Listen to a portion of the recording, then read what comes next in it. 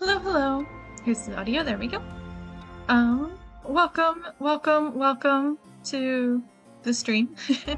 My name is Sel, and tonight we're playing Paranormasight, the 7 Mysteries of Honjo. This is like episode 9 of this game. So we have been playing it for a little while now. Probably nearing the end here at some point eventually. The game probably ends eventually. And it should be probably soon, because we are wrapping up a lot of plot lines, so maybe tonight, depending on how long I end up streaming.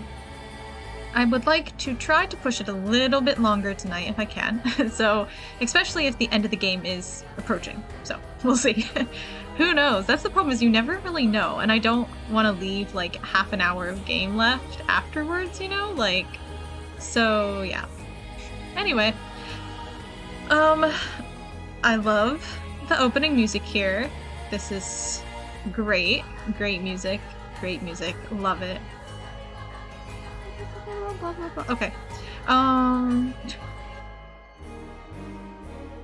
Wait. There we go. Now the music has ended. Song has ended. Perfect time to click through to the game. There we go. Dramatic. Okay. What were we doing? Oh, right, we had this girl. I completely forgot about her. Okay, I don't remember anyone's names. Well, I kind of do, but oh wow, we have a lot of things that we can do. I think we were gonna go check back in with Mio and Yako, I believe, was what we were gonna do first. I think we did these guys last time, so we'll do them and then maybe jump back up here to well, I don't know if we even can do anything different for these two right now. I don't remember. We might be able to go back here and fix this one yet. I don't remember if there was a different choice now available after what happened here. We'll see. But we definitely could force do this one. And then this one, we needed no, we need paper. Right, we needed something to write the fax number on. We know the number because we got it from here, but we don't have paper. So I'm not entirely certain what we're supposed to do down there, but we'll get to that. It's quite possible. I mean, I don't know because if we were gonna leave something there, it would happen in this intervening time, right? So, like, before the events of this, we could leave paper there, but we've already gone through these timelines, and none of them have been to the factory. Ooh, yikes. Okay. So it could only be if, like, we play as Takumi or something like that. I don't know if we have any other characters coming out that we're gonna play as. That we can go back in time and put the paper there during that time period. I don't really know, but I mean, who knows? We've had most of our characters accounted for though, so I feel like if we were gonna play as a character, we would have done so by now, but because I think we've unlocked all the characters in our file, no, persons of interest, different. Like, I think we have all of them. I think I got an achievement for that or something, so, and, maybe we'll play, you know, we might play as Yoko. That'd be interesting. But I don't know if she would, how would she leave the paper there? I don't know. The only people we could play as is, what's her face? Natsui? Is that her name? The, yeah. Natsui Yamamori. She's the head of the soap factory. Or Takumi are the only people who, like, were involved with the kidnapping of Mayu. Anyway, let's go to this. Let's do this. Yeah, let's do this. Great way to start the stream. I don't know what, she's fighting, she's praying. This says a lot about them. Having regained control of herself, Yako rejoins Mio on their search for the record of Fate's Yin Scroll, so that they can stop the curse. However, they find themselves with scarcely any leads to follow. It's unfortunate. Let me take a drink, hold on. Okay. 4 p.m. Starting to near nighttime, and we're at South Waragasui Street. Everyone's favorite street. I know we're supposed to be finding that Record of Fate's Yin Scroll thing, but it sure would be nice if we had more of a lead to work with. Right now, our only option is to try and trace the bloodline of that onmyoji Seiman Tsuchimakado to today. But he's not a legitimate descendant of his family, so the library doesn't have anything about it. And since we've got nothing so far, we find ourselves here. Soap factory. Not soap factory, sorry, soap company. Now then, can we really just barge in there and expect it to go well? Ihaku soaps. Okay, let's look at some things. Ah, okay. There were a bunch of police cars speeding by here earlier. I wonder if something happened. Yeah, there was something that happened. Your cop friends had Najima on the line. Must be. I've seen a few police officers, and they looked like they were on edge. Could Inspector Satsumi have let that Najima escape and everyone's scrambling to find it? Oh, after all the effort we put into gathering information, that would be unfortunate. Okay. Cool. Is there a bird? I need to find a bird. Hey Mio, you see any birds around here? There's gotta be a bird.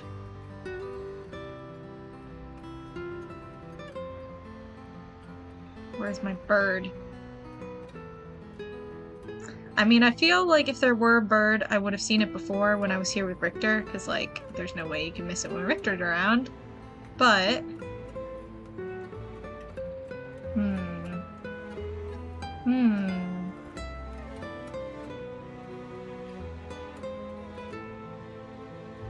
I don't see any birds. Okay, is there anything else to click on?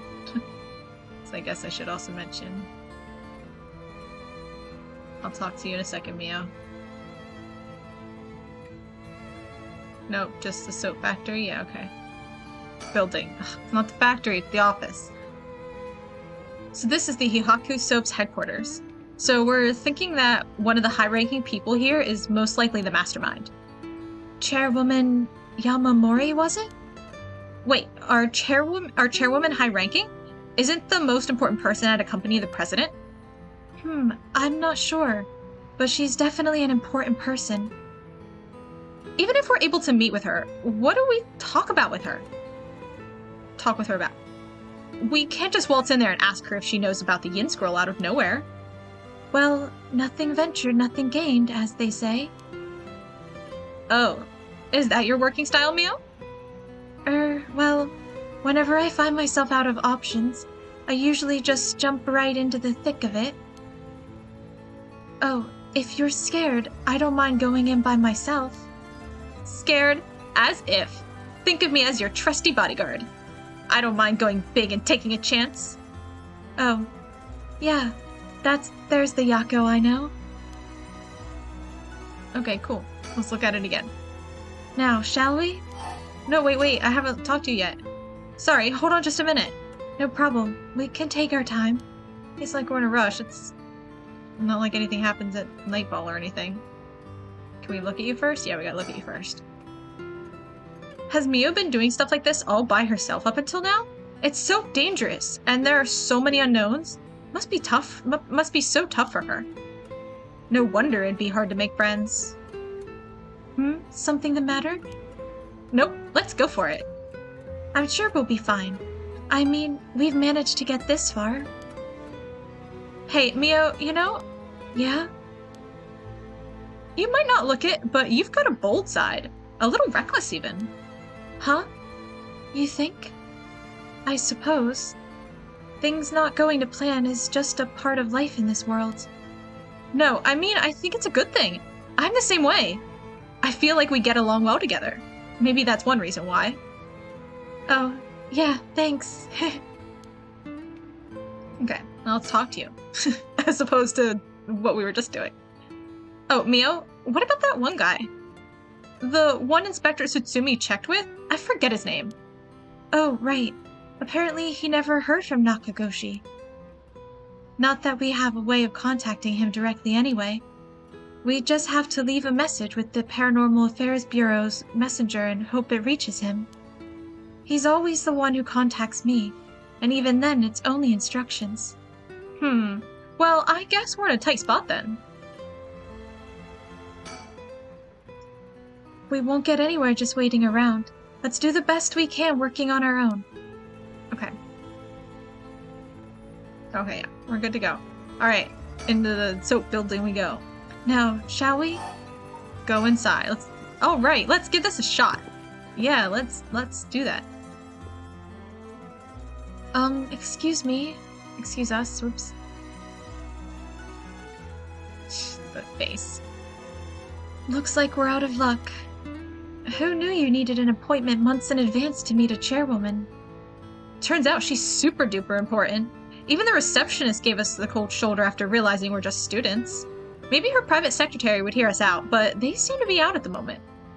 In that case...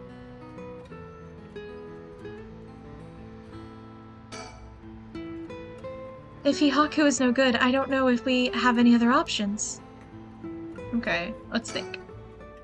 Barging in suddenly didn't work out. At this point, there might be nothing more we can do. Okay, I get it. Suspend. Alright, it's fine. Okay. Let's go up here to them, I guess. Resume.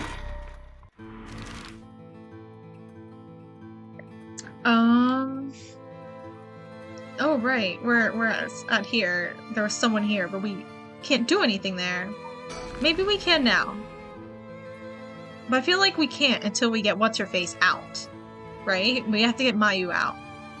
I need to find something for Mayu to write on. That's what needs to happen.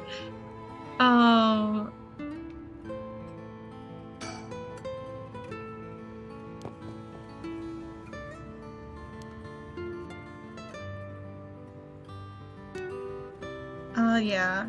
We saw this before. Something might have changed in the area.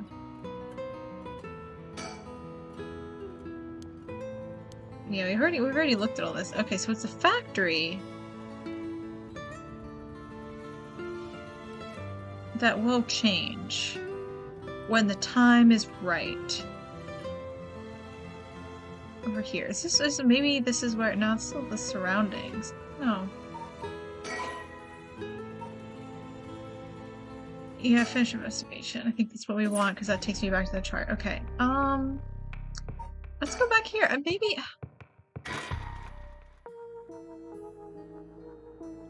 We need to have something to write on.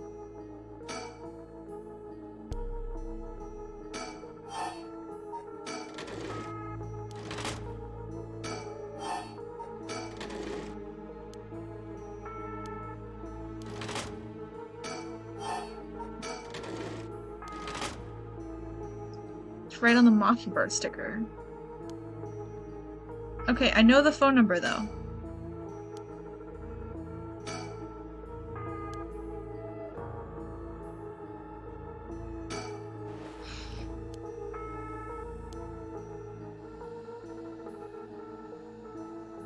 Oh, hey Donna Grimm, welcome. Just lurking, that's fine. Thanks for stopping and saying hi. Oh, thank you. Hopefully you have a good night, too. Okay, so we're ultimately supposed to probably find a way into the air duct. I'm not reading it because we already read it last time.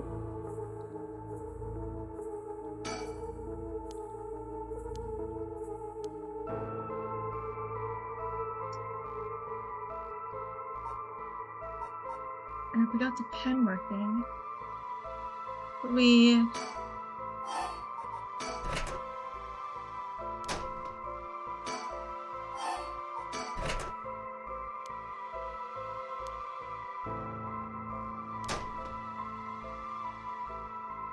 I don't...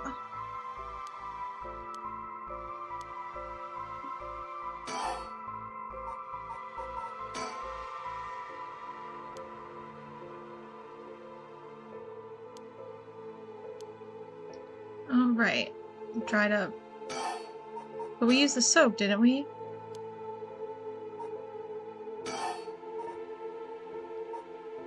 I thought we fixed the dried up ink.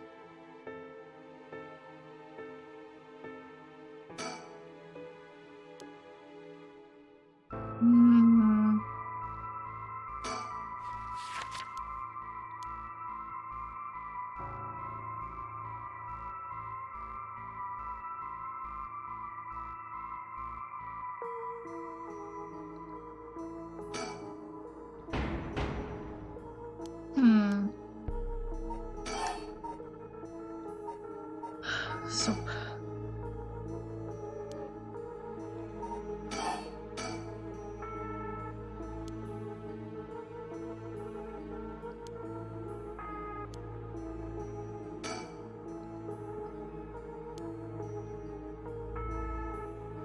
Didn't I fix the pen? And I thought the soap fixed it. I guess it didn't. Okay, clicked on everything.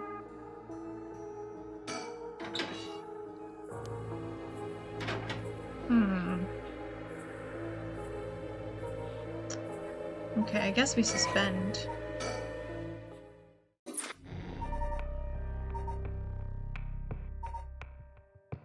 I don't know.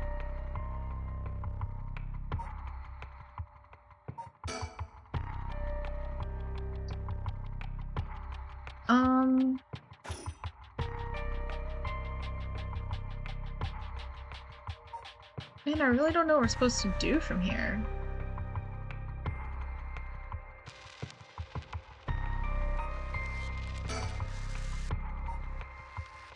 This was where we left off, so there's like probably nothing new there.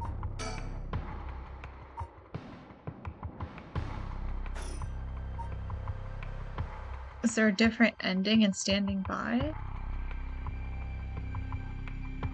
I mean, but it's not, this like progresses forward, so like if we, like I feel like we could have ended up shooting Najima here or doing something along those lines and like reaching an ending. Kind of like this, or like this sort of situation. And we just didn't, but let's go back to all of our locations here, I guess. I like really don't know. Right, we wanted her to come back with us. Oh right, it was what's-her-face was here. And we wanted to get her to come back to the Shikima residence, but if she had, that means she wouldn't have gone to the bridge, which means that things would have gone differently with Najima.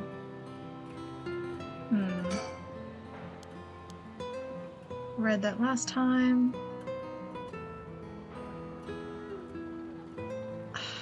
I like really don't know what I'm supposed to do.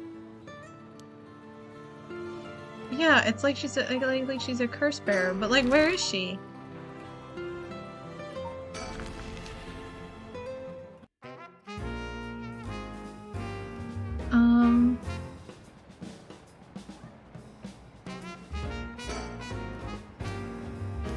Yeah, okay.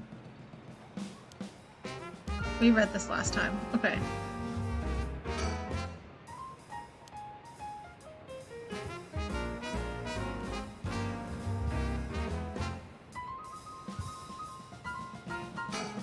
Right, he wants to play.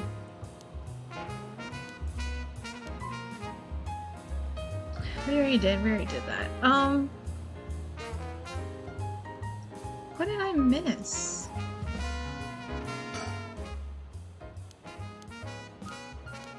Read this last time.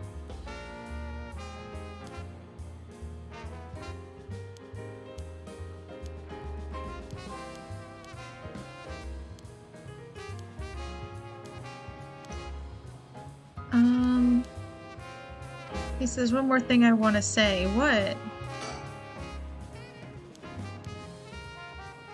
Like, this feels like it doesn't seem like what he wanted to say, which is really strange.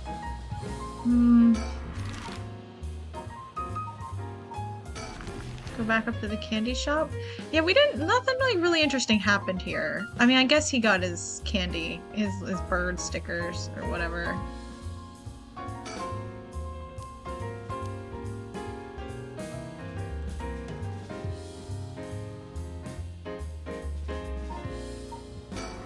Let's go back to the Shigima residence. Maybe it didn't, like, maybe, I don't know, maybe, like, some stuff doesn't save? Like, because I thought I should have the phone number now. Right? She just said that's the number for their phone. But I don't know how to... I don't think I got the number and then went back here. So maybe now that I have the number... Last time I think I just got the number.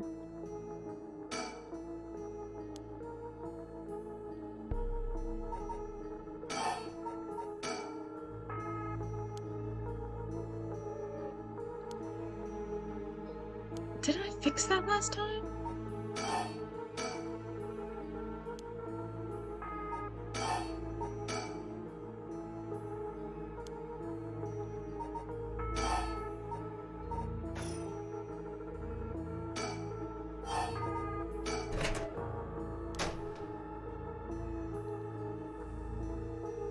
What am I missing?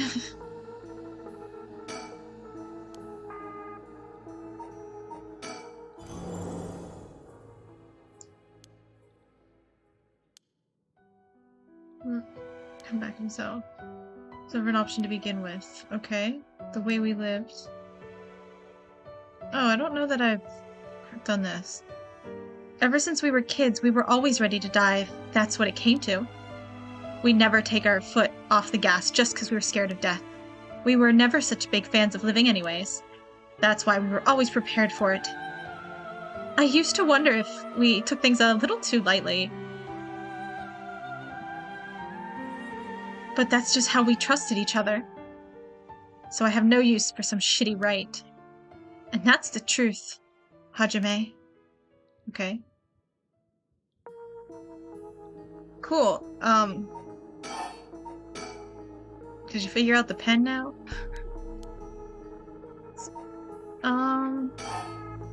So? Didn't we...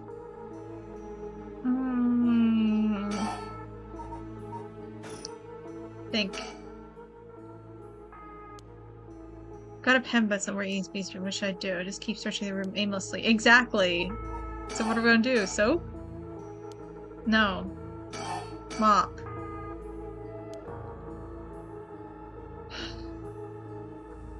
Sink.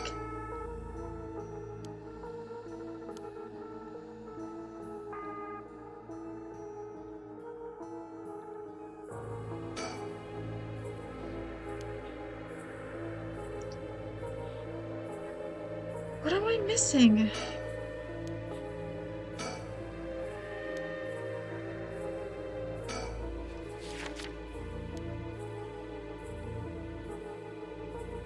I'm missing paper, and I'm missing a way for it to get this pen. I swear I fixed this pen last time.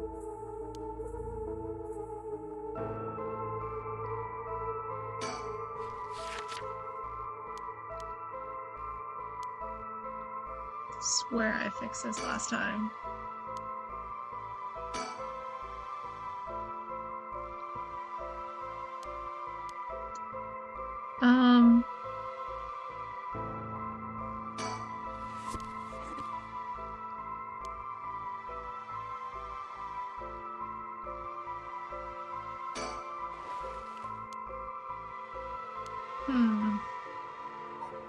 So it says I shouldn't stop searching the room aimlessly. So that means I should be able to do something with the items I have, but I don't understand. With soap? You make it wet. I don't understand what the issue here is.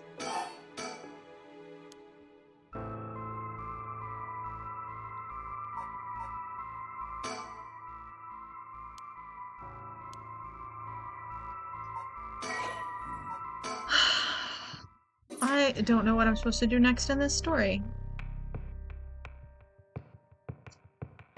They can't do anything because they don't have an appointment. I guess we'll try this. I don't think there's anything to do here.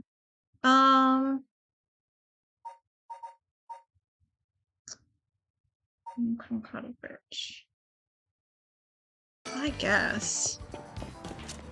I'm not gonna read through the same stuff as before. Especially with their voices, because their voices are the worst.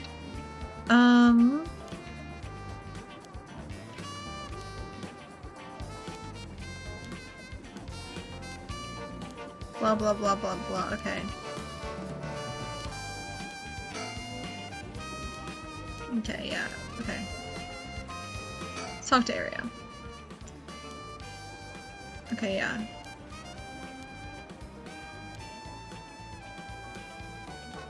I don't know what killing him does, but...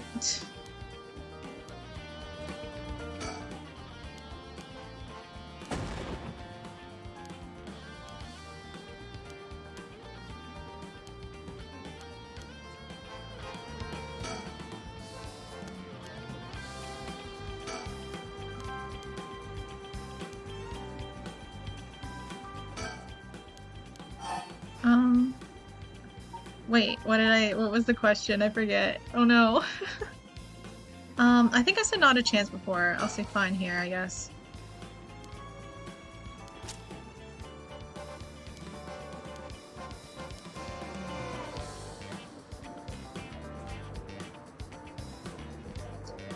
Is that what I'm supposed to do? Oh, I don't know.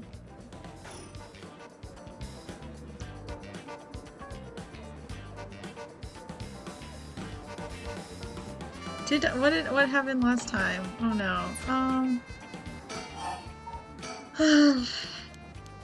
I don't know what I'm supposed to do. I'm at dead end. What am I missing? Blah blah blah blah blah. Okay, yeah. No, I'm stuck in this. Actually, hold on. I can go back to the story chart, right? Yeah. Yes. Hopefully it's fine.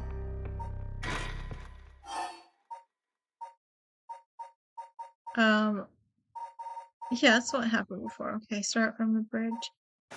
I don't know. Actually, hold on. I need to look up what I'm supposed to do because I don't know what I'm missing.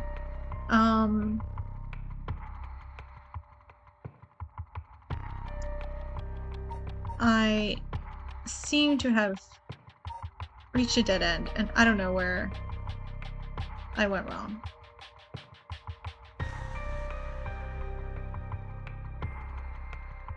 Okay, hold on. I need to see. I'm at too much to handle, manhunt, and let's do this. And, darkness, okay.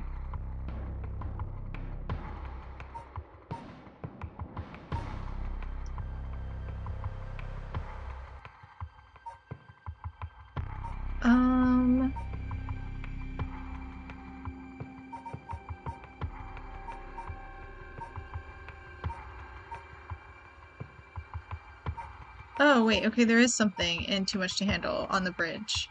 I, for some reason, just haven't seen it. Manhunt.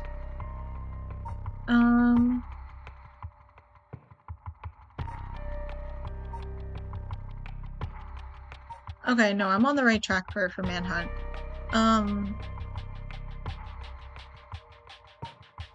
Oh, but I am actually, very close, I think, to the ending of the game, it seems.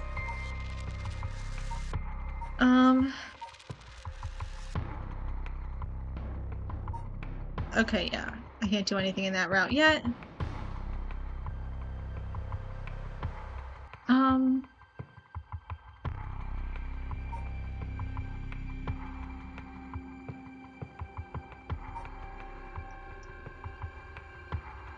Okay.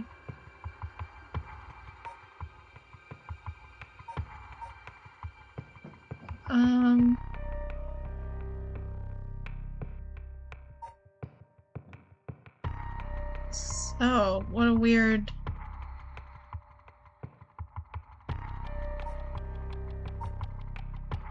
Oh, there was some... Okay. I missed something in the previous... Oh, I thought... Okay, never mind. I get it. Okay. I see my mistake. Okay, and this one, the reason why this is still available is because I missed something. There was more dialogue that we could get to. I thought I missed something that was not important, but it actually was an important thing. I forget what it was that I thought I missed, like a bird sticker or something somewhere. And I thought that's maybe why it's still available or something, but it's not. There's actually a dialogue piece I need for this, so. Okay. So now I know. Let's go ahead and do that, I guess. Resume, I think, because it should be fine. This one?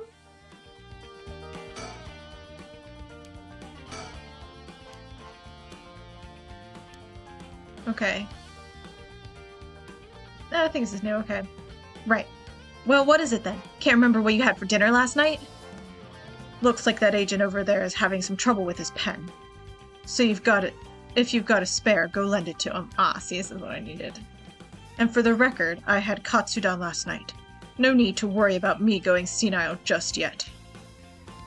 I know I look like a genius, but I didn't think I came across as the type to carry spare pens on my person.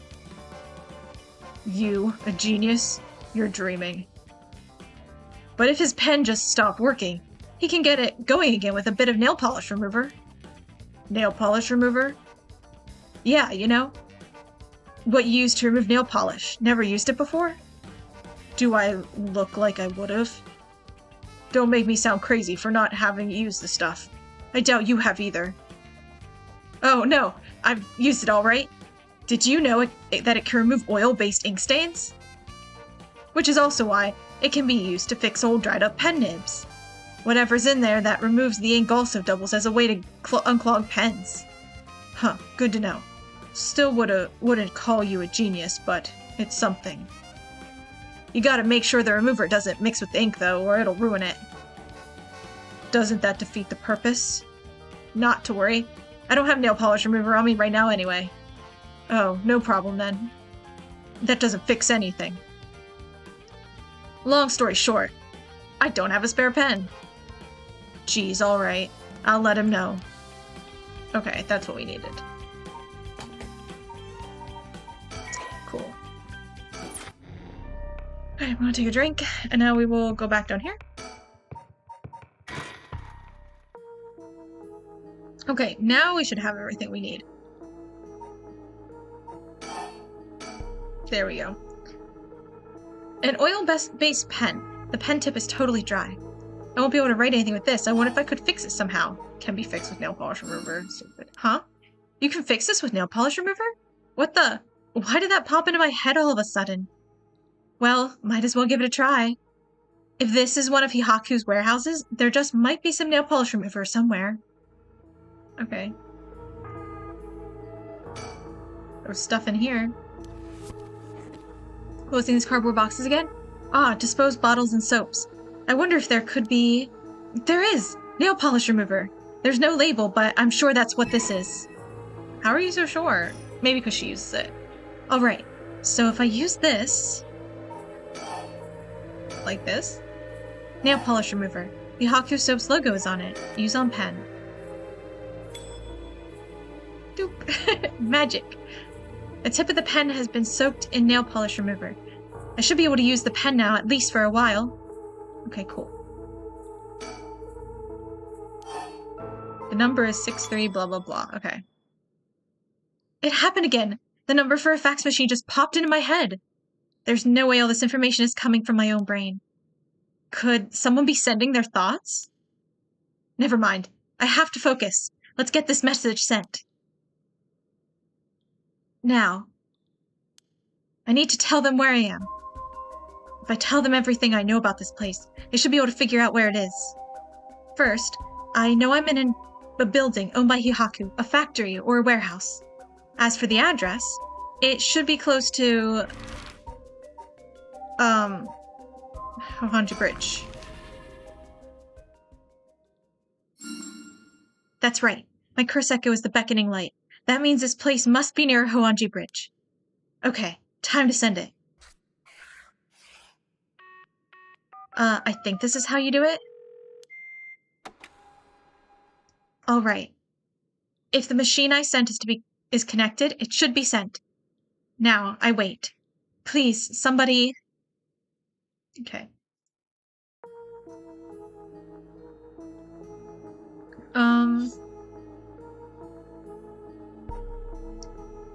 And... Okay, we completed the Mayu branch of Chapter 2. Interesting. Okay. I'm pretty sure now we probably can go up to here. Actually, I don't think Mayu actually played a role in this, but there was something I missed up here. I thought Mayu would have to do with this since we're at Honjo Bridge at the same time anyway. But that's fine. Apparently... Oh no, I got the curse echo. It said...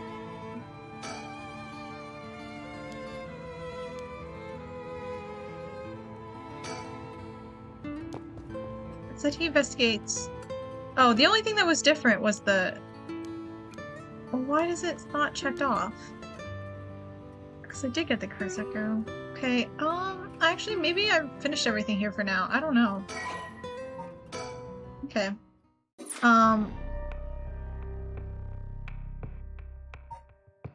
This... I did that right. I think I'm on the right track. This one, though, now we can do more stuff. Now that...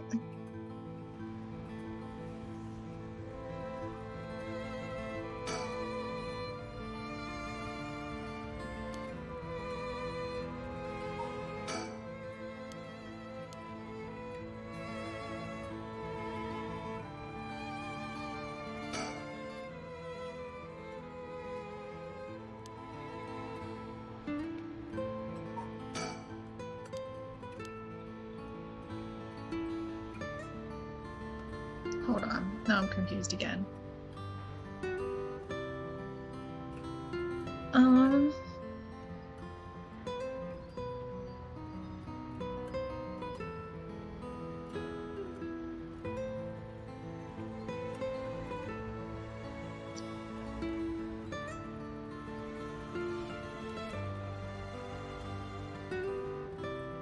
Examine surroundings will...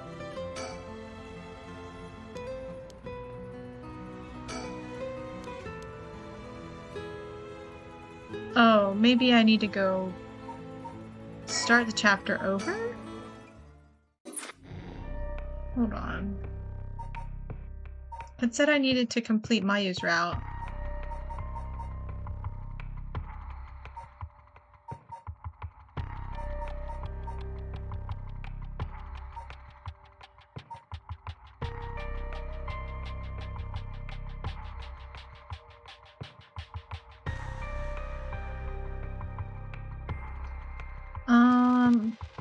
Maybe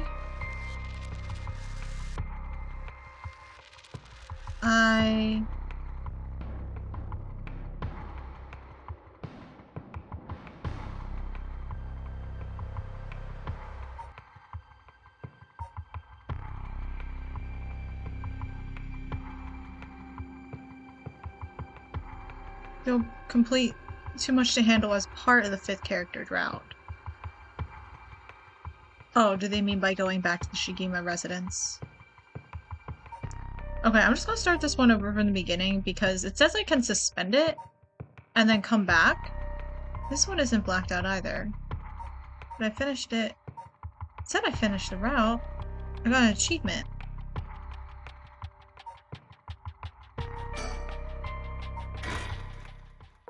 I guess I am still in here, aren't I?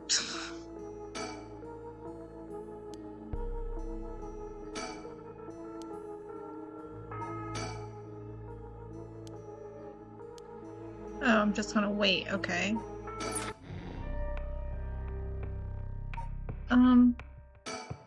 Let me restart this chapter.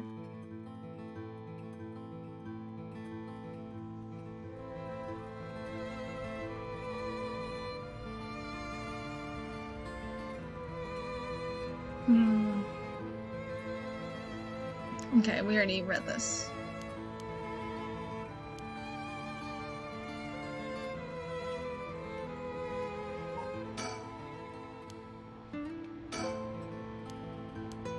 Okay.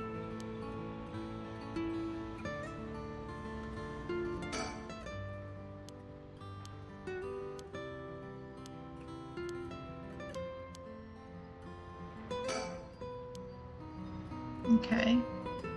Now we go into the soap building.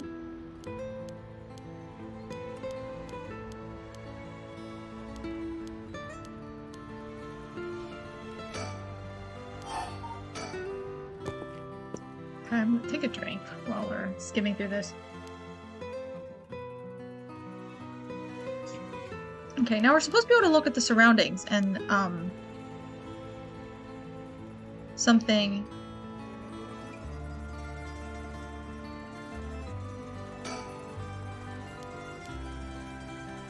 Examining the surroundings is supposed to progress the story. That's what it said. Did I do something wrong with some other route?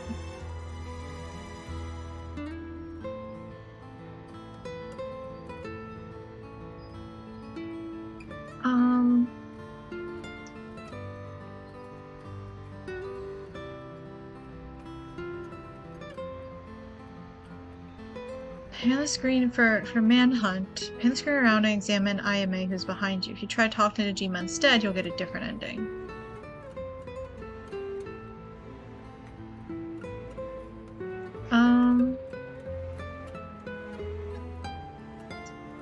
Yeah, okay, I didn't do that.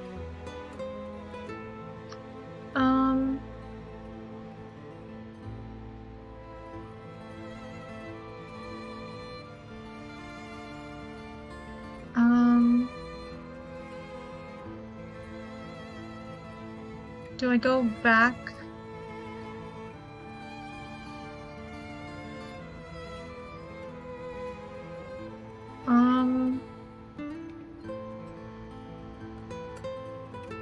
Oh, sorry, I have to add. Okay, that's what I thought. Okay. As I suspected. This is a step I missed. We have to go back up to here. Oh, right, because she sent the. Okay, I should have. I need to start thinking logically again. I wanted to, like, hit all the things I missed, but then I was like. No, it's fine, okay. Because she sent them the facts, so obviously now they're gonna do stuff, because they got the facts. Duh, okay.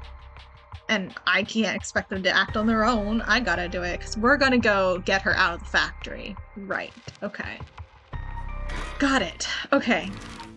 Right, let's go back here. Get the facts she sends to us. There it is. It's gotta come in. Oh, the phones. Be my guest. You wouldn't want to keep them waiting. Thank you. I shouldn't be long. Hello, Shigima residence? Oh, it wasn't the phone. What's wrong? Nothing. It was just the fax machine. I'm still not quite used to it. Newfangled technology, huh? Oh, this is a fax machine? Amazing. So this is how they look. This is incredible. Goodbye to snail mail, am I right? This is the future. I didn't think it would excite you so much. Oh, something came out. Is it finished? What is his accent? I could watch this thing all day.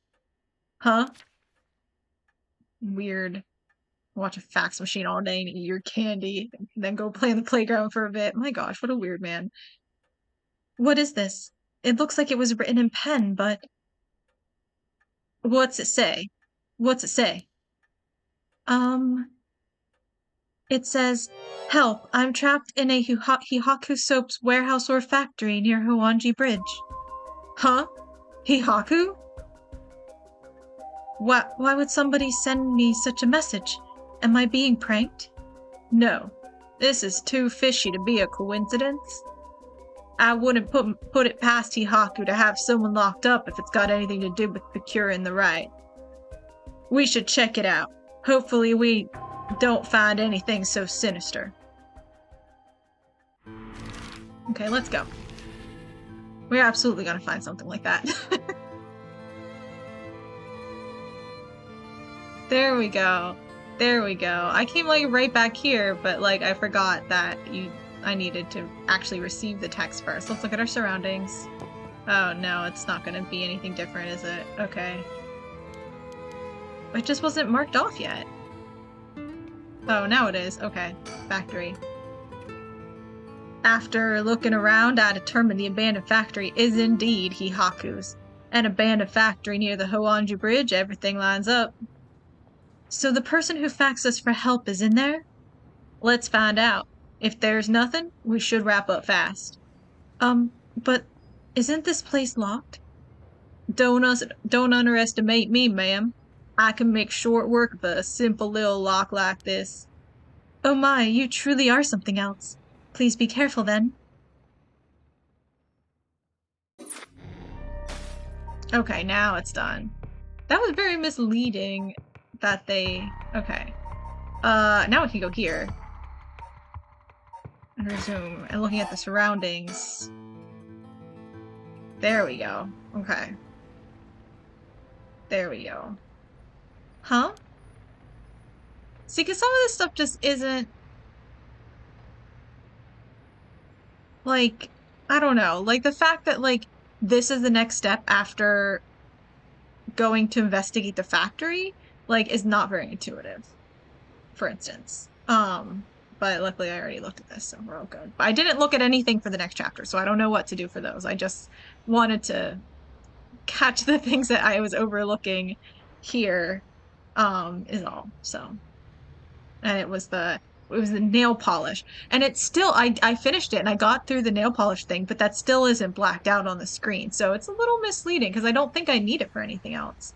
That chapter, that like episode or whatever. So like I was right to be like, oh, I guess it's not gonna like close out or anything like that, because apparently it won't, so I guess. What is it?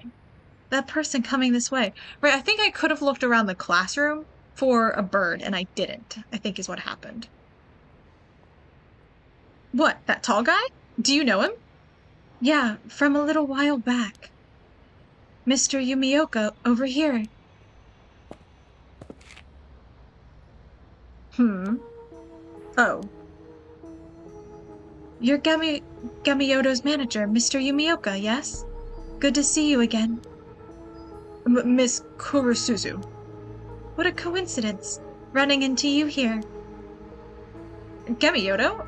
Yumioka? Okay, let's think first. Just what kind of person is this guy? Bad one. Okay, we can't look at surroundings. Let's look at Mio. Like, he's a little too nervous for just running into an acquaintance. Let's look at him. He's been trying to avoid eye contact with Mio since he noticed it was her. Something's fishy. Talk to him or talk to Mio? Talk to Mio first. You know him, Mio? Yeah, from a job a while back. Okay. Alright, so we were supposed to talk to him first. It's fine. How have things been since we last met? If he just stays with her training, she won't if she just stays with her training, she won't have to rely on cheating people anymore. Yes, she has been keeping at it. Cheating people? Miss Kurosuzu, so glad to see you are doing well. I assure you we've had no issues you need to concern yourself with. You gotta tell me what happened. A case from a while back. A family overseeing a reliquary came to us saying they were being investigated by someone suspicious. Investigated? A psychic named Suigen Gamioto suddenly showed up. She said that they had a premonition that something terrible would happen and had to exorcise the temple immediately. Sounds like a cover for a burglary. After they notified the police, I was dispatched there by Paranormal Affairs. I inspected the place myself but didn't see anything wrong, so I sent them away. He acted as Gamioto's manager during the case. That is pretty suspicious. Apparently, she was looking for something there, but I told her that's no excuse for fraud, and sent her off with a scolding. And honestly, Gemioto didn't even have much spirit sense to speak of, which soured my mood on the whole thing.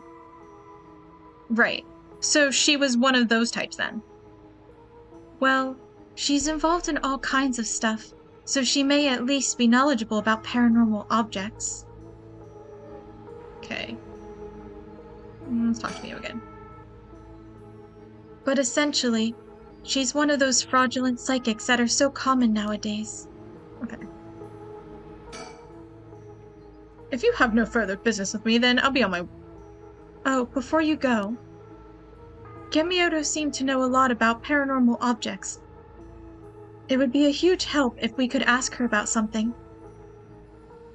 And what might that be? Is she familiar with an ancient text called the Record of Fate's Yin Scroll?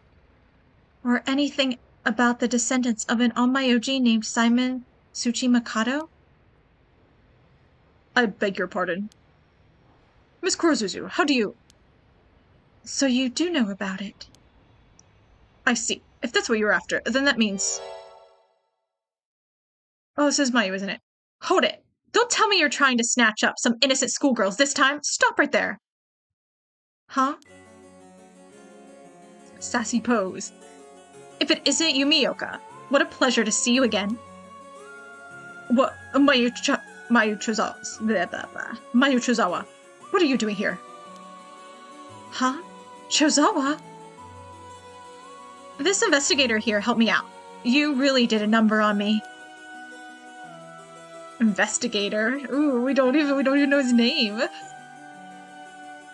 What do you know? We just so happen to have some business with Hihaku ourselves. Why don't you join us? You can do that much for us, can't you? You work for Hihaku after all. Depending on how this conversation goes, I won't have to get the police involved.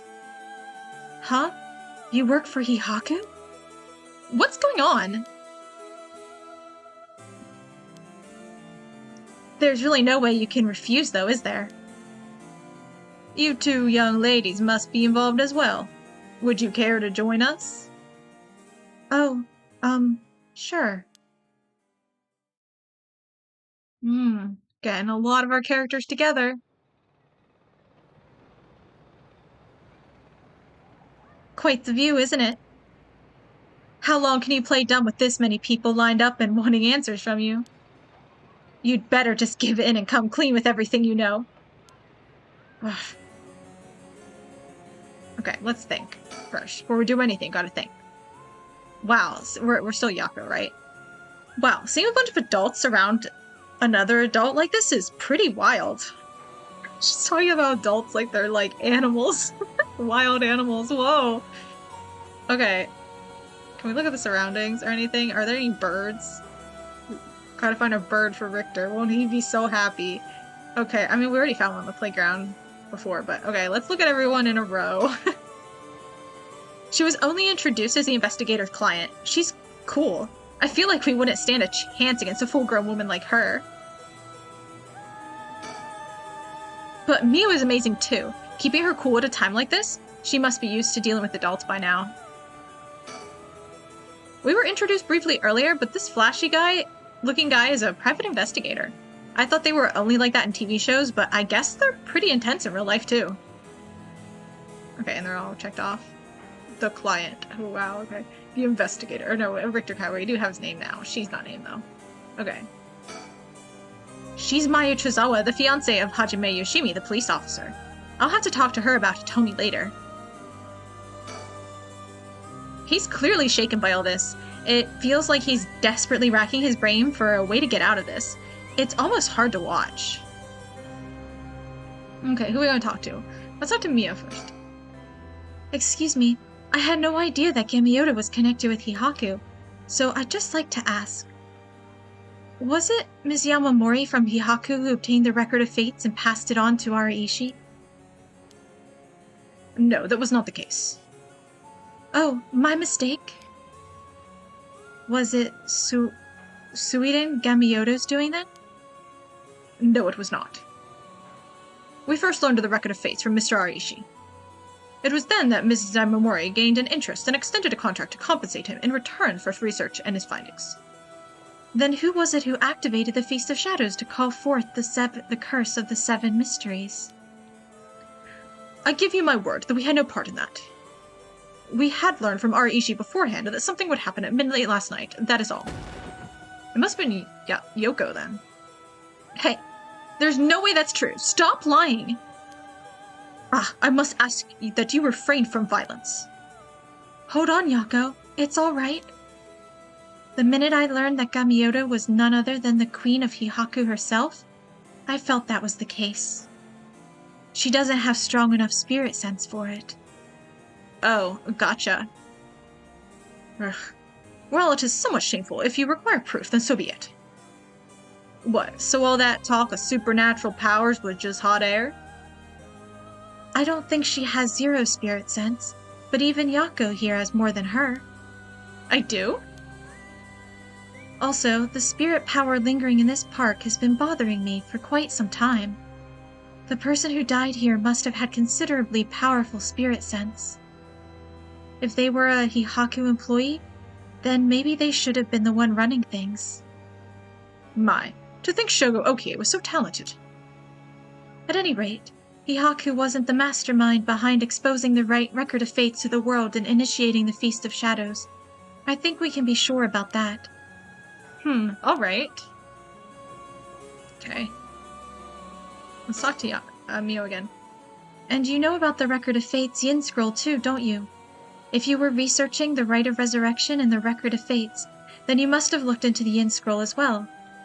That's right. The Record of Fates wasn't enough to learn how to collect soul dregs. I'm sure you looked into many things on your own, but how much do you actually know? Who and where Simon Tsuchimikado's descendants are? Were you able to find that sort of information with Gamiota's connections? Humph. I can't reveal that. Okay. Now let's talk to Mayu. I feel like she's the one who needs to talk next. I'll cut to the chase then. Are you the ones who killed Hajime Yoshimi? No, we did not. Don't try and play dumb now. If not you, then who? That much I don't know. Well, it is true that we were after the information he possessed. He was killed by someone else before we could acquire it. Which forced us to target you instead, Miss Trizawa. And that's why you forced me to talk and why I ended up with this curse, huh? Indeed, though I never thought you would escape. Well, it took a couple miracles, but yeah, I got out. And just what information did Hajime have that you wanted? You really think you get away without answering now? But... okay. Let's continue with her. Fine. I'll let someone else ask you something for now. Okay. It's fine. Oh, wait. Oh, no, right. She's still asking that. Right. I was like, maybe I could finish with her. Oh, wait. Fine, I understand. From the results of our independent research, I found that Simon Tsuchimikado's descendant was Hajime Yoshimi. What? So that's why you went after Hajime? However, Hajime Yoshimi was only carrying a fragment of the whole. A fragment? That's right. He did say something about a fragment of an old manuscript. The location of the Yin Scroll was hidden. This information was split into 2 and hidden in a pair of talismans, which were then passed down from generation to generation. Ah, talismans? I see. Hajime Yoshimi was supposed to have one, but it was almost certainly stolen when he was killed. It's possible that he knew the location of the other as well. So that's why you questioned me about the things he inherited. The girl Hajime had been helping recently must have had it then. Oh, Michio's talisman! Yes, Michio Shiraishi was also likely a descendant of Simon Tsuchimikado. What? The talisman she carried as a keepsake from her father. We searched for it on Ms. Trizawa's memories. Hopefully. However, Michio Shiraishi was already dead. Yes, by coincidence, she happened to be closely connected with Mr. Owai, so we began our investigation there. But he was already dead too, leaving you in a quandary. I see. Mio, if we can get both of the talismans... Yep, we'll know the location of the Record of Fate's Yin scroll. Wow. Sometimes the answer is right under your nose. Sometimes those answers are the hardest to find. Yako, let's keep quiet about the location of the talismans for now, okay? Ah, right. No need for you Miyoko to know. That was a close one. I almost let it slip. Okay. Oh. Never mind. We're done with her. Let's go to Richter. Now then, I've come to hand over the Haunting Clapper's curse stone like I promised. A curse stone? Thank you. I have to admit, I'm surprised that you are a man of your word. But first, I've got some questions about the curse stones you already have. What exactly do you want to know? Either you said that Hihaku have collected 6 curse stones already? 6? I'd like to confirm which of the 7 mysteries they correspond to. And why do you need to know that? Because I don't trust, of course. If you really collected them like you say, you'd have no problem saying which curse stones they are, right? First, the Whispering Canal. Good, good. And what else? My Uchizawa over there has the beckoning light. Yep, you were the one who made sure I got it. What? Unfortunately for you, I don't feel like handing it over. So I don't think it counts as one of yours. Good to know. Anyway, do continue. Next, there's the ever-burning lantern, which we gave to Hideki Arishi. So you consider that one of Hihaku's then? Whatever. We'll worry about that later. That's 3. What about the others? Well, the others are... the Foot-Washing Mansion and the Evergreen Beach. What? And lastly, the Fool's Procession, if I recall. Haha, no, Yako has the Fool's Procession. She's here. She can prove you wrong. And also the... Hold on, let me think. We got 2, right? We have the...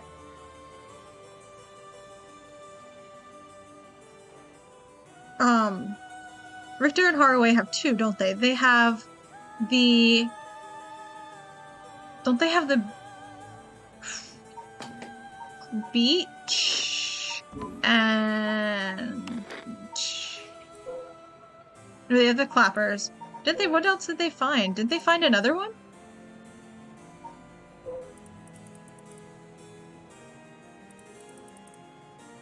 Doesn't say who has it.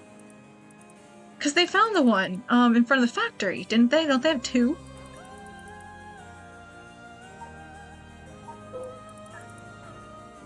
No, it doesn't say. Okay, that's not helpful. I mean, of course, I believe they know that Araishi does not have the ever-burning lantern, right? Because he gave it to Tsutsumi, and they know that, because they've talked to Tsutsumi. I think they know that. I think they, like, fully caught up. Or I think, like, they know. And then they still have the Clappers. Well, what did they find at the... I mean, she is that. They've... Yeah. I mean, he... Yeah, it doesn't say which ones they've collected.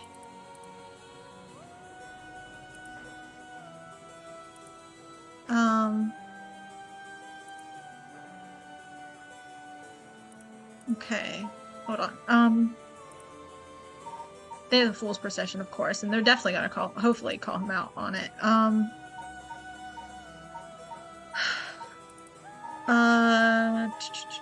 Who do I want to look up yet? She has a lot of Clappers.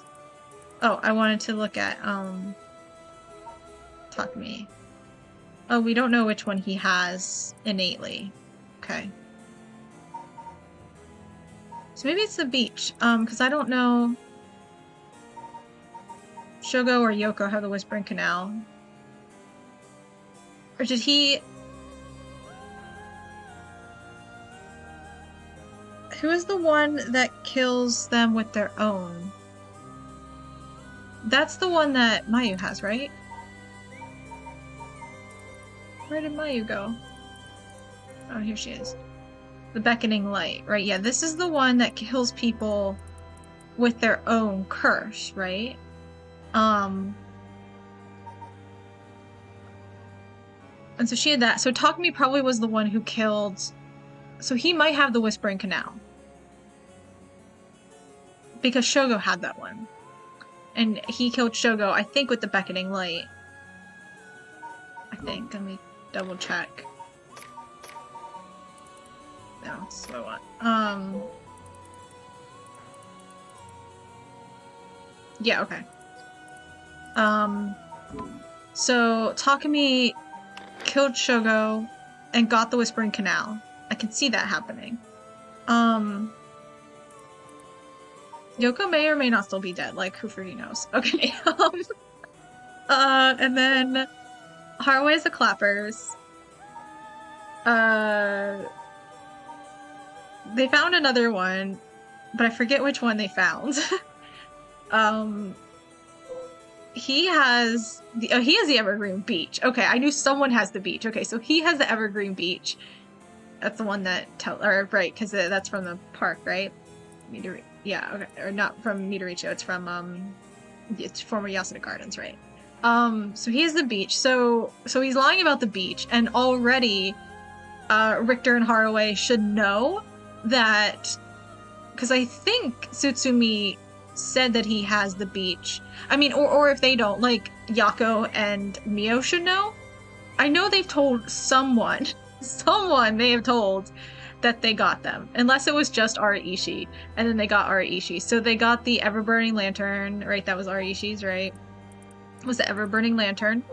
Yeah, and then they got the beach, and then they also got the foot-washing mansion. They got that one too, and he says he has it. Takumi is saying he has the foot-washing mansion, but he does not, because that was Utaro's, right? Yeah.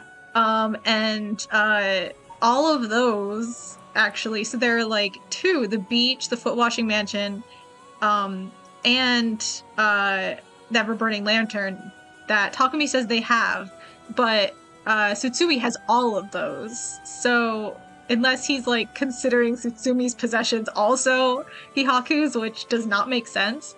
So all of those, and at least some of them, Yaku and Mio should know, or Haraway and Richter, because they've both been, they haven't been in contact with each other, but they have each separately been in contact with Tsutsumi and Ario. So, but Yako has the Fool's Procession, so absolutely they can call him out on that one, because she can like literally pull it out and be like, look, no wait, does she still have it, or did they give it to Tsutsumi? They might have given it to Tsutsumi now, actually, as well, I think. But either way, like, because she did have that one, so she knows where it is, at least. So she can, like, because I don't know how much Tsutsumi told each of them. So they might not know entirely. But I think he told them, because the girls were talking about Yutaro, so I think he might have mentioned that he has the foot-washing mansion from Yutaro, I think. Possibly.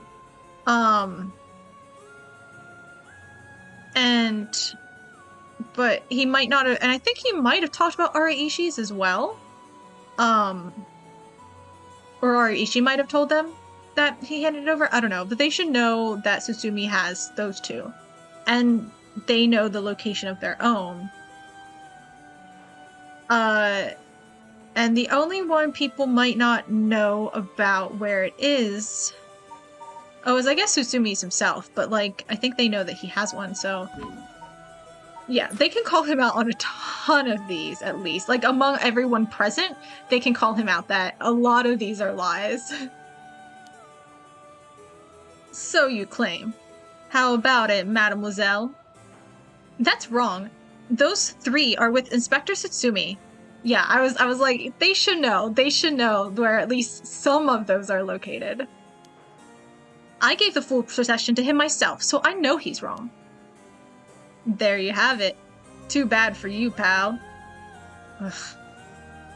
If our agreement was founded on lies, then I have no duty to hand over my curse stone like I had promised. Ugh. Meaning, the only curse stone you have is the Whispering Canal. Okay, that's what I thought, because they did have... Which one did we pick up at Honjo Bridge, like, just recently with Richter and Haraway? Wasn't the read... It was, hold on, I need to remember now, because I don't know which other one Haraway has, or Richter. I think Haraway might have both, because Richter's not a curse bearer, so I think Haraway has both of them. Some mysteries. Okay, Whispering Canal, Takumi has this one. Fool's Procession, Tsutsumi has this one. Beckoning Light, Mayu has this one. Clappers, Haraway has this one. Tsutsumi has this one. This one, I don't think anyone knows where it is. Foot Washing Mansion, Tsutsumi has this one. The One-Sided Reed, Najima has this one. Ever Burning Lantern.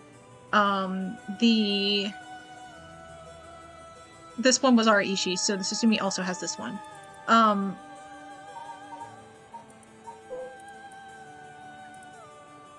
thought we got didn't we get an extra curse? Oh no, we got the curse. We didn't get the curse stone. We got the curse echo, which is kind of weird. Didn't we? Yeah, that was right. We just got like the little blue floaty thing. We didn't actually get the curse stone. That's why. Okay. This is the one that's unaccounted for. So, to be fair, because I think some of these people haven't yet quite realized that there's like 9 of them, but,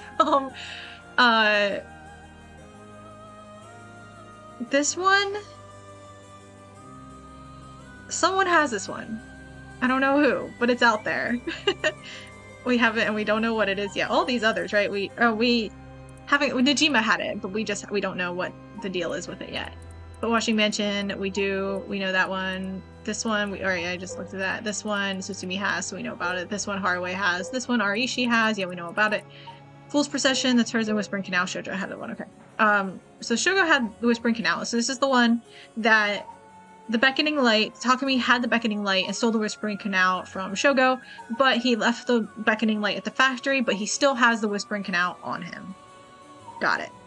Okay. We're all caught up now. And it inevitably follows that you used it to kill that young man at Kinshibori Park. Such a horrible act to your own employee, no less. The Whispering Canal? No, he did not use the Whispering Canal to kill Shogo. He used the Beckoning Light to kill Shogo and steal the Whispering Canal. No, there you aren't mistaken.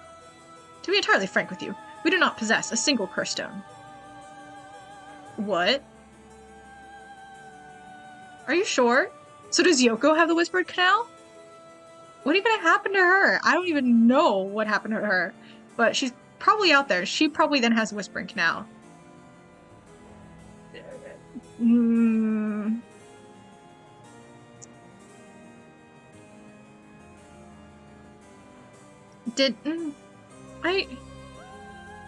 How did that happen though? Like, what happened when Shogo died? That's what I want to know. I'm a little bit hazy on the details.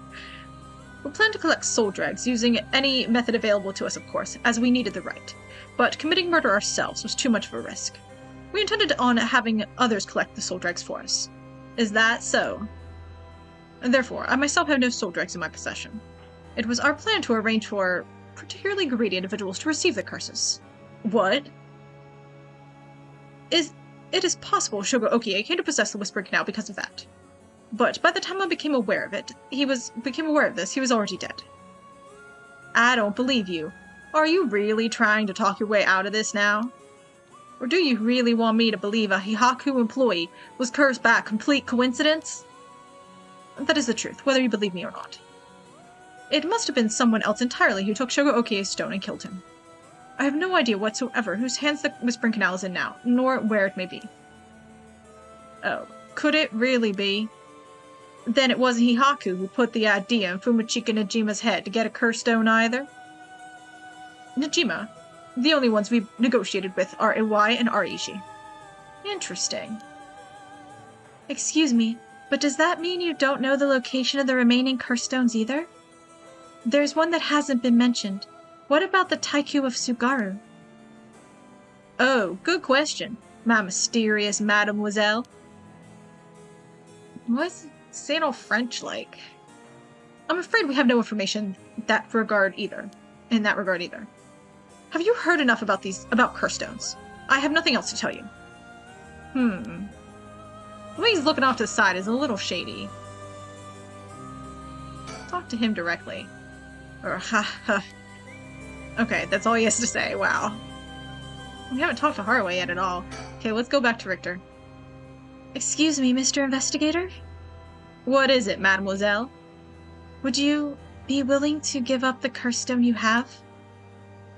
Yes, you have a point. They're too dangerous to carelessly walk around with in one's pocket. However, sorry to disappoint you, that's not possible at the moment. And why is that? You don't know, do you? Then I'll tell both you and our friend from Hyaku over there. I doubt either of you have attempted it yet, but it seems that curse stones cannot be given to normal people.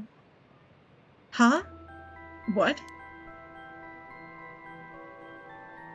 I actually tested it with the madam here earlier. Even if you give the cursed stone to someone else, the curse bearer doesn't change, and the stone eventually makes its way back to the bearer. It's almost obvious when you think about it, seeing how the curse stones appeared to the curse bearers of their own accord to begin with. But Inspector Tsutsumi has collected curse stones from other curse bearers. Then Inspector Tsutsumi must be a curse bearer himself. So from what you're saying, curse stones can only be transferred between curse bearers. And obtaining a curse stone alone doesn't make someone a curse bearer, so they can't use its curse? Exactly. So they aren't quite as dangerous as you think. As for Hihaku's intention of just collecting the curse stones for themselves, unfortunately for them, it was never going to work, unless there's a curse bearer among them. That damn Arishi. How could he not notice? That must be why I sensed that I couldn't take Yako's curse stone. I returned it right away when I borrowed it from her earlier. That's precisely how it works, my mysterious mademoiselle. I'll give mine directly to Inspector Tsutsumi later. If you know Inspector Tsutsumi, then I think that's best. Thank you.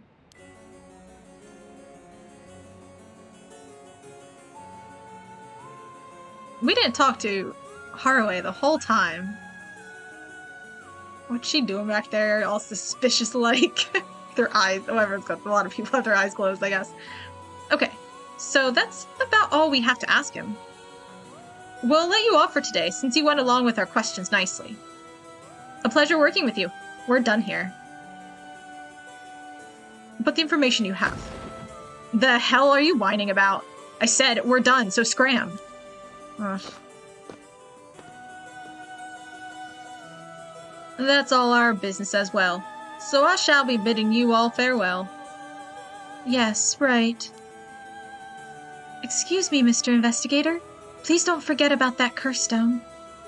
Don't you fret. I'll hand it over to Inspector Tsutsumi like I promised. I'm glad I didn't end up having to give it to that Yumioka. Let's take our leave, madame. With this, we'll be freed from this troublesome curse ourselves. Gotta take a drink. Oh, whoa. Sudden music change kind of freaked me out there for a second. Thought something went wrong. That lady and the investigator? We should keep an eye on them. Agreed. Really? Why? I think they're up to something. Just my intuition, but still.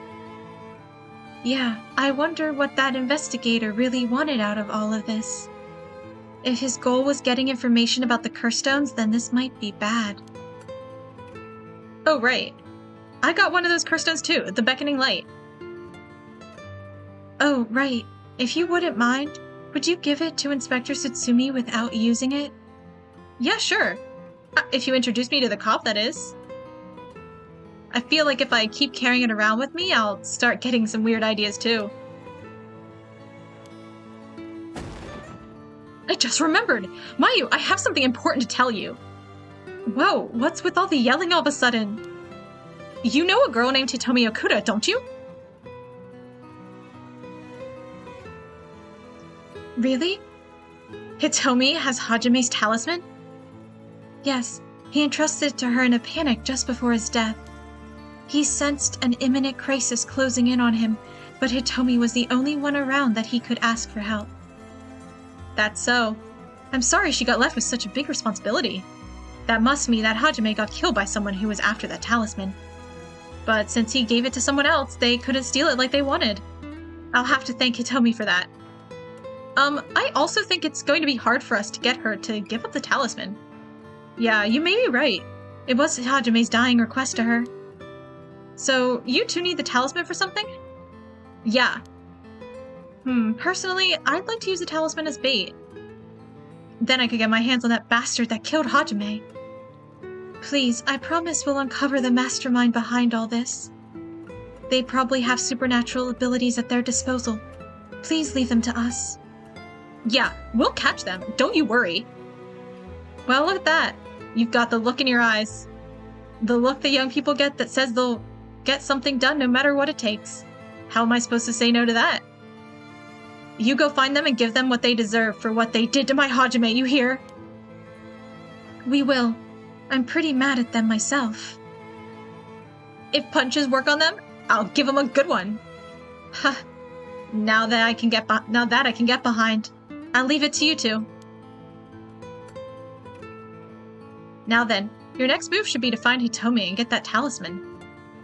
Though, isn't there one more talisman that you need? Right.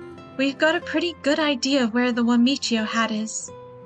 Yeah, we'll have to check with Susumi about that. We should go back to the school and call him. You got it. Okay, I'll head to the high school now and wait for you there. Perfect. Okay, I need a drink. Bloom bloom, okay. Last resort, preparing for battle. Okay, let's do last resort first, I guess.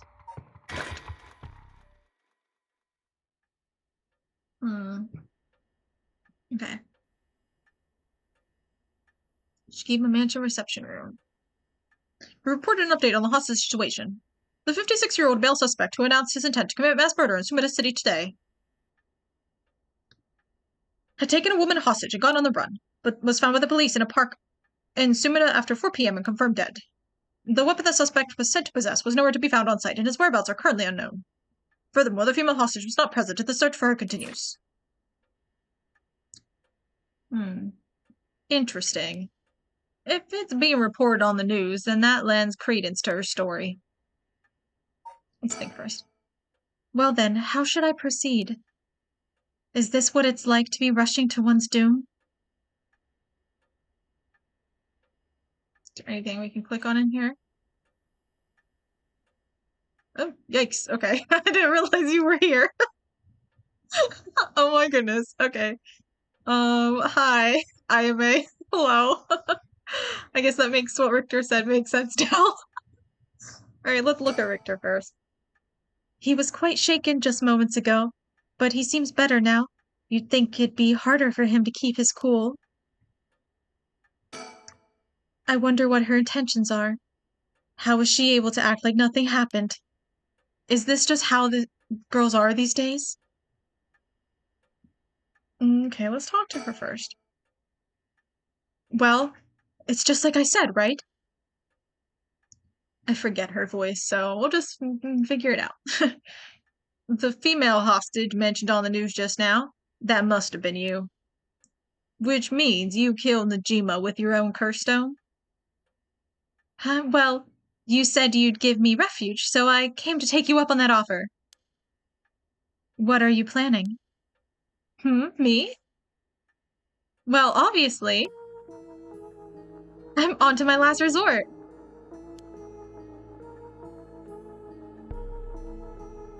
Richter, let's sidebar. Anyways, I should ask about her Sada's story. Okay. So you're a curse bearer with a curse stone too, right? Huh. Are you surprised? Yes, I have a curse stone of my own. I'm the Taikyu Sugaru. Then why go after other people's curse stones? Because killing people is bad, you know? Don't you think so too? You know what? Here's the thing. I don't think Haraway thinks that killing other people is bad. We've been over this. Past weeks, we've been over this. She's not so anti-killing as you would think. I don't think so. I wonder. Oh, are you the type of lady who's willing to sacrifice anything for the sake of your goals? Man, it sure ain't good. People will question where your parents went wrong, you know? Well, people can be harsh. Either way, that's why I wanted to only use soul dregs gathered by others, but that didn't work out in the end. No one had the backbone to use their curse. The world's gone soft.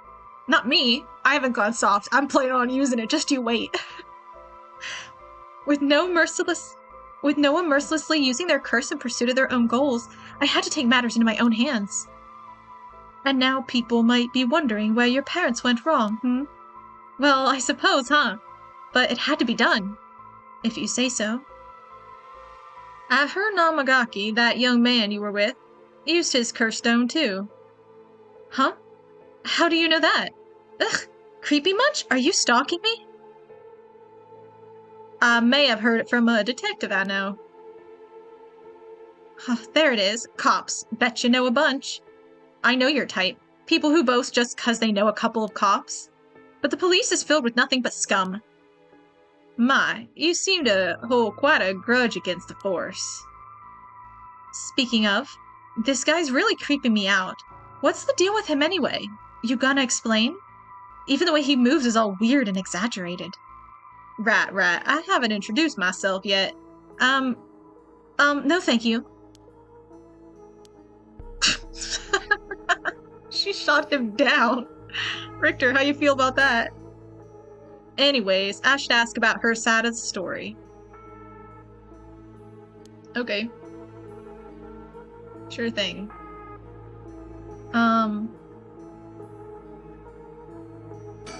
Go back talking to her. Let's do introductions. Let me introduce myself. It's hard to talk as strangers. Is it? Are you okay with telling me who you are? Well, I won't stop you.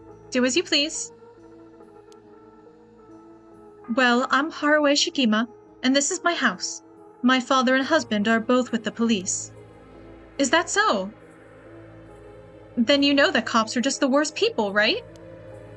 Well, there are certainly many who are cold, especially with their own family. In a police family, one is always expected to just grin and bear it, no matter what happens. God, I know, right? What a relief, you understand. I think we might get along. Oh? Well, I'm glad then. And I'm Richter Kai, private investigator. Extraordinaire, you didn't say the part. Did I ask? But, you're an investigator? So your job is to sneak around and follow people to pry into their secrets, right? Oh, is that why you keep probing with all these questions? Ew. Guess there's not much I can do to change that terrible impression you got of me. Hey lady, why are you working with this dude? I asked him to look into something for me. Really? It's just that he keeps looking this way. Isn't your father a police officer as well? That man is not my father. Not in name or deed. Sounds like there's some bad blood there. I've already legally cut all ties. He even had the nerve to act all high and mighty today and still refused to help me. You met him today? Yes, today. Remember that Chief Tsutsumi who was chasing Najima? Well, that's him. My dad. Oh, hey, Kama. Welcome. Come up with better himself. What? You're his daughter? Former daughter. I've cut ties. He's never acted like a father, so he doesn't deserve the title. You know, I've heard something about that Najima guy. Apparently, he wanted to get revenge on Inspector Satsumi for his arrest by going after his daughter. What? Really? And I heard the police have been searching non-stop to take you into protective custody. So that explains why the police were staking out your place, too. Man, how could I have known that? They came in such intimidating numbers. Wait, huh? Hold on a minute. Doesn't that mean Najima was specifically after my life today? That sounds about right. It's a good thing you got out unscathed, or rather managed to turn the tables on him. Oh, that means legally speaking it was self-defense. But that truly was quite frightening. To think I'd have to go through this just for being related to a cop. It's a disgrace. It truly is. To cause their own child such trouble. I'm sorry. Oh, it's okay. You're not the one that needs to apologize, lady. Ah, I'm sorry. It just reminded me of what happened to my son. Your son? What happened? My child was also kidnapped and murdered in order to enact revenge against police, you see. What? How awful! That's terrible! I'm sorry to hear that. Ah, now that you say it, I do remember hearing about an incident like that last year. That must have been your son, huh? My condolences. Oh my gosh, we're still doing introductions. Now that I think about it, although we've met a few times, I didn't even know your name. I guess we're more like acquaintances now. Okay, good. Introductions are over. So what were we talking about again? Oh right, Yutaro Namagaki. He's no good, honestly. He was such a wuss, I had to spur him on so many times for him to even use his curse. And even then he was pissing his pants.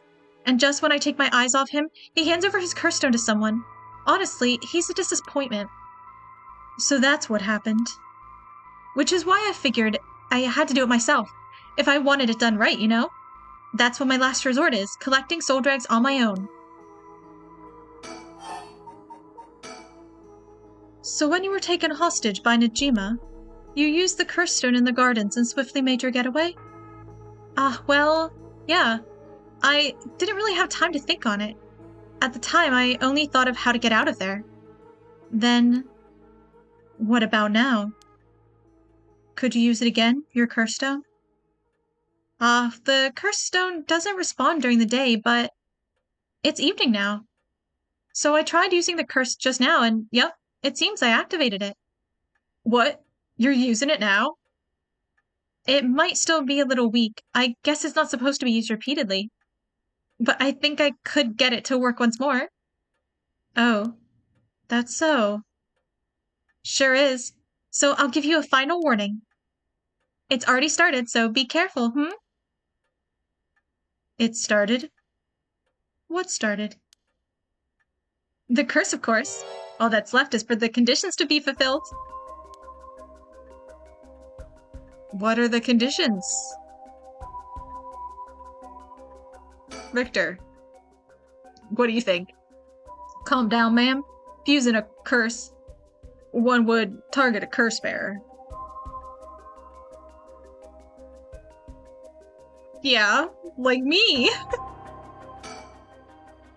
She activated her curse? The curse stones can be used already? But I let my guard down. I didn't think it could be used this early in the evening. Ma'am, please calm down. Well, what should I do? Should I keep her talking? Oh my gosh. This is a lot of options. Wow, okay.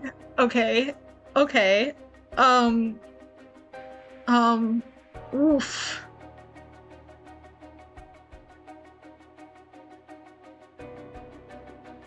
Oh my goodness, there's a lot here. Okay. He said, Richter said, she'll only target a curse bearer. Does she not know that I have a curse stone? So that's what the point of what are the 7 mysteries? We don't want to ask what the haunting clappers are, because, like, we have those. So,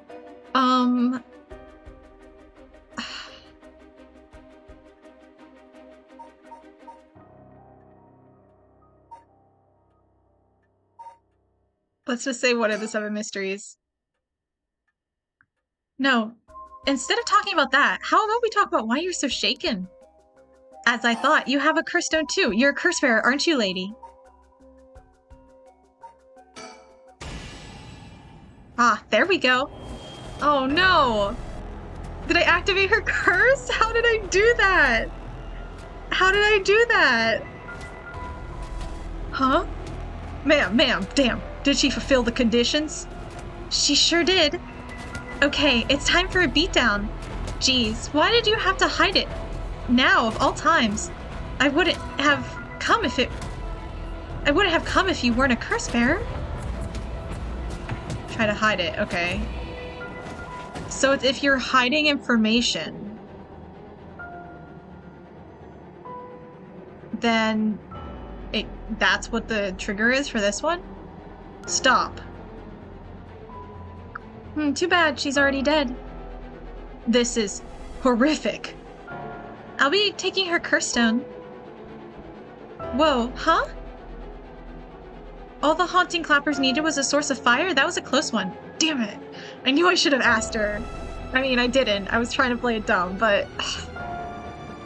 Now then, Richter led me astray. It's all his fault.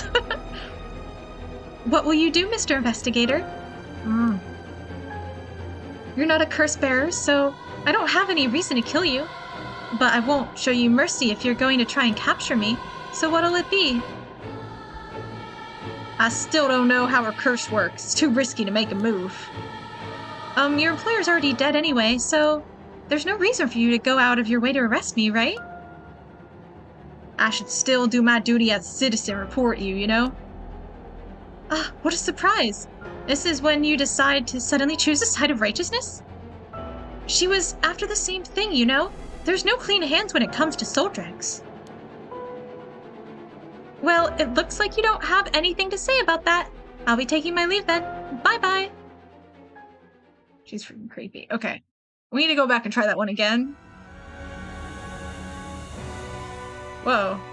Upon killing Haruo Shigema, fellow curse-bearer, Ayame Tono obtained more than enough soul dregs for the rite of resurrection. However, it turned out that resurrecting someone who died a long time ago required an even larger amount. What? That was not in the instructions. That was not. They never said that. That's so random. Oh my gosh. You can't do that. No, you have to tell me that she resurrected that ukiyo-e person or whatever it is. That artist. To fulfill her heart's deepest desire, she'd need to harvest more. So, she waited for the sun to set, for when the Feast of Shadows effects were at its peak. And she used the one-sided reed curse stone she had stolen from Fumichika Najima. With it, she proceeded to kill all those whose personal— oh right, because she did take that one too. All those whose personal information she knew, starting with those who mattered least to her. About the one-sided reed. Kills by dismemberment one whose face, address... Oh wait, so they're just telling me this. This is good information.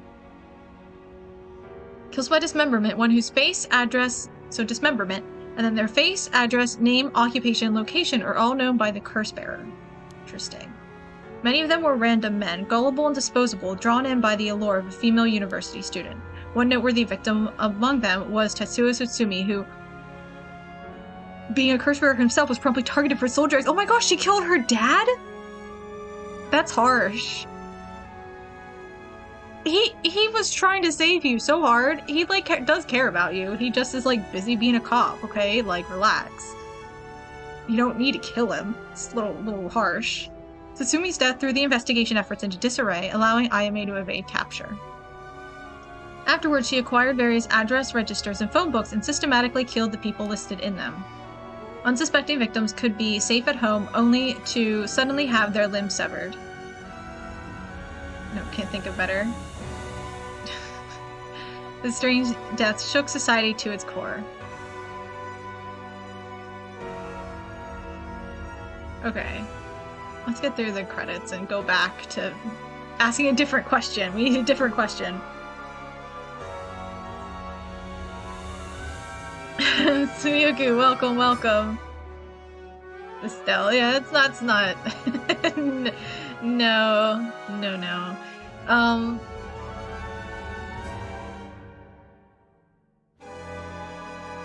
Oh, Grim, are you going to bed? Good night.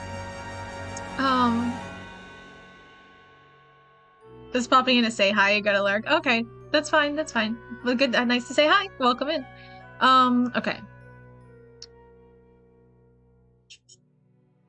Okay, so we have to go back to the screen where we had like 50 million things we could talk to her about and ask her something different. But all things must come to an end, and so in time the killing stopped, blah, blah, blah. I know, I don't care. Sometime after the killings, a modern-day genius female ukiyo-e artist burst onto the art scene. She introduced herself as a mysterious mad paintress, and her fame grew quickly as she presented one incredible work after another. Wait.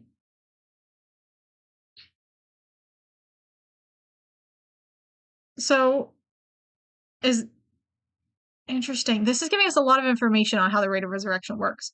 So even though we didn't want this dead end here, we're getting information, so that's useful. So she brought the painter back eventually, like killings stopped because she got enough soul dregs eventually. And she killed, but there was a guy, wasn't it, who came back? She was trying to resurrect. So, but this sounds like her. It sounds so like, if you resurrect someone, do like they possess you? Oh, they must possess you. Maybe they possess you. Because we are dealing a lot with possessions in this, like Michio possessing Yako and stuff. So maybe that painter guy that she was trying to bring back possessed her, and then she started. Interesting. Praised as the modern reincarnation of Katsushika Hakusai, she quickly made her own mark on history. I mean, she kind of is. Ending 4, Ayame's aspiration. Okay, well, we got one of the endings. That's good. Maybe we get a Steam achievement. Yeah, we do. Okay. All right. That was a nice little venture. Okay, let's go back. Resume. Start after Ayame admits to being curse bearer, I suppose. Okay. Right. Just okay. Keep her talking. All right. I have a feeling we're not supposed to kill her, but I kind of want to. Hey, do you have a light on you?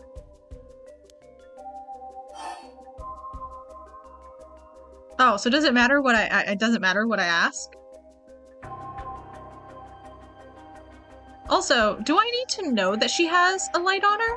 I don't really, right? Like, I should just be able to tell if I can activate my curse now or not. I don't, like, need confirmation. Like, if she does, I should be able to activate it. Last time I said ...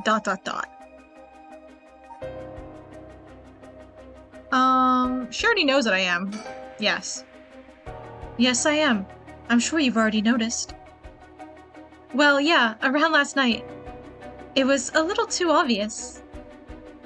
Judging by your address, I'm guessing you got the haunting clappers. Yes, you're right. That's right. There's a lot of soul dregs on the table for killing a curse bearer, you know? I'm well aware. Did you get soul dregs when you killed Najima? Of course, his curse stone already contained some soul dregs as well. I think killing one more curse bearer will be enough for the rite. You can combine soul dregs across several stones? Correct. All it needs is the prerequisite amount. As long as you've got that, it doesn't seem to matter where you got them from. I see. Then, you won't mind if I took them, right? My lady. You're quite motivated, aren't you? Ma'am.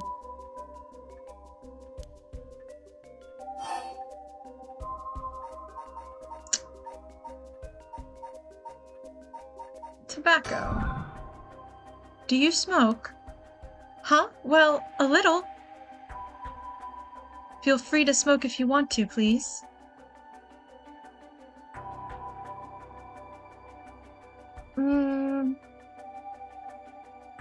I'm okay. I don't see any ashtrays out on display either.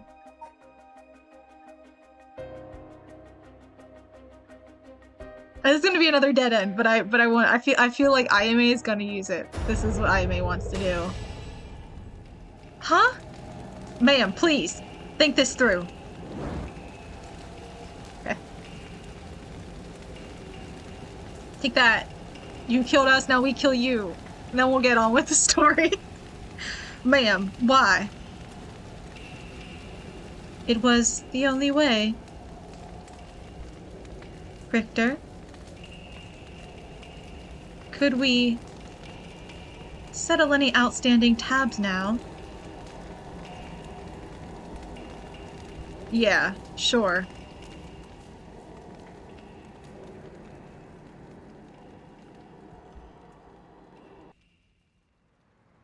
Some days later.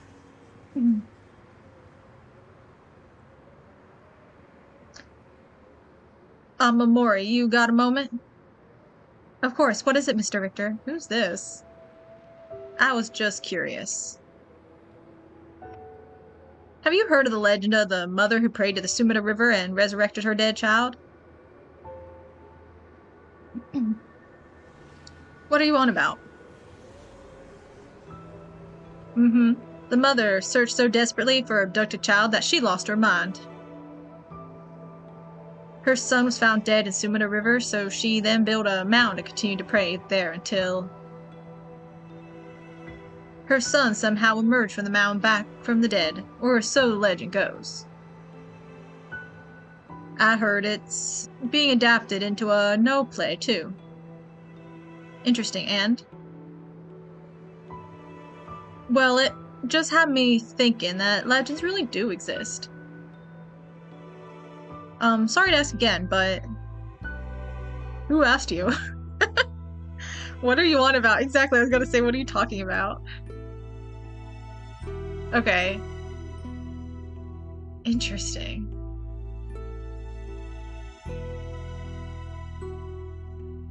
So it's like in this one, she becomes... Right. In the original version in Simon's Ritual, all of the people, all the curse bearers, he killed. Well, no, they weren't cursed. Well, he killed all the people he killed became cursed. Interesting. Interesting. Trying to think through what this means. Anyway, Ned Browning, Hideki Miwa. Why are Imogen Wright? Why are their names so much bigger?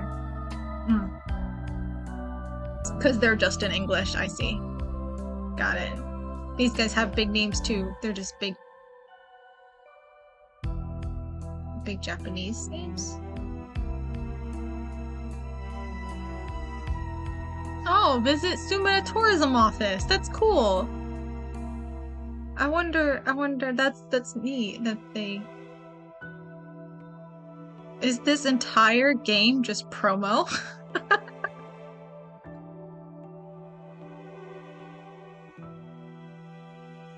That'd be kind of fun though. Go check out all the places. Okay, let's go back.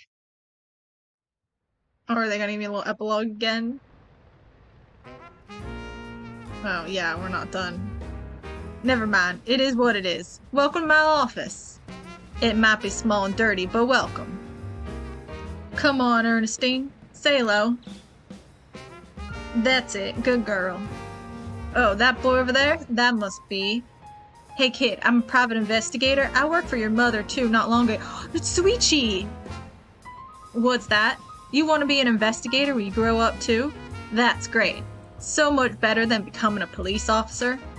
Hey, I'm Amori. Don't you tell the kid to give up on his dreams. I think it's a great idea. Why don't you bring all us some tea instead? Pardon me. Let's start over. What brings you to my humble office today? Okay, I probably should really get on with this because my headphone battery's low. Okay. Ending 3. Cool. Alright. Let's get back to the actual situation at hand. Yeah, this is what I want. Okay.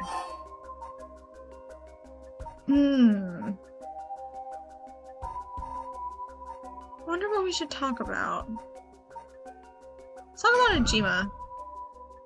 How did you kill Fumachika Najima? I'm not telling you. I only ask because it does concern me. He was one of the reasons my child was kidnapped. There's not much to say.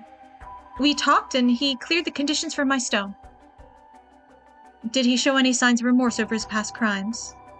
It didn't feel like he did, no. I see. The world is full of trash men, I tell you. I agree. Richter is not commenting. Let's talk about Najima some more. Didn't kill me right away, so we'll continue. In a way, I guess you could say you put a stop to Najima's mass murder schemes. About that. There's no guarantee that I won't do it myself. Huh? I picked up his curse stone of the one-sided reed. It really is something else. Unfortunately, I can't use a curse stone that's not mine until it's late at night. Really? Are you okay with telling me that? How silly of me. I let that slip. Teehee. She's like so weird. Okay. Let's talk about your father. Your father, the chief inspector. I met him not too long ago. Oh, really? He came off a little stiff and awkward. There's a surprise. But there was something charming about his seriousness, and he seemed like he cared a lot about his daughter. Ugh, please cut it out. It's gross. You don't know a thing about us. Outsiders shouldn't butt into another family's affairs. Though he may as well be a stranger to me now. Even if you've cut legal ties, you're still related by blood. Huh? We're not related at all. Huh? He probably thought that I never noticed it, but it wasn't hard for me to figure out that I wasn't related to them by blood. So you were adopted. Well, I got curious, so I looked into it. It was all pretty straightforward. I was a baby when they took me in. She already killed her father! Oh my gosh! You're Najima's wife! Girlfriend, lady. Oh my gosh! This is the baby! How about that? Wait. No, I thought it was 20 years ago. Well, I guess that would make sense because, I mean, she is in college, so it's the right age. Like, and it was like 20 years ago. I don't know, they haven't saying 20 years. I don't know when he got out, I guess. I mean, he got out, what, like a year ago? So it was like 19 years, I guess, and probably a little while. Okay. He probably spent like 18 years in jail, but yeah, that's it. Oh my gosh, you're the baby. I was wondering what happened to the Najima girlfriend baby. It's her. You're resurrected.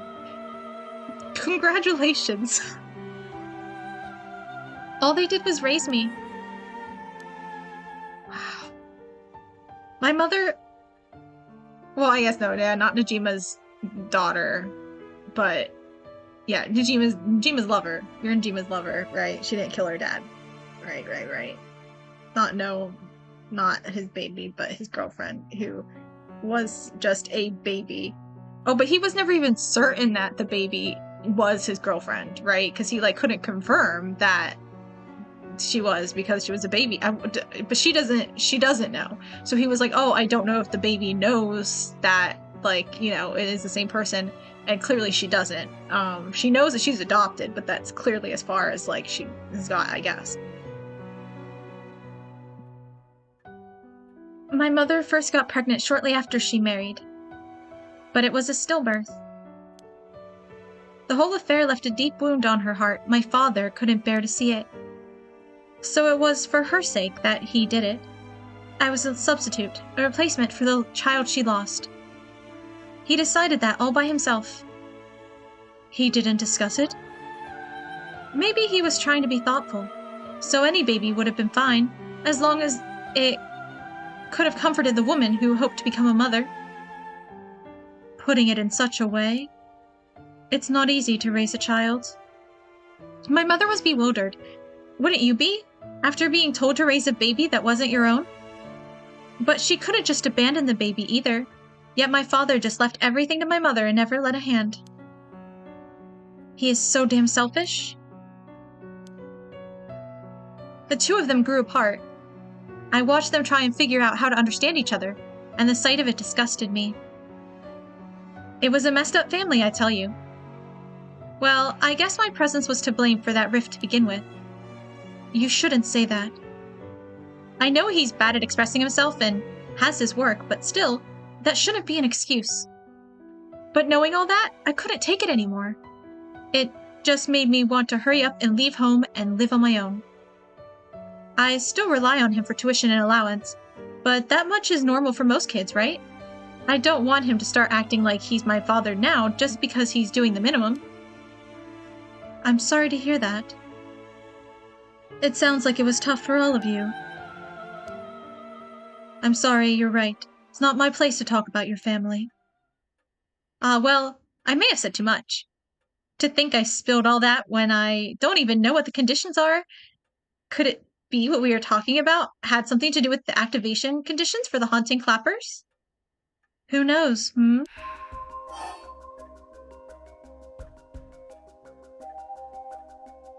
If I act like who knows, isn't that fulfilling conditions of hers? Because, I'm hiding information. Maybe that's not the conditions. What? Not talking? Is that the condition? I'm not really sure I quite understand hers. Let's talk about her desire some more. What is your wish, Ayame? We already know this. Is it really to resurrect Katsushika Hakusai? Yes, there's no life that holds more value than his, including my own.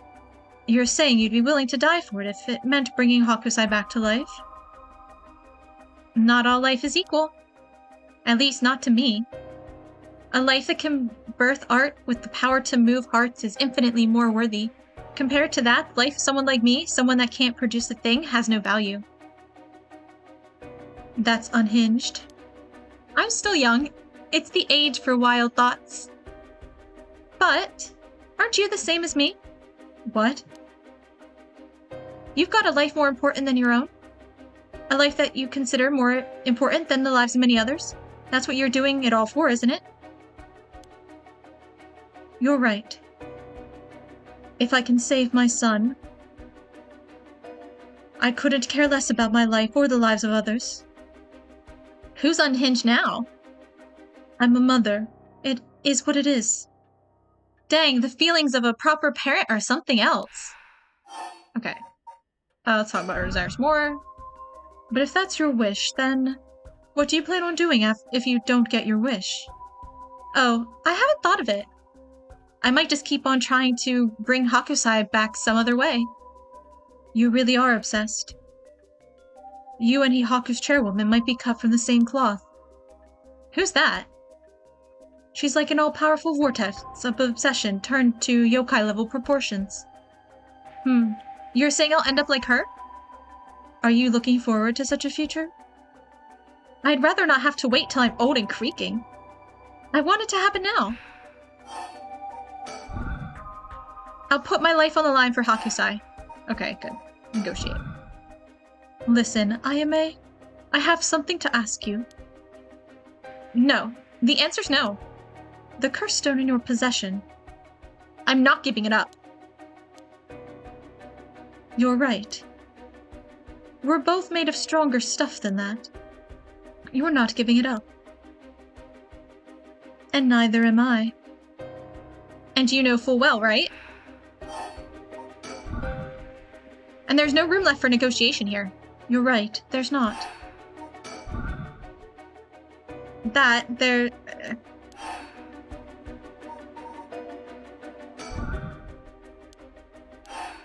Oh, I didn't talk more about that, did I? No, I just killed her.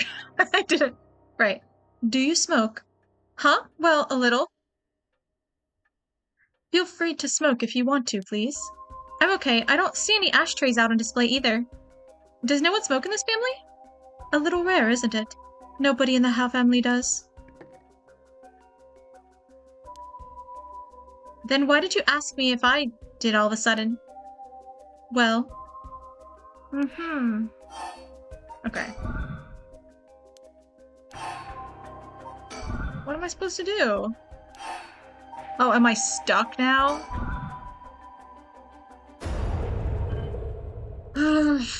Man. Oh, wait. This time it didn't. It seems I didn't meet your curse's conditions. I wonder if it was smart to secretly toss the lighter I was carrying earlier. Okay.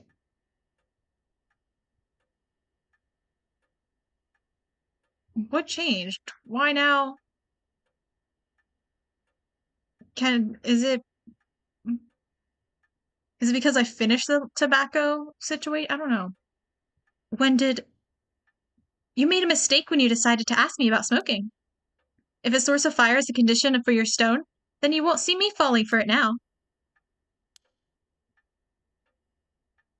But she didn't, I didn't ask her about smoking until after she tossed her lighter. How would she have known?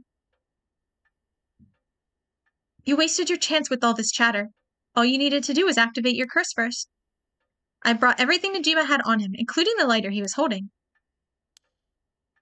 But it's over now. Yes, I concede. Alrighty. With your cards on the table, you're out of options.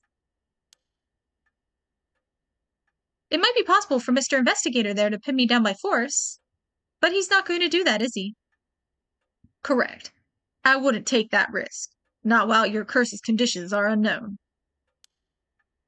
Coward. I came to kill you and acquire your soul drags, but after hearing you out, I got a question for you. Why don't you just give up on the right of resurrection? You said it was your son, right? The one you want to bring back? But haven't you done enough? I'm sure your son is content knowing you cared for him this much. I'm truly willing to die to resurrect Hakusai, but you can't say the same, right?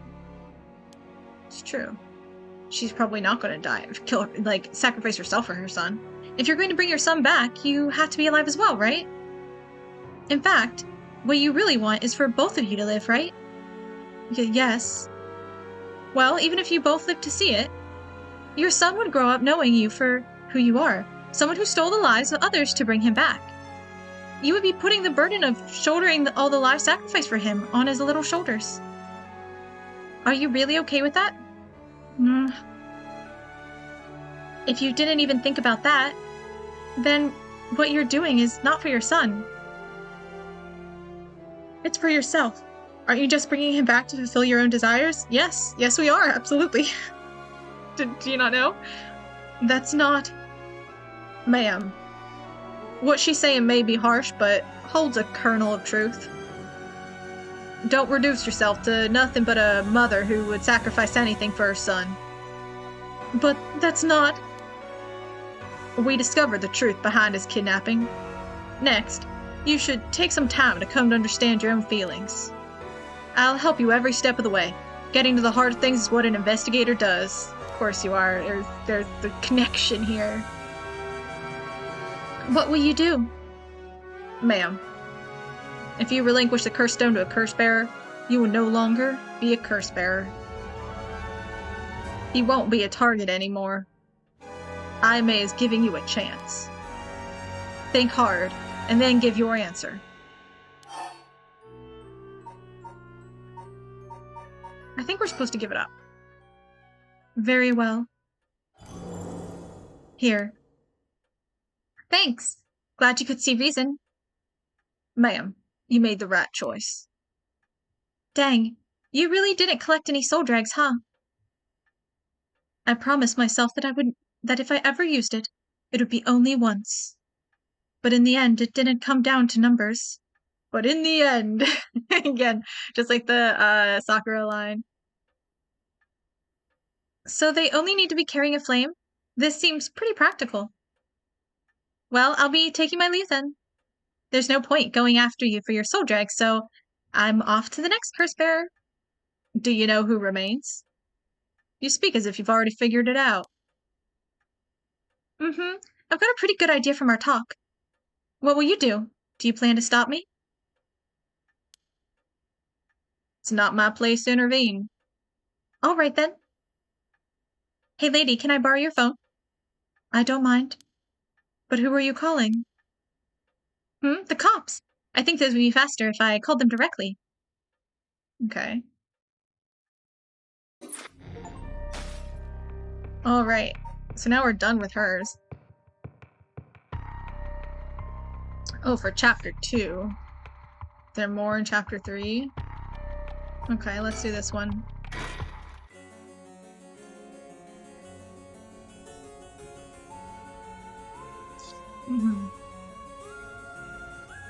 Okay. I feel like my headphones are gonna die before I can finish this. But that's fine. If they do, I'll switch. Take a break and switch. Mr. Tsutsumi, this is Mayu Chozawa. Sorry, I always stumble over her name at first. Ah, so you're the one. The Sumida police was looking for you. Glad to see you're alright. Sorry, I should have told someone I was okay. I was just so pissed off. Falling right into Hihaku's hands, I got myself into some deep shit. Hihaku seems like they're still up to something. We'll have to make sure they clean up their act once and for all. Get it? 'Cause they sell soap? Since when are you making jokes, buddy? Nice one, boss. You're really on top of your game today. Stop trying to make me feel better. I shouldn't have said anything. More importantly, Mayu, thank you for your cooperation with Yoshimi. We'll get to the bottom of it, I promise. Oh, you must be Detective Ario. I've heard a lot about you from Hajime. I'll be counting on you. Catch whoever did this, no matter what. Okay. Okay, so we can't talk. Oh no, we can't talk to Aria. Okay. Is there a bird?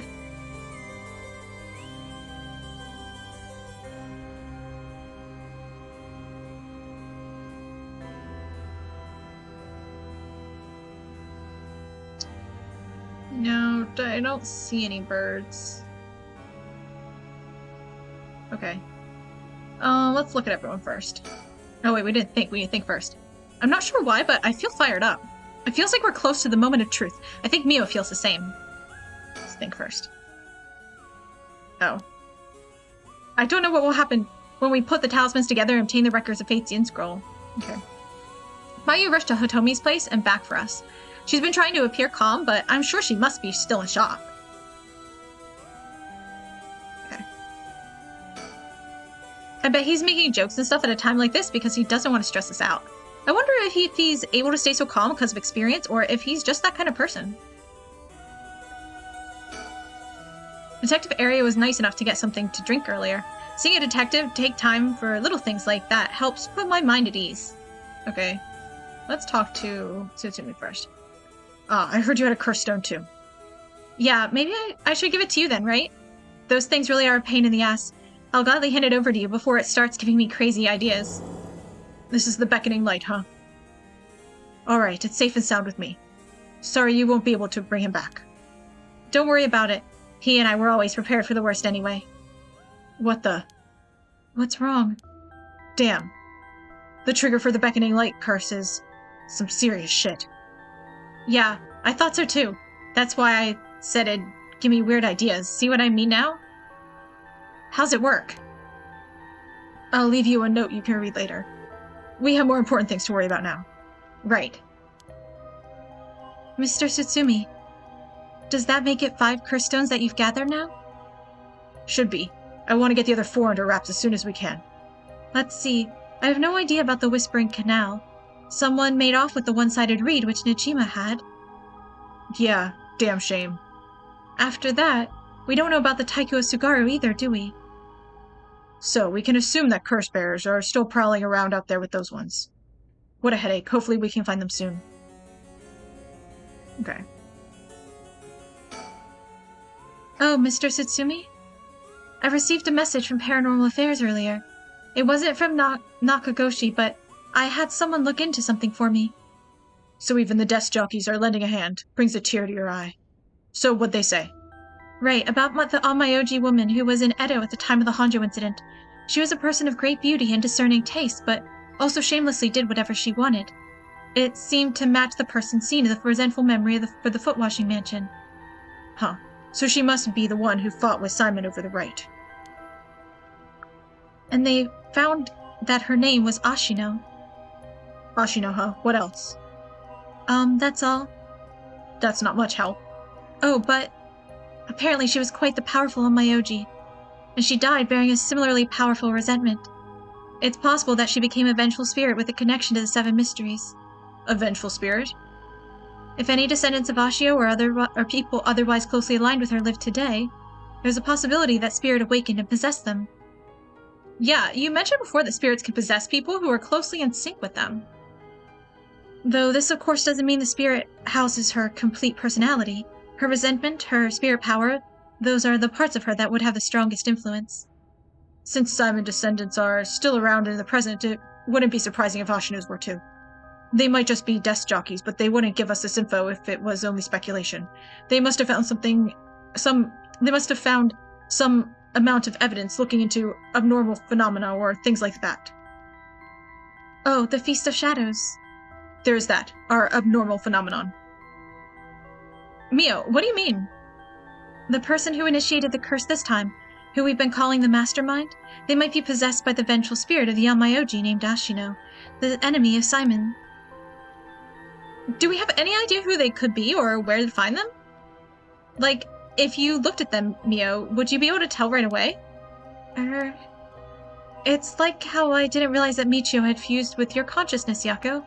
Common spirits will leak spirit energy left and right, so I can notice them just by looking carefully. But when spirits of a higher caliber fuse with someone's consciousness, detecting them isn't so simple. Oh. I'm sorry, my skills still need a lot of work, and I don't have anything else to offer. Mio, that's not true at all. You're fine. We'll make this work somehow or other. Thanks. Okay. We didn't finish on her. Basically, I believe the mastermind behind everything is a woman possessed by the vengeful spirit of the onmyoji Ashino. I see. This mastermind also the one who killed Hajime trying to get to the Record of Fate's Yin scroll? Yes, I think that's very likely. So that's how it is, huh? Then I want you to catch them no matter what. Okay. Cool. Let's talk to Ario. Come to think of it, did Ome and Ashimiya end up getting away? So word's already out, huh? He was cornered, but he managed to take a hostage and escape, is what I heard on the radio. What happened after that? So that's all they're reporting. Here's what really happened. He was killed? And the hostage was Tsumi's daughter, whose whereabouts are still unknown? Yep. His daughter showing up with a huge surprise. Even Boss couldn't believe it. Damn it. The hell did you expect? No one would have seen that coming. So there's already an emergency search underway for her as a high-key witness and suspect. I'll be rejoining the search for her after we're done here. Key witness and suspect? But wasn't she a hostage? Could she have killed Najima and fled the scene? Well, it's just a possibility. If we're talking possibilities, might as well tell them everything. It's very likely that Najima was killed by a curse stone. What? By a curse bearer?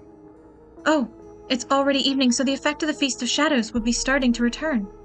Yeah, which makes it likely that a curse was used to kill him. Boss, you're repeating yourself. Tried to calm down for a sec. But that would mean the inspector's daughter is probably a curse bearer, right? Huh? Did you say something? Maybe I'm losing my hearing in my old age. Boss, you can hear just fine. Don't play the old man card every time you want to get out of something. Even we talked about how she might have the Taiko Sugaro if that's the case. Did we? My memory's a little hazy. You've got a soft spot for your daughter, don't you, Inspector? Grr. It just hits a little too close to home now. But either way, we have to find her as soon as possible. Okay. Man, I don't want to talk to you more. I hate your voice. That's why we'll be joining the search as soon as... Okay. One more thing. There's a very good chance that his daughter has Michio Shiraishi's talisman. All the more reason for you to get...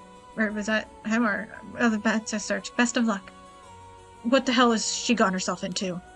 Okay. Cool. Cool. Okay, just talk to Mayu. Oh, Mayu, did you meet with Hitomi? Yeah, I met her at the spot I was told. She was acting tough, but I think the incident with Hajime has really shaken her up. I briefly explained our situation and had her give me Hajime's talisman to me. Okay, cool. Here, this is what you're looking for, right? Yay. The Yang talisman. Okay. Yes. I believe that's it. Thank you very much. Mr. Satsumi, about this. Right. You should hold on to it, Mio. Not like we could use it as it is. Try to figure out what we'll need to do once we get both halves together. Understood. I'll see what I can do. Do you know where the other talisman is? Yes, probably. This is Hajime's last job. Finish it for him, okay? We will. Okay. Gotta take a drink. Now, is that everything we needed to chat about? If you don't need anything else, we'll be going back to the search.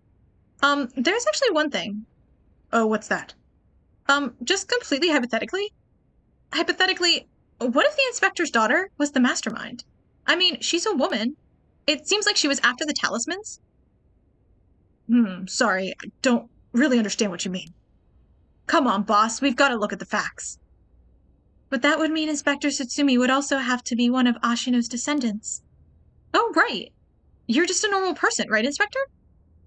Unless that's why you're so resistant to the paranormal. Don't believe I ever heard anything about being related to some onmyoji. Oh. But, well, if you put it like that. Her being the mastermind, it's possible. Really? I say possible, but I mean unlikely. Is what I want to think. Damn it, I don't even want to imagine it. Boss, you're going to have to consider it. We have to do it properly. No dragging your heels about it. No, that's not it. There's something I never told her. Never wanted to tell her. The truth is, she's not my real daughter. What? 20 years ago. Well, it's a long story, but we took her in when she was just a baby. Do you know anything about her birth parents? You could say I do, I guess, but really I don't know anything. What's that supposed to mean? I don't get it. Ariel, you heard what I said, didn't you? Just now? About 20 years ago. Yes, that's the face. No, boss, that can't be. Najima's... That's how I feel. That's right. When we arrested Fumuchika Najima, there was a baby at his house on the brink of death. That was my daughter, Ayame Tsutsumi. She goes by Ayame Tono now. What? Someone had to take care of her. A baby holds no blame for the circumstances she came from. But boss, according to Najima, that baby... It's his former lover reincarnated using black magic. Ridiculousness. What? Personally, I think that story is bullshit. According to Najima. Okay. Blah, blah, blah, blah, blah. My goodness. It's hard to believe from Najima's behavior, but could it really be true? I've got a few doubts. We have to question whether the Shino woman ever really existed in the first place. There are no records of her, and no body was found. Her name never came up once during the investigation. Even if this woman really existed, I'm skeptical that someone could be reincarnated as a baby through black magic. Skeptical? Why? I agree. No matter how you look at it, a spell with that effect is hard to believe. Even the supernatural has rules that must be followed. Seems more likely he's deluded himself, not wanting to recognize that a spell he risked his life on failed to work. That's my thinking too. The more natural conclusion is that the baby is his and Shino's, and that she died in childbirth. As long as we don't know Shino's origins, we have to consider the possibility that she could be a descendant of a Shino. Huh. If nothing else, their names are pretty similar. Okay, assuming all of that is true for a moment. Ayame getting taken away by Najima and then killing him? That would mean that she killed her own father. Calm down. This is all still conjecture. She might be Najima's baby lover. But now that Najima's dead, we have no means to investigate. So regardless of anything, there's only one thing that matters. She's my daughter. As her parent, I'm responsible for her. Nothing can change that. I understand. All right. We should get back to the search. We'll find her and clear up all of this. Yes, sir. The talisman you young ladies are looking for has something to do with this as well. I'd appreciate it if you could help us find it. So if anything happens, please call the police. We will. I'm worried about Hitomi. So I'm going to head to where she is. I'll be waiting to hear some good news from you all. Okay. Bye-bye. Oh, right. Finish Yaku Branch to Chapter 2. Alright, and now we have this. And this is gonna conclude, I believe, Chapter 2. Okay. My headphones keep telling me that their battery is low, and, like, that's nice. Sumida River. Okay. Hey. How long has it been since we saw each other? 3 years? How have you been? I think the last time was when you came to see me after deciding to go to university. How do we find her? Oh, because she called the police, right? That wasn't because I wanted to see you. I just needed money to pay my tuition. Ha. No one to mince words, eh? You came alone, right? Yeah, it's just me. You make it sound like I'm handing over ransom money for hostages. I just don't want to get caught, you know, okay? Haha, we're not alone. We brought the crew! Never thought I'd see the day that you called the police. There's something I needed to see you about. Well, all right then. We've got a lot to talk about, so let's go through the things one by one. Think first. She called the police asking for me by name and demanded that I come meet her here alone. They asked if I wanted a team to set up a perimeter, but I had them stand down. Sure, she might make a run for it, but I don't want her panicking if she has a curse stone. Besides, I'm not trying to take her in by force. I still think Ario's gonna die. He's the one who's gonna go. The sun is starting to dip down into the horizon. This long, long day is about to end. We don't have to worry about Najima's threat anymore, but I sure didn't expect this to happen. Okay. Is there a bird anywhere?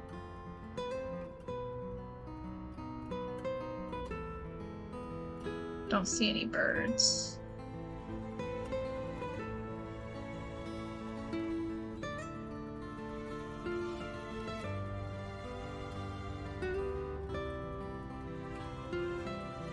Bird. Bird. Bird. Bird.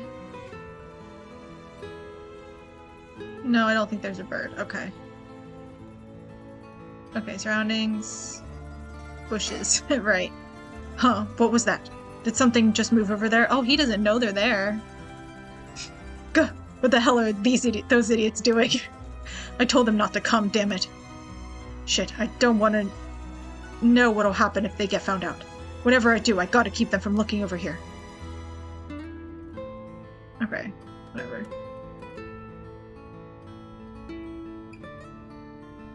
Okay, let's look at her now.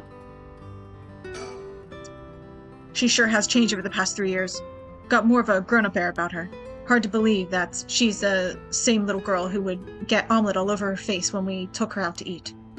Wait a minute. Is that how far back I have to go for a happy memory together? No wonder she hates me. Okay. Ooh, okay. Man.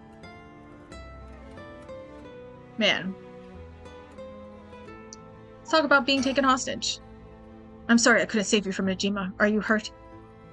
Wow, I didn't expect that from you. Huh? I thought you'd just start questioning me before you bothered to ask how I'm doing. Ah. Well, I am still your father. Oh, maybe boss can handle this after all. Okay, cool. We'll continue with that line. I'm fine. I managed to get away somehow or other. Right, I'm glad. Okay, that's done. So, about your mom.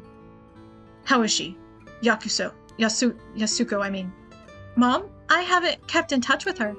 I've been on my own this whole time. I'm sure you've reached out to her, though, haven't you? I did call her this morning, actually, just to make sure she was safe. She's been running around all over the place looking for you. Sounds like she's fine to me. Did you contact her after I called the police to tell you you'd heard from me? I did not. Okay. Well, I've heard you're into nightlife and staying out late these days. Didn't want her to worry more than she already was. You're one to talk. Okay. Let's talk about Najima. Then I'll put this bluntly. Did you kill Najima? And if I did? Would you hide me from the police? Sure. Well, I don't know if I... That's what I thought. Your job is the only thing you really care about. Yes, I did it. I don't think he even knew I was a curse bearer. He brought me to those gardens, and I realized while he was talking to me that he fulfilled the condition of my curse, so I just gave it a shot. I didn't think it would actually activate. So there's no going back now. That's not true. You can still make things right before you make them worse. Then let me say it another way. This is my chance, and I won't throw it away. Your chance. Did Najima say anything to you? He said a lot of bad things about you, that's for sure. Yeah, not surprised there. So I said a lot of bad things about you back. I didn't want to be outdone. Harsh. In that sense, I felt just a little like he was my kindred spirit. Creepy. No, kindred spirit, what are you talking about? He's a dangerous criminal. But I'm a murderer too now, aren't I? Maybe we're not so different. No, you're different. Am I? Well, maybe not that different. But at least you're honest. I know I haven't been the best father, but I wonder, of all the fathers in the world, are there any who wouldn't cover for their child if they'd committed a crime? How should I know? You're the detective here. You must have seen plenty of cases like that. Yeah, plenty of parents take the fall for their children or give them a place to hide. As a person, it's wrong, but maybe, as a parent, it's the right thing to do. I don't know. But I think having a father like that would make it easier for him to go to him for advice if I did do something wrong.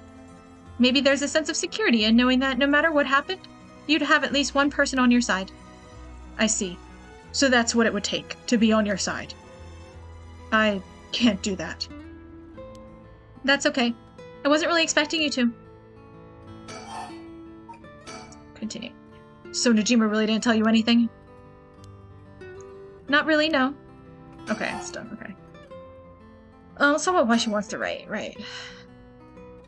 Why are you willing to go so far for the rite of resurrection?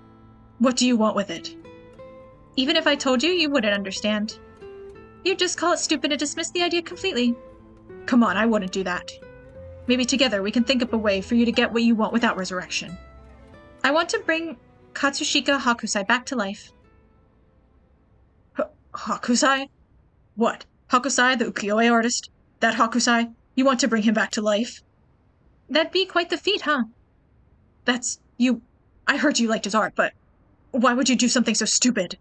See? Gah. The only time I ever felt there was a place I belonged was when I was immersed in the dreamlike world of ukiyo-e. Though I'm sure you never noticed. Really, I had no idea. It saved me. Hakusai was the reason I'm alive today. I didn't know you felt so hopeless. You would only realize it now. But it's too late. Feeling sorry won't do any of us any good. Okay. From the moment I heard about the rite of resurrection, I knew it was my destiny. If this is all I ever accomplish, I'll die happy. You're really serious about this. Okay. Talk about your curse stone, and then we'll wrap up the talisman later. You have a curse stone, don't you? 2. I do. You wouldn't happen to feel like handing it over, would you? The police will handle any damages the curse caused. Now, before you do any more wrong with it. I'm not giving it up. Of course not. Me being a curse bearer. Are you after my life? That's exactly what I'm here for. I didn't come to chat. We can talk all you want, but as soon as the condition for my curse is met, I'll use it, no hesitation. Or do you have more than one? How many curse stones do you have? 3. Not that it matters. 3, huh? Does she have the Whispering Canal? I thought she only had 2. Oh no, sorry. She got Harues. Right. So she has the Haunting Clappers. She has the Taiko Sugaru, and she has the one-sided reed. Okay. I'm not handing them over. Okay, so about the talisman. can I ask you one thing? Do you know anything about the talisman Michio Shiraishi had? Michio Shiraishi? Yeah, I didn't think she knew the name. From the car crash you were in with that Namagaki guy. Oh, with Yutaro. Yeah, I was there. Yutaro? That sounds like... So you and him were, I mean... Not really. He was kind of a boring guy. What? You're serious? But he said...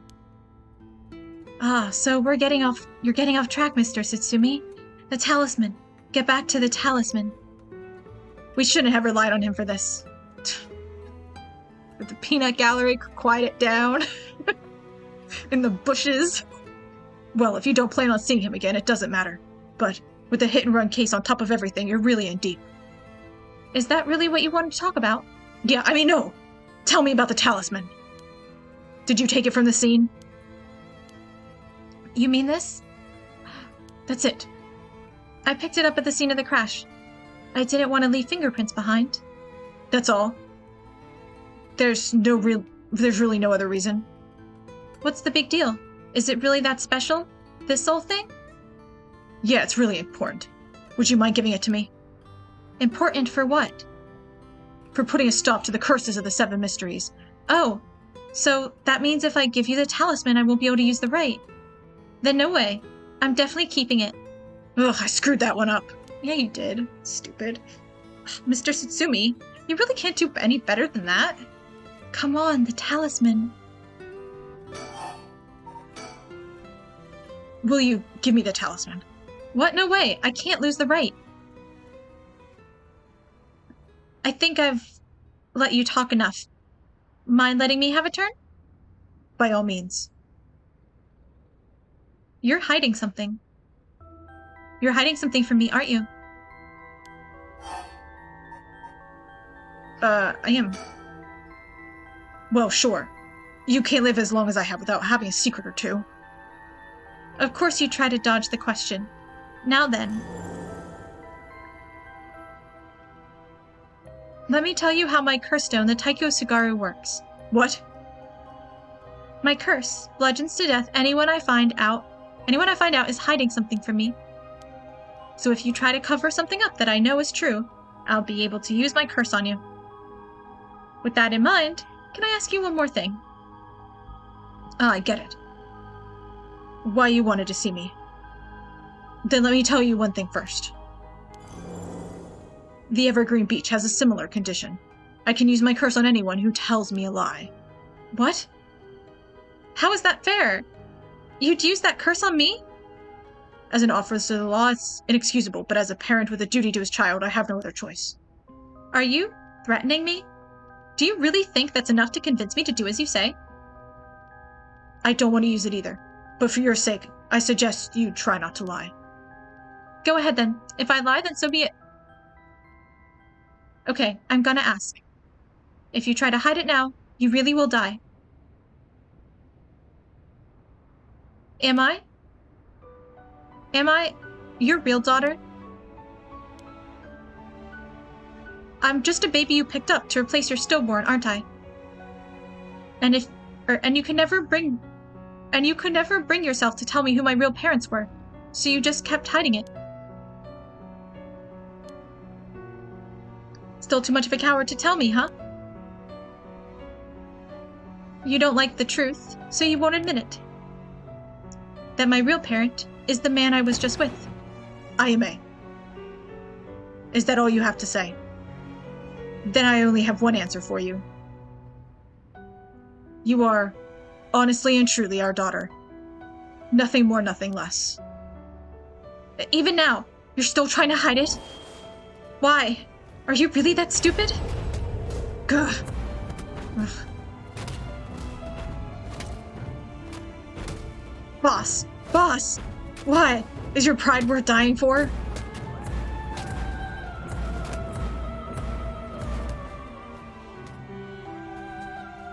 Oh man. I should have known. Why? Why go this far to hide it? Man. Ayame, listen. Yeah, I'm not sure it's gonna work, because, like, he truly considers her his daughter. Like, so I think that, like, conviction, he's not trying to hide it. Huh? How? I was just surprised that the bludgeoning happened, though. Like, I don't... So you can use your curse on someone and it not kill them? You can just use it to beat them up? I'm kind of confused. It took some soul drags, didn't it? He's got gray hair now. When did that happen? Ayame. Be proud. Or is he dying and he just isn't dead yet? No matter what happens, you are our precious daughter. No way. How are you still alive? I don't know what that piece of shit Najima filled your head with. But you're not Shino. And you're not Ashino either. You're our daughter, Ayame Tsutsumi. Ah, right. I guess it's Tono now. Well, that's fine too. Tsutsumi, Tono, both will always be a part of who you are. What? Why are you doing this? That's not true. The curse proves that it's not. Sure. You probably don't have many memories of us playing together. And I did leave everything at home to your mom. And I was barely ever there for you. Even so, when I was working, no matter how grisly a crime scene I was at, all I ever wanted was for you to grow up to be happy. That's it. Why say all this now? So, do one last thing for me. I want you to tell me the truth too. And if you lie to me now, I'm taking you with me. Stop. I can't. The mastermind behind all this, the one who awakened the curses of the 7 mysteries in order to use the right. That wasn't you, was it? No, I wouldn't even know how to do that. And picking up Michio Shirishi's talisman was just coincidence, right? Huh? Yeah, I already told you that. Ah, good. Hearing that, I can rest easy. You're nothing like Najima. You can stand on your own 2 legs. You can keep living, without escaping into a fantasy. You can hate me. You can dream all the crazy dreams you want. Just don't ever stop trying to do good. You're a victim of your curse, too. It's not too late to atone for the hit and run, for using the curse. Don't run away. You can still make things right. I know you can, because you're my daughter. And after that, just live the best life that you can. Okay, I see now. I didn't really tie in I thought he would live and Aria would die, but that was if it was just him and Aria situation. I kind of forgot to account that Ayame is his daughter, which would of course mean that he wants his daughter to live. Like, he's not going to kill his daughter and then live with that. Like, he would have Aria die, and then he'd have to live with that burden. But, Ayame is obviously more important to him, and it wouldn't be good for the character for him to live on and carry the burden of a dead daughter. And they probably weren't going to wrap up all nicely, you know, and like reconcile their differences. That probably wasn't going to happen. Like, I kind of thought she would go in jail and he would have to like jail her, and that'd be like, oh no, I have to do this. But yeah, I can see how this, like, because I was already set on the Aria thing, that this clearly is the way that she's going to move on. But I'm kind of disappointed if she reforms, because I don't think she should. She's a little unhinged. Boss!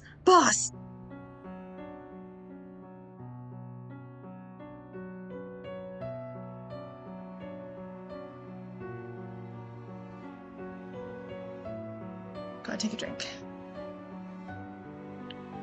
That day at 6:18 p.m., Ayame Tono was taken into custody, unless this is not the main story.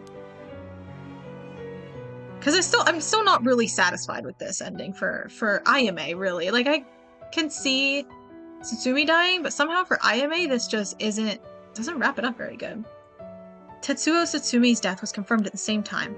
The 5 curse stones possessed by Tsutsumi, as well as the 3 given up by Ayame, lost their curse bearers. This temporarily extinguished their spirit power, allowing Mio Kurosuzu to obtain them and seal them away without difficulty. Wait, why did Ayame just give in? like, when he was dying, he was like, oh, it was all for you. She's like, no! Like, why does she suddenly, like, buy into that now? The Yin Talisman, possessed by Ayame Tono, was recovered and entrusted to Miyo Kurozuzo as well. Thus, any massacre, and then Miyu turned into an evil supervillain. And used the one-sided read to kill hundreds of people. Was any massacre that could potentially be caused by this iteration of the curses was prevented before it could ever happen. Okay. I'm not satisfied with that. Or so it seemed, yeah, okay. Clearly that wasn't the ending. Files updated. Okay, now we didn't see the woo spooky scene. Okay, but let's read.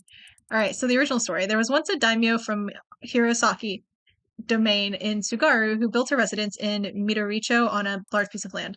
On this estate was an almost 8-meter tall tower and served as a lookout for fires. Only designated firefighter was allowed to use the large drum that resided atop the tower in the event of a fire. While most towers used wooden blocks to sound the fire alarm, for some reason this residence was permitted to use drums. The residence and its special privileges led to much speculation and gossip among the townsfolk. Yeah, it was like a really stupid mystery. Kills by bludgeoning. Yeah, one who's hiding something. Okay. Resentful memory. The deep sound of drums once more reverberates through the night air. How long has it been since we started hearing them each day? Could it be coming from the daimyo's residence? I've heard they have a drum in their fire watchtower instead of wooden clackers, but I don't see a fire.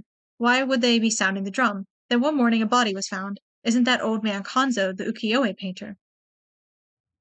He lived nearby, but had been down and out for years, despite his best efforts to sell his work. Every now and then his granddaughter would visit, and he would teach her to paint. It was the old man's only pleasure. One day, his granddaughter told him about her dreams, Curse's soul's resurrection. Hearing her tale, the old man was gripped by a sudden zeal and began to paint with great fervor. He quickly became famous, enchanting all those who viewed the strange imagery. Even the daimyo had taken notice. What could possibly have happened? The people whispered amongst each other. It looked almost as if he had been beaten by like a drum. Oh, that's why it's beating. That makes sense. Okay, the one-sided read. There was once an infamous rogue by the name of Tomezo who fell for a woman named Okama. Oh, yeah, Okama. Tomezo persistently chased after Okama, attempting to win her heart over and over again, but she rejected his advances each time. Enraged by her indifference to him, Tomezo brought a dagger to a canal near Ryogoku Bridge and attacked Okama. He cut the arm and leg off one side of her body, then threw them into the canal. Ever since then, the reeds grow along that canal have only sprouted leaves on one side. Kills by dismemberment, one whose face, yeah, one who know everything about them. Again, that's a myth. Let's see. It's gonna clearly make sense when we read the true story. Okama was a lovely woman. She was spirited, worked hard, and lived a frugal yet pleasant life until her husband hanged himself. My husband, a swindler, who would believe such a thing? Okama was determined to clear her husband's name. That is when she met Tomezo, a man that was a stranger to these parts. This man must be one of the daimyo's spies. It appears that after my husband, I will be next. So be it. But what is he hunting for? Okama, putting on the airs of a woman mourning her husband, went to the bridge nightly to seek information from Tomezo. She soon discovered that she was right, and that her husband had been deceived. Okama decided to bring her newfound knowledge to the daimyo, much to Tomezo's alarm. Angered at having been misled, he confronted her on the bridge, but Okama would not listen. She cursed him, called him vile names, and eventually his patience had worn thin. Blood spattered everywhere, and by the time he returned to his senses, it was already too late. He looked over the bridge of the river of blood below and saw the corpse of a woman missing both an arm and a leg.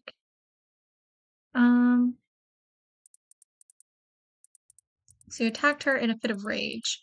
Is this related to one of the other curses? The Beckoning Light?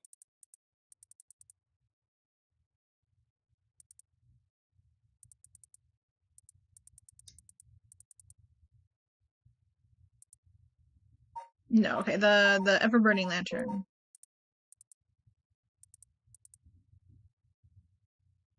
Yeah, the silk cart thing.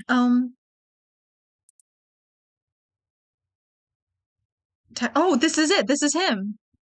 An unfortunate occurred when a man attacked a woman in a bout of fury. He regretted it deeply, even declining to invoke the right to defend his honor, but the deed was done. Still, he could not accept it. His rage had been used by his daimyo, boiled over, turned into a grudge he could never forget. We saw a lantern, 6 bell, the man cut. Okay, so this is a result of the one-sided read. Now, her husband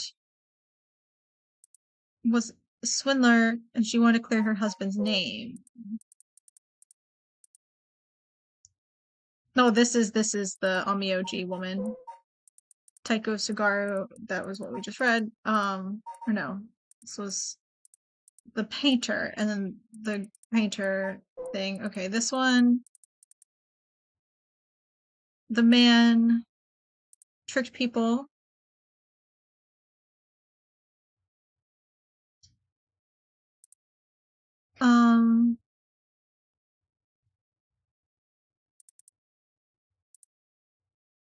Okay. Crafting. When his life was easy, tied to, he was the kind of man who would take care of those who didn't have anything. The prosperity, fancy was greedy. The old craftsman found miserable state, as if sentenced to some cruel fate. Perhaps he'd ended his own life, unable to bear away his crime, but dead men tell no tales, and the people thought of him after his death. So he was hanging because he tricked people with false dark arts. Escape movies, right? And he was hanging. And her.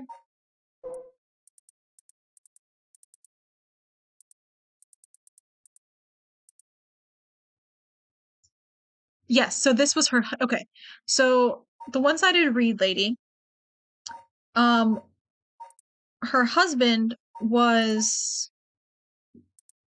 the the Evergreen Beach.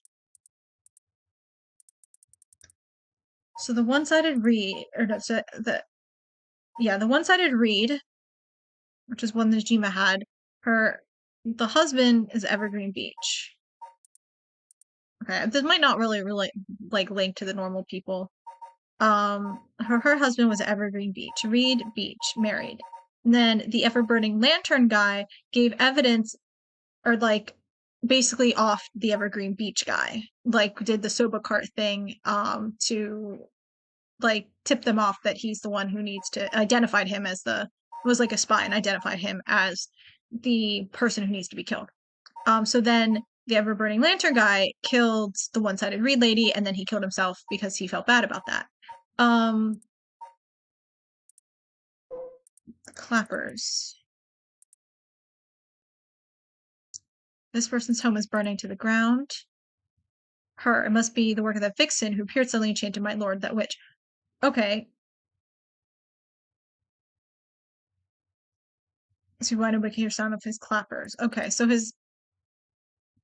he was. So I was also taken in by her. How many innocent people did I lure in under orders? Okay, so he did something to lure people in and kill them because the foot washing mansion lady, the onmyoji, was in with the daimyo, and then he, under orders from the daimyo, lured people in, but then he got set on fire. But what did I have to do? Haunting clappers, the Whispering Canal. This was like Jinkichi was her father. Wait. Was that the beach? Oh, Jinkichi! Yeah. Okay. So the Whispering Canal is Jinkichi's kid. It's daughter, right? And then her father, Toki's mother, went to look for him and never came back. Yeah. Because the one side, she was the one-sided reed is her mother, and Toki's mother, and then the ever-burning lantern killed her. Those who came back expressed their concern, eventually stopped coming out of fear. Toki continued to wait. For lonely, she left home, neither her mother. Suddenly, fish splashing, she found herself standing for a canal. Without thinking, Toki walked into the. Okay, so that's how the Whispering Canal connects. Fool's Procession. How does that connect? Omiyo, so top Festival Tower. Was her time? Hooray. She wasn't pretty or talented. Fortunate. She wore beautiful kimono, had the right, and then she danced with the mask, and the mask doesn't come off, and she can't breathe, and the music stopped. What does it have to do with anything?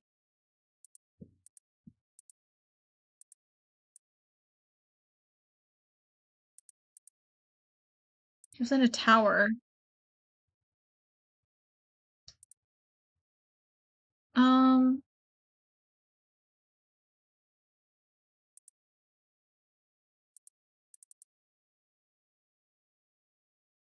What is that? That doesn't, like, match any of them. Okay, and this was just about Seiman, yeah.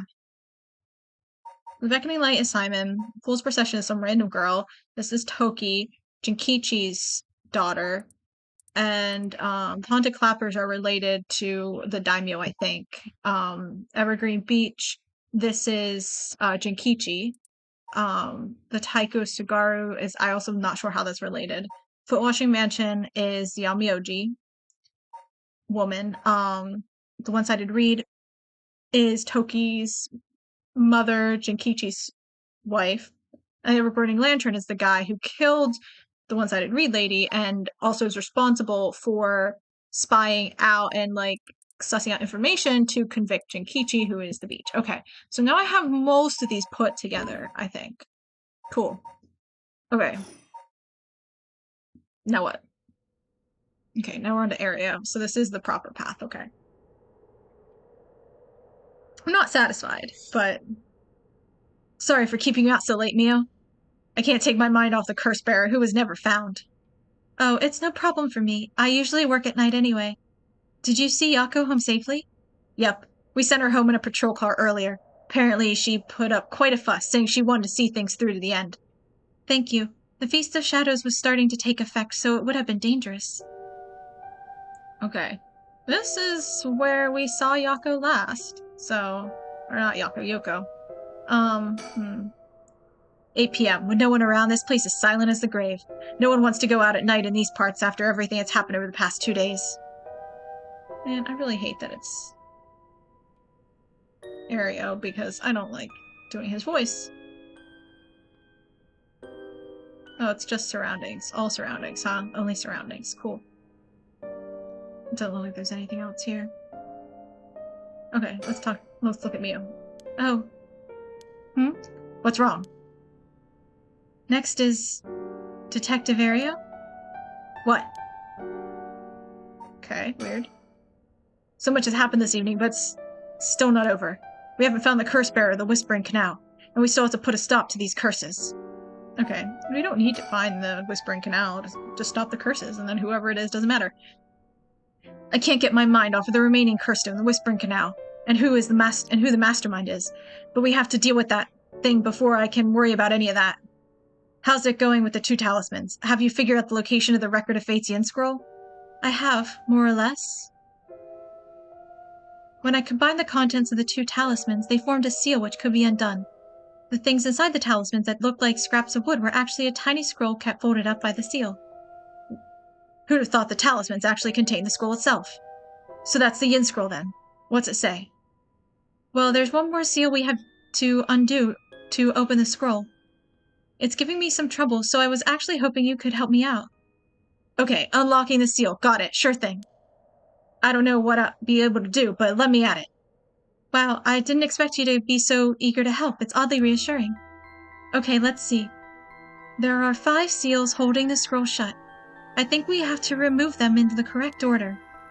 Each seal has a different design. A carp, a light, a beech leaf, a taiko drum, and a reed. Remove the 5 seals in the right order. Okay. If we get it wrong, is it going to, go boom? Huh? No. We'll just have to try again. I tested it once already. Oh, you already tried it yourself? So brave. I think it's devised so the seal can only be undone if the curses for the right have already been unleashed. And I think there's a hint to opening it hidden in somewhere related to the curses. Just let me know when you're ready. Okay, so is it the order in which the curses happened? Okay. So we have the taiko drum. Or are they just in order? They can't be just order of the curses, right? Okay, so...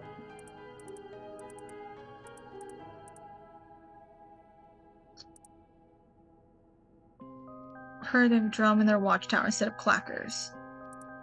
Don't see a fire. So the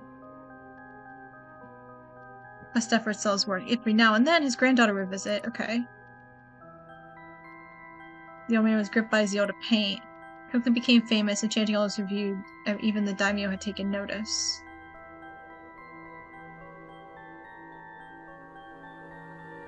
That's what happened. The people, it looked as if he had been beaten like a drum. So is this the first one then?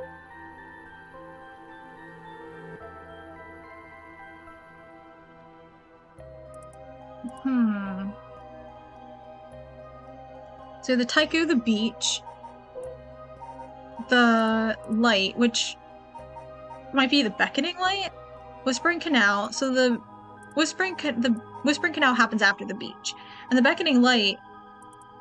Did that? Oh, remember? Okay, wait. We need to read through this. Okay, this is gonna put a lot of things together, I think. Okay, past flickers. There's mine. Memories of the young couple. That's the beach, the one-sided reed, and the Whispering Canal, and their daughter.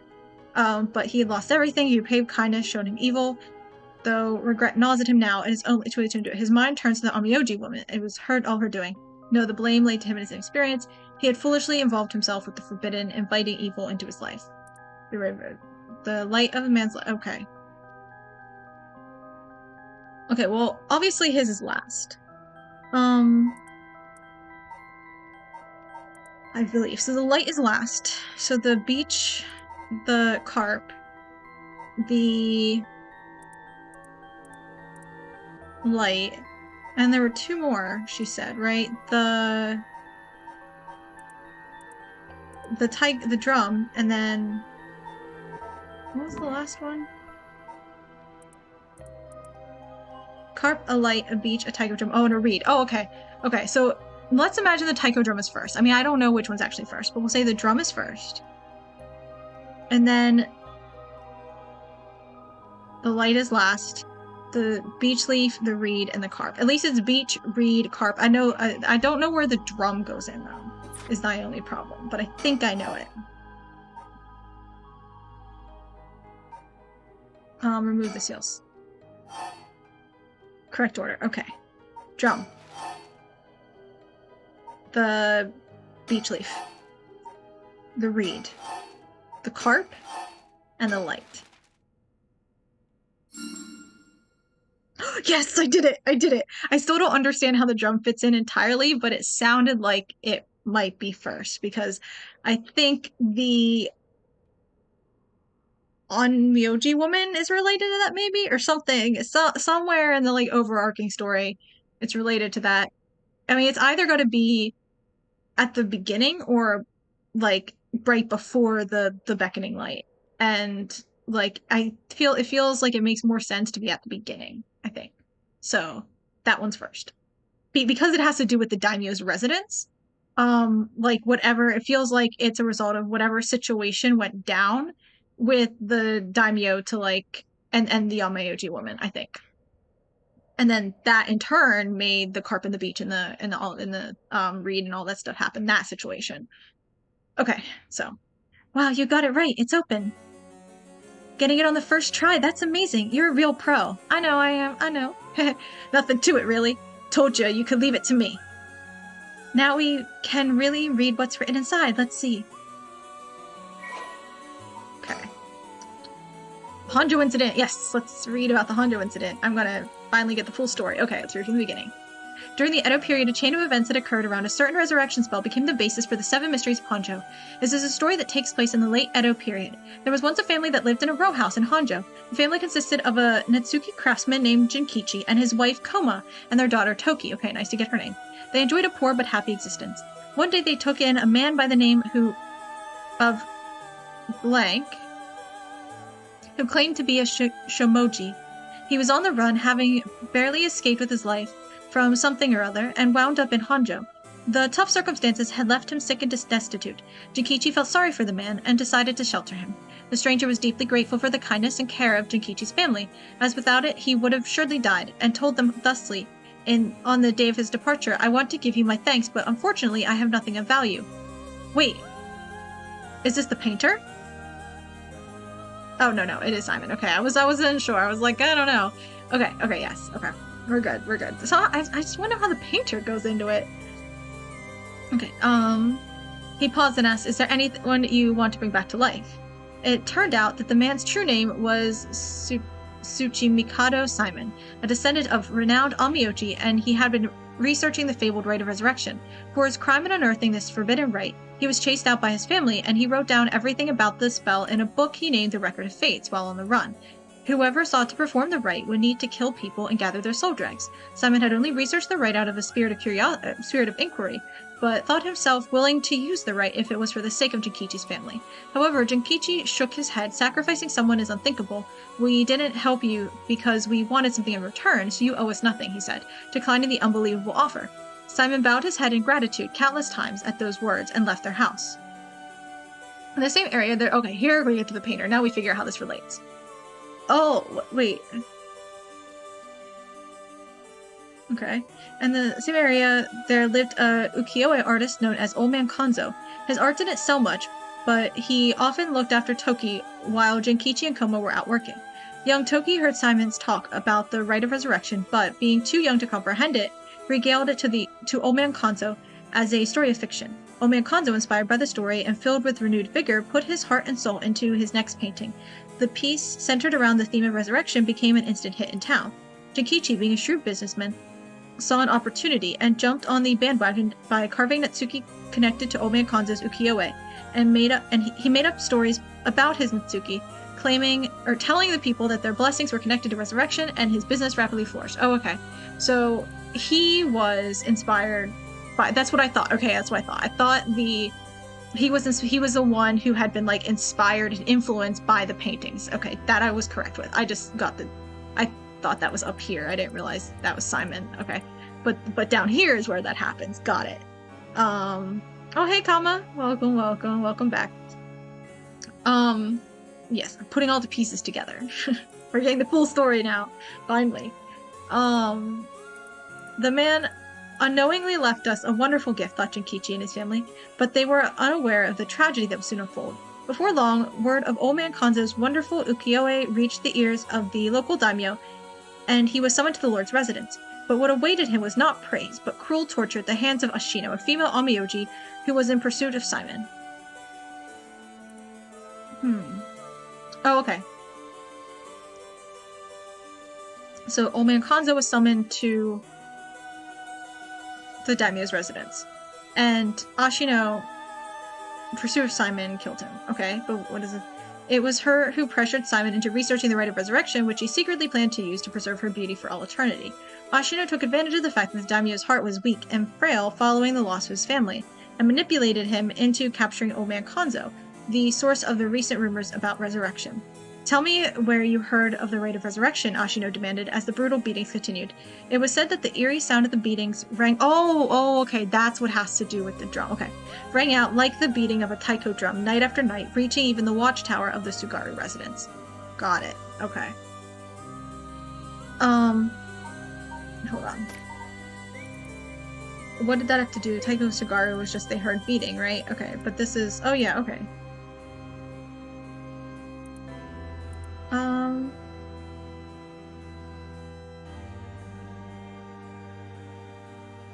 So Toki is his granddaughter. Didn't even say that in the full Honjo Incident story. Interesting. Okay. Okay. Cool. Okay, he is a Taiku then. Okay, so he's a Taiko Tsugaru. I don't think we know his name, even still. Do we? Where were we at? Oh, right, Old Man Konzo. Duh, okay. And Konzo is either Jinkichi or Koma's father, I guess. Okay. In the end, Ashino's cruel torture secured her the information on Jinkichi's family and the existence of the Record of Fates. The daimyo sent his chief retainer to bring in Jinkichi, and the torture resumed afresh with the new captive. Chief retainer, that is the ever-burning lantern. Yes, okay. I think. This time, she intended to obtain the whereabouts of Seiman and the location— No. Lord Inn. It is the Clappers.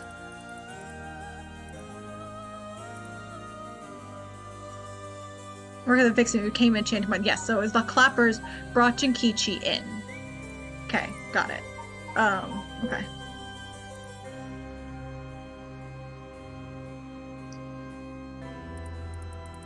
Go back down. Okay.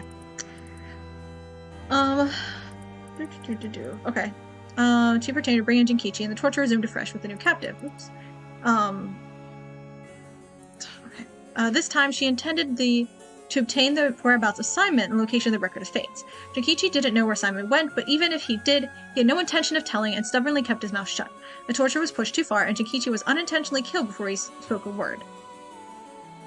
Oh, right, so maybe he would just... Okay, let me look back here. Be having the belly be sliced with it. An unfortunate incident occurred when a man attacked... Oh, he regretted it. Okay, so...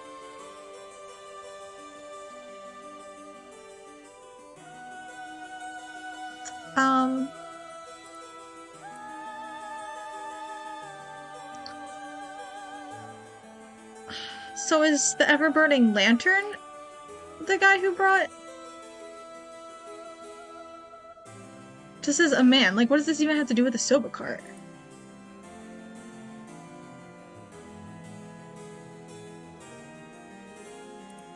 Oh, so he just saw the lantern and knew that that was it for him? Is that it?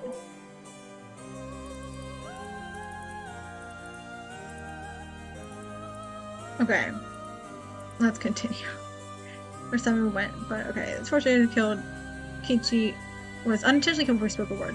A daimyo had Jinkichi's corpse hanging from a beech tree and declared that, unable to bear the guilt of the crime of deceiving the masses with false rumors of resurrection, Jinkichi had committed suicide. This, too, was all part of Ashina's plan to send a message to the common folk, especially the increasing number of those who sought out the right for themselves. News of what happened to Jinkichi spread, and people lost interest in the right, wondering if the stories of resurrection were all but a lie.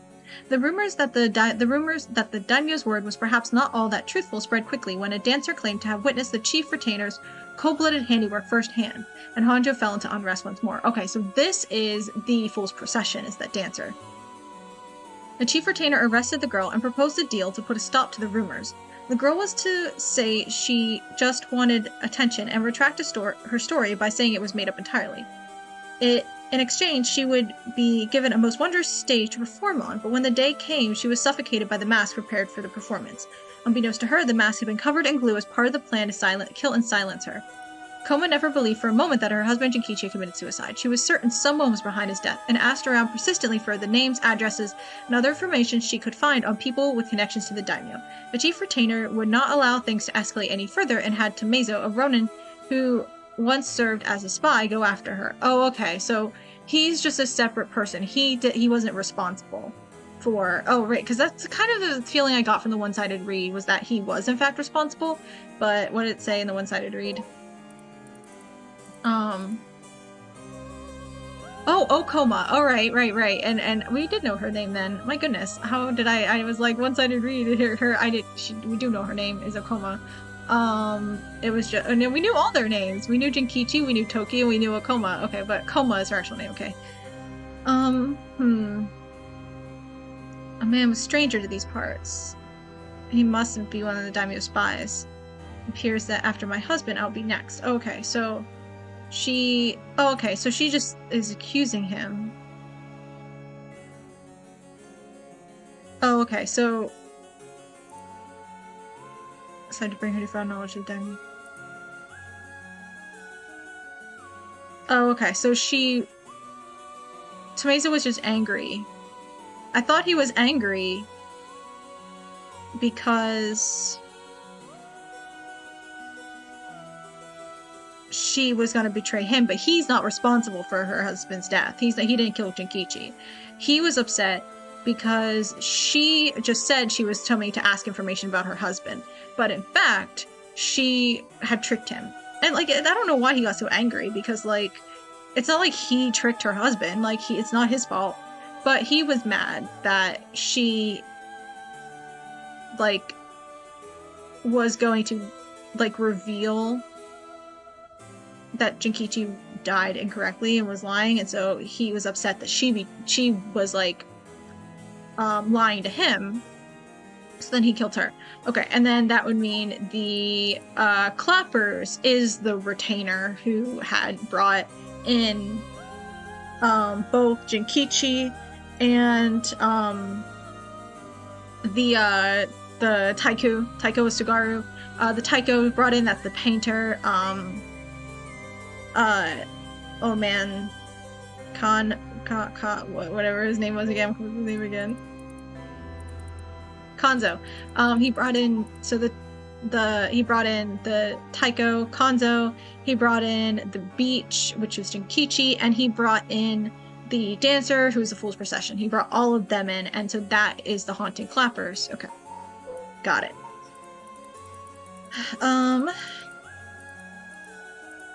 Oh, here we go. Yes. Okay, research this by go after her. However, she turned the table on him, shouting, "It was you who killed my husband, wasn't it?" Oh, she did accuse him. Okay, but like he didn't though. So, confronted with the accusation, Tomezo flew into a blind rage. Oh, he was just mad that she accused him. Got it. And cut Koma down in broad daylight. Ordered to take responsibility for his failure by committing seppuku, he exposed the daimyo's plot as he disemboweled himself by the lantern of the soba cart used to give coded signals.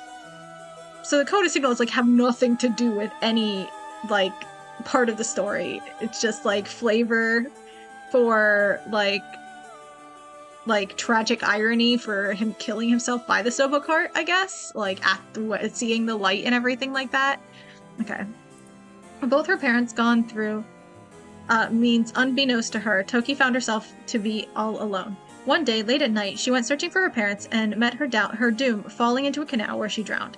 Meanwhile, the chief retainer had made no headway whatsoever in finding Simon's whereabouts, and an incensed Ashino decided to set fire to his residence, burning him alive. Okay. In truth, all those connected to these events thus far were cursed by Ashino so that their souls would turn into soul drags upon death.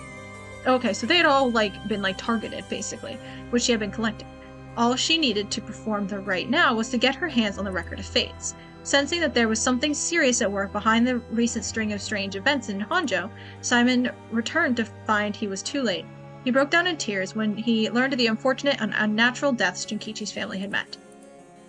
Simon realized it was the handiwork of Ashino when he found their soul dregs had been collected, and decided he had to prevent any further sacrifices from happening by confronting her on Honjo Bridge. What ensued was a fierce battle of spells that endured till the break of dawn, though those who did not know any better only saw what they believed to be eerie flashes and supernatural orbs of light. Ah, that's the beckoning. That makes sense. At the end of the long battle, Ashino defeated Simon and obtained the Record of Fates, but he had placed a curse upon her foot. Ashino dragged her foot corrupted and horribly inflamed, and sought refuge at the nearby residence of a retainer and angrily demanded they wash her foot. Ashino died then and there, filled with agony and her foot cursed and rotten. Simon, too, having sustained serious wounds during the night, died that day on Honjo Bridge, still filled with regret. However, Simon came back to life. Knowing that there would be enough soul dregs in place during their confrontation, he had prepared a spell that would activate the Rite of Resurrection upon passing. Feeling that his curiosity was responsible for the terrible tragedy that had unfolded, he was left with the keen understanding of why the Rite of Resurrection was forbidden, and became determined to seal it away.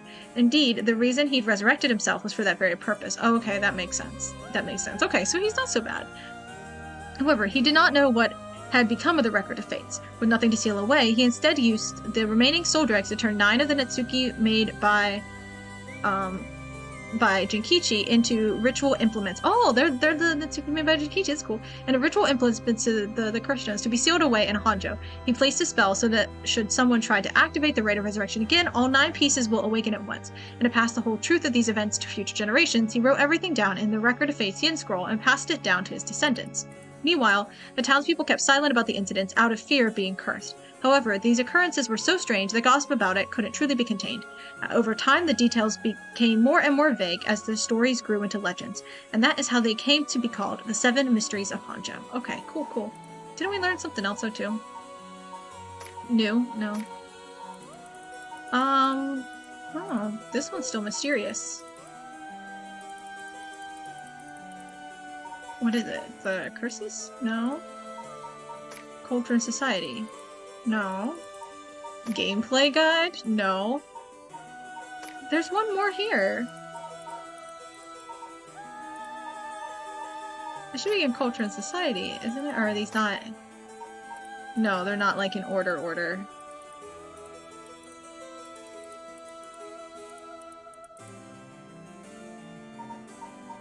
Huh, okay, interesting. Okay. Records of Fate's Inscroll, was this the one that I...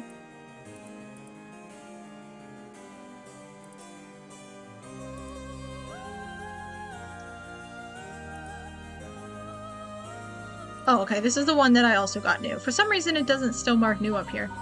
It is said that Simon's author of the Record of Fates, Simon Tsuchimikado, author of Record of Fates, wrote the Yin Scroll because he feared that the descendants of those involved with the Honjo Incident might become cursed and used in the collection of soul dregs for the Rite of Resurrection. The existence of the incident was indicated in a postscript added to the Record of Fates, but its whereabouts are currently unknown. It is believed to have been inherited by a descendant of Simon, but we know it now.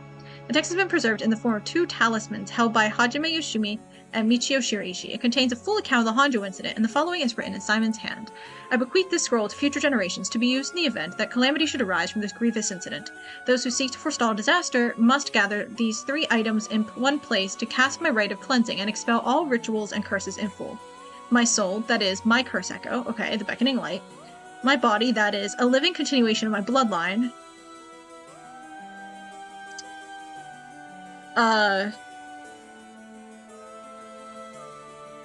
Who...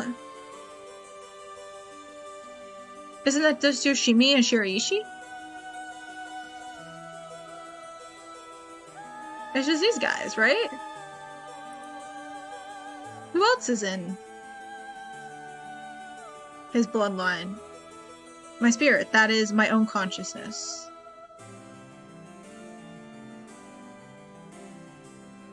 How do you get that?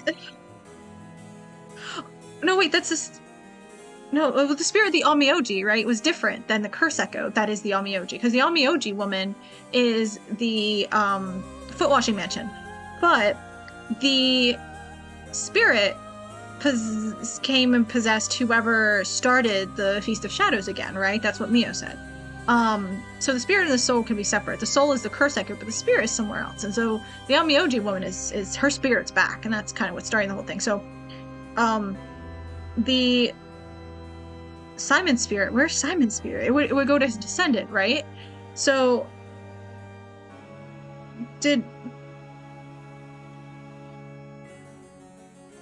who is Simon's descendant? We don't know that, do we?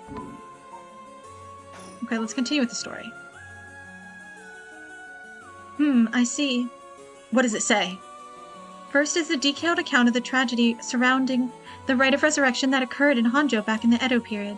The whole story of what we call the Honjo Incident is laid out clearly. That incident was the origin of the 7 mysteries of Honjo and their curses, right?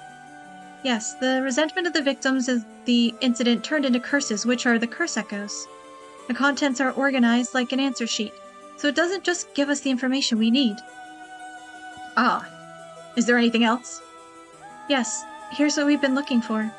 I bequeath this scroll to future generations to be used in the event that calamity should arise from this grievous incident, it said. Whoa, he foresaw all this happening? And it continues. Those who seek to forestall... I just read this, but okay. Forestall disaster must gather these 3 items in one place to cast my rite of cleansing and expel all rituals and curses in full. My soul, that is my curse echo. My body, that is a living continuation of my bloodline.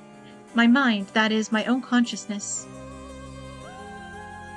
Wow, so if we gather these 3 things in one place, Simon's rite of cleansing will activate and completely negate the curses and the rite of resurrection. Oh, so that's it. That's exactly what we need! The 3 things are Simon's soul, body, and mind. It says the soul is Simon's curse echo. His curse echo? So Simon himself is part of the 7 mysteries? Now that you mention it, Mr. Arishi said something along those lines before. There's another hint written here. My curse echo holds my curse. My curse brings ruin to curse bearers. What kind of hint is that? Maybe it'll make more sense if we keep looking. But will the curse echo still appear if the curse bearer is already gone? Next, the body is the descendant of Simon, so it seems. Wasn't Yoshimi a relative of Simon? He and Michio Shiraishi, who had the other talisman. Both of them had already passed on by the time this iteration of the curses was unleashed. A storm is hitting here? Oh no. Damn, that's true. What are we gonna do? His bloodline was so split up. There have to be others. Oh, there's another note here too. Where? Is it another hint? As for the body, seek not only one who bears my blood, but one with strong spirit sense. Such an individual will be able, if a spirit attempts to possess them, to take control of that spirit themselves. Is it Mio? So it says. Do we know anyone like that? I can't think of anyone. Let's move on for now. Next is the mind. What's the difference between the mind and the soul? Unless it's Yoko, but like, I kind of am feeling Yoko is the one who is the descendant of the onmyoji woman, I think. In paranormal theory, it's said that humans are made up of soul, body, and mind. The mind is essentially thought to be the part of the spirit that wakes up one's consciousness or oneself.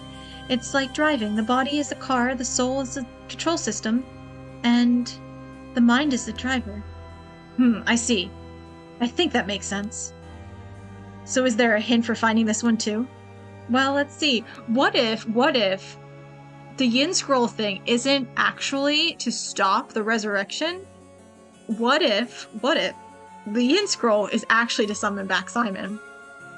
What if that's all it is? Is he was thinking long term. He's like, it's so hard to, do it again, and like, what if I die again before I can't like redo the rite of resurrection? Like, I can't keep doing this. What if the Yin Scroll is just another way to resurrect him? Whoa. There's this. Should the rite of resurrection be activated elsewhere, so too shall my mind be awakened here. Or shall I be awakened there? Simon tried to seal away the rite of resurrection, but before he could, Ashino stole the Record of Fates, so as a countermeasure to the rite being activated. He made it so that his mind would be released from the seal. Okay, but what does that actually mean? What it means is, Simon's mind awoke the night the rite was activated, and must be possessing someone out there right now. What? So we have to get that person together with everything else. Alright, so we have to find the cursed echo, the descendant, and the person possessed by Simon. Then we just get them together in one place and we'll be good to go. Right, but there is one thing. The second and third ones could both be the same person. Oh, wait, no, okay, so yeah, his body, yeah, because he probably is around Descendant, right? Oh, but who could that be? If it's like how Michio lost her memories when she was possessing Yako, Simon's consciousness might not be aware of who it really is. So if he learned the truth, would he start to act of his own accord? Oh, then that person could already be. Oh, hold on a second, someone's coming this way. Huh? Excuse me, this is Yoko. Oh my gosh, I forget her voice. It's been months. Excuse me, could I interrupt for just a moment? Huh? Who might you be? Would you buy this empty can of juice I just finished drinking for 10,000 yen? Huh? I'll even throw in these bones from some fried chicken. You can't beat a deal like this. I don't really want them. Don't say that. Come on, they're delicious. Actually, I thought I might just have a picnic right here. Won't you join me? Sorry, I don't understand. What should we do? Well, it's not like we need this exact spot and we can't do anything with other people around. Let's just move somewhere else. Sorry, we're in the middle of something, so we'll just be on our way. What is wrong with her?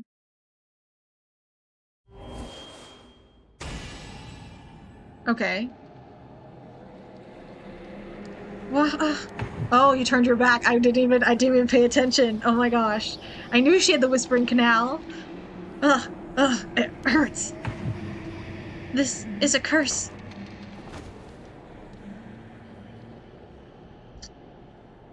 But... What? Oh, is it gonna give us a choice to answer her now?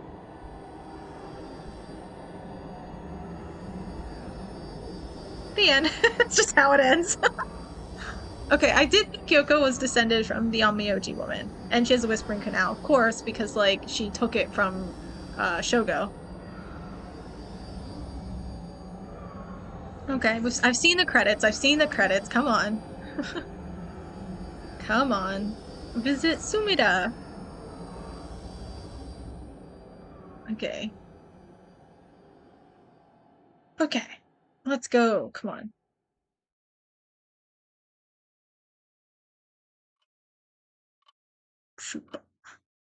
Oh no, we're back to the storyteller. Okay. You have my heartfelt thanks for all your hard work thus far.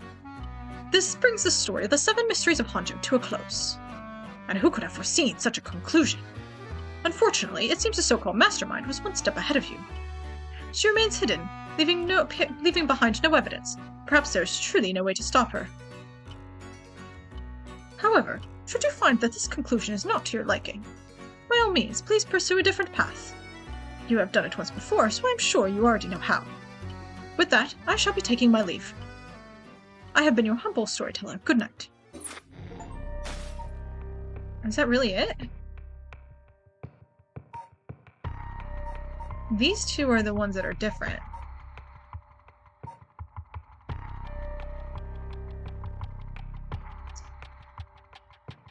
Wait a minute.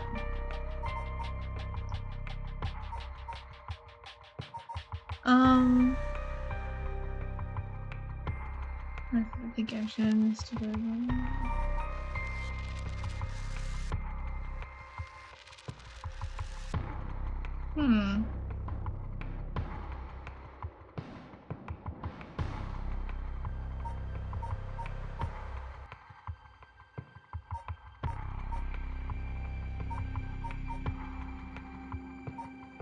Okay.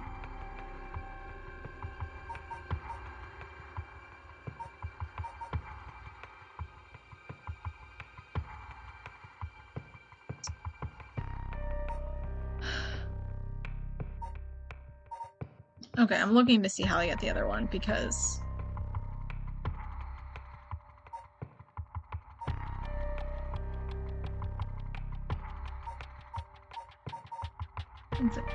someone speaking to talk to me. If you're replaying, you can choose start from talk to me.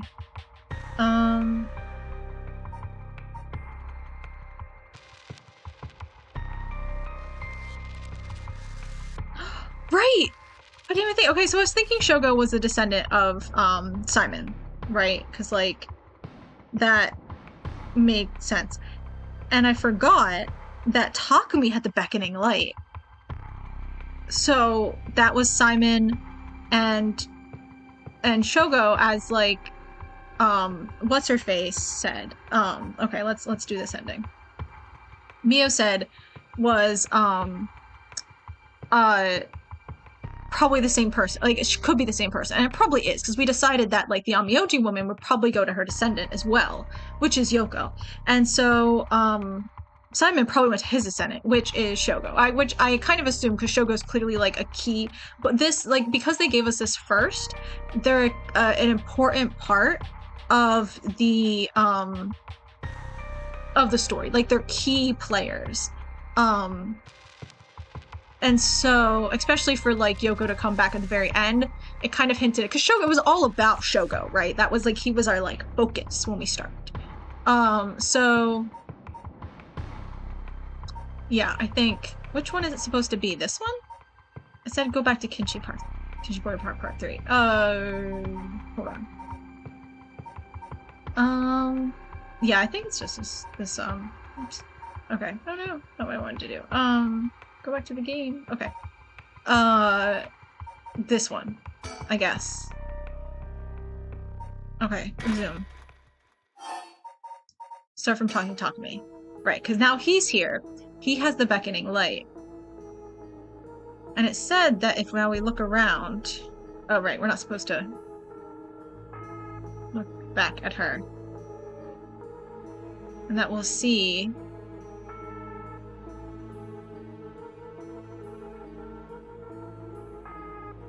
the beckoning light. Wait, hold on. Because we're...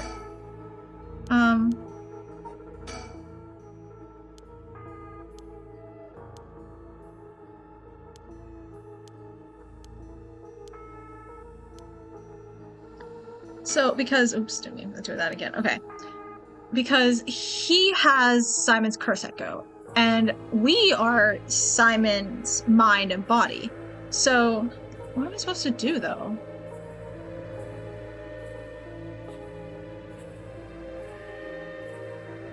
You will spot the beckoning light, Curse Echo.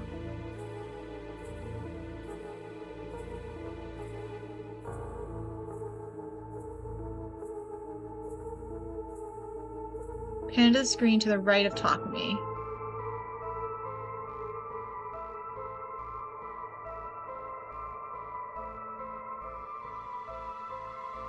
Oh, there it is! Wow, that's off in the distance. Huh? The hell is that? It looks like a light floating in midair.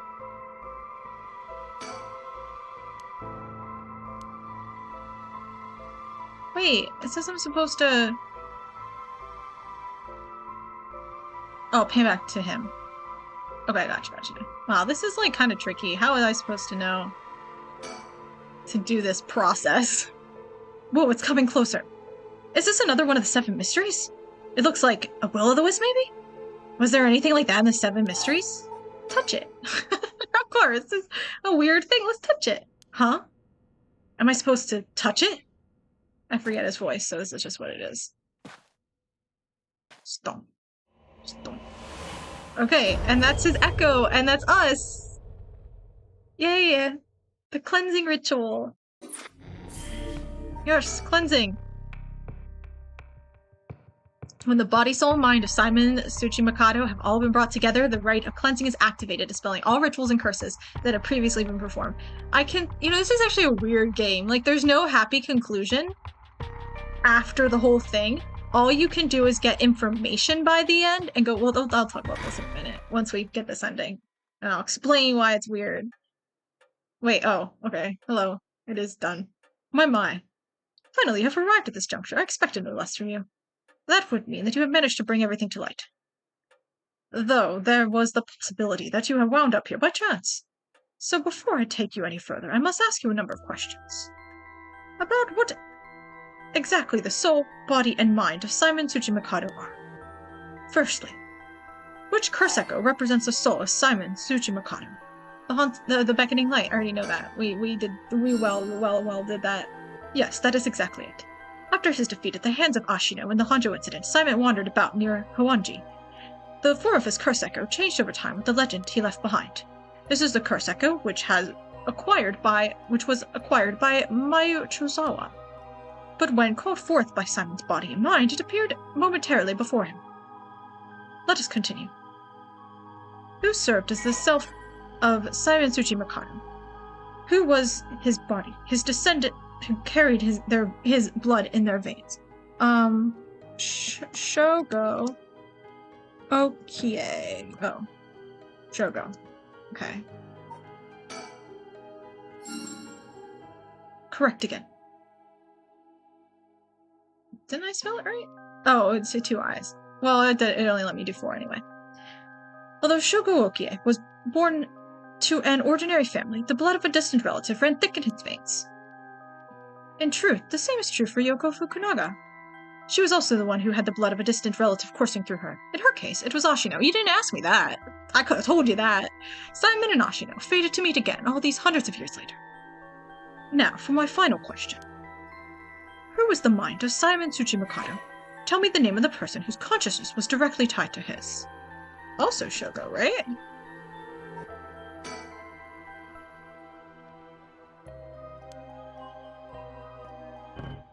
No? It's Takumi? What? How are they supposed to know it was Takumi? You even hinted that's the same person.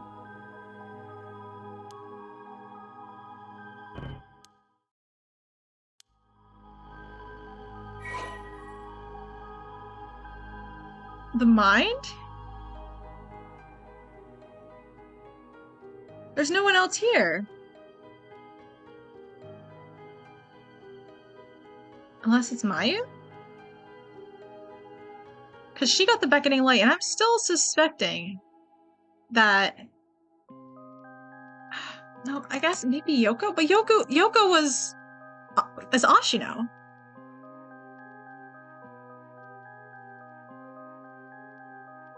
Or,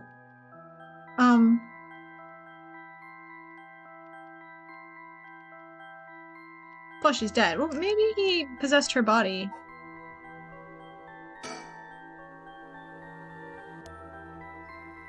No?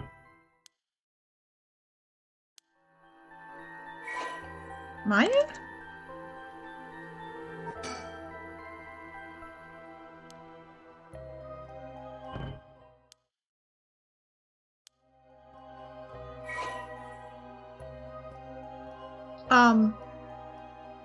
Takumi Asume?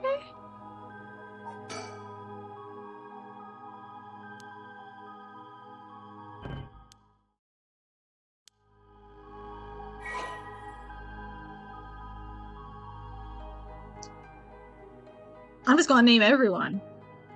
The mind of Seiman.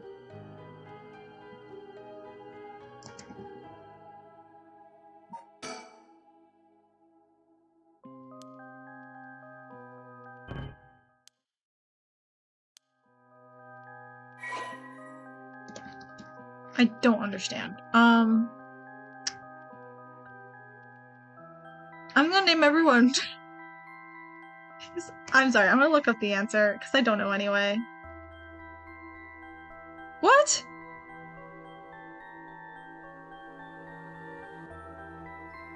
My name?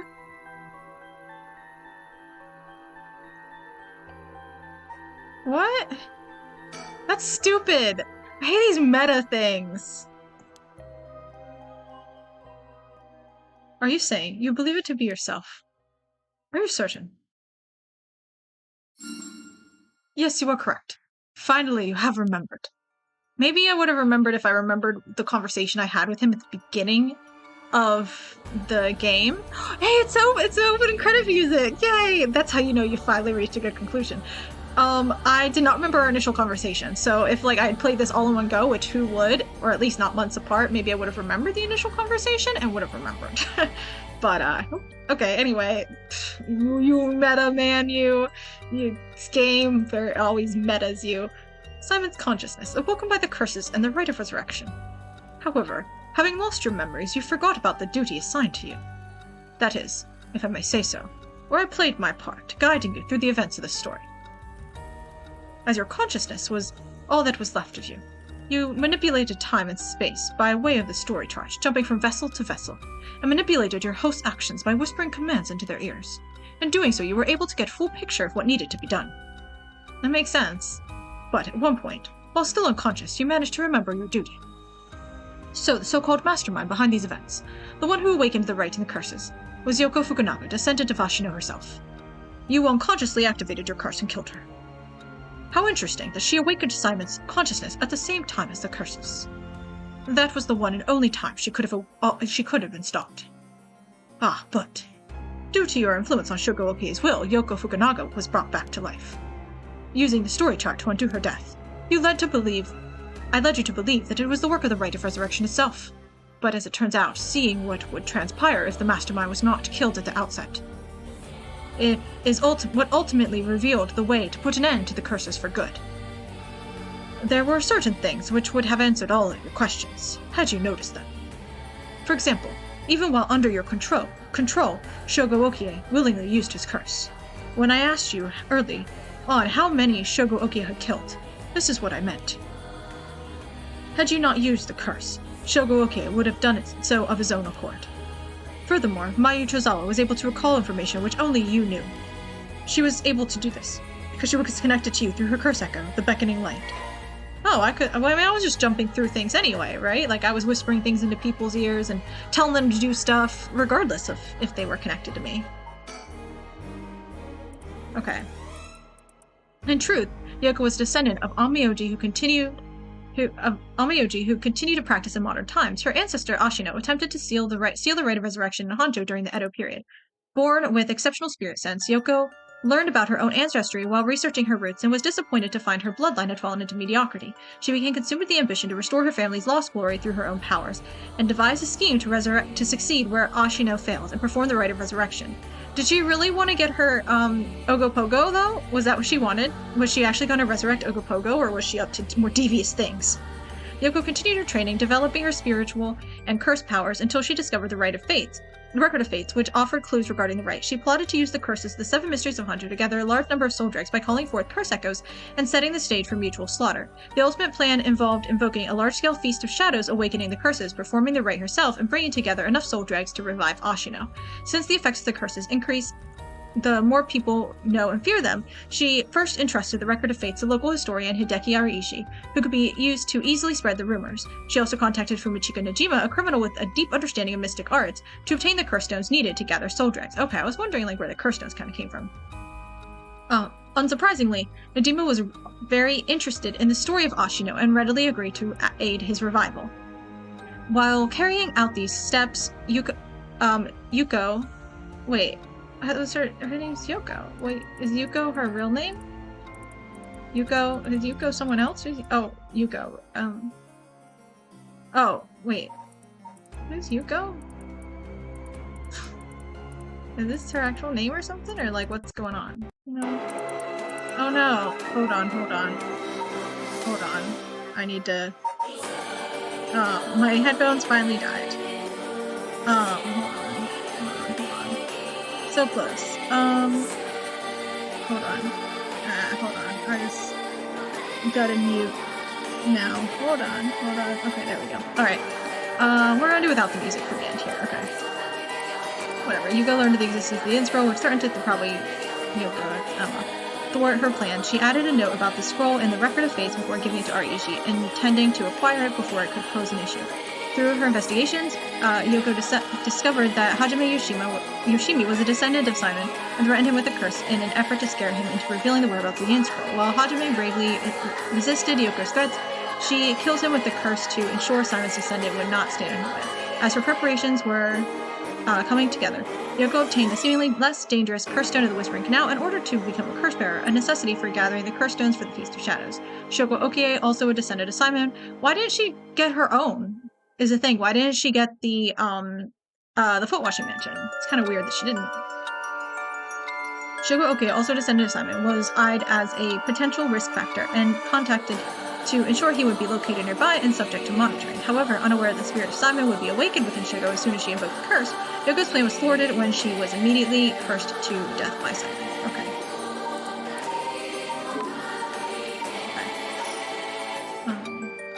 Now, allow me to ask you one last question. If you, knowing all that you now know, had the ability to resurrect one life, what would you do? Oh, did they ask me this at the beginning? I'd use it even if I had to sacrifice myself. I'd use it even if I had to sacrifice someone. I'd use it if it came at no cost. I wouldn't want it. Let someone else have it. I wouldn't want it. I would destroy it. You know what? Now I wouldn't let someone else have it because I would if it came at no cost. But it doesn't say that. So, I wouldn't want it. I would destroy it. Oh, I see. That was Simon's original intention. I apologize for leaving it out of the options when I first asked you this question. Oh, okay, so he never even asked it. Now, it is time to bring things to a close. Upon your arrival here, the rite of cleansing was activated, dispelling all other rituals and curses. Look upon the fruit of your efforts. And then we shall leave this world behind for good. Thank you truly for all the work you have done. Okay. She'll go okay at 1 a.m. It's sad that I can't hear the music, but that's fine. Actually, you know what? I want to hear it. I do. Okay, hold on. I'm gonna switch this over to a Be Right Back screen. And I will be right back. Hold on.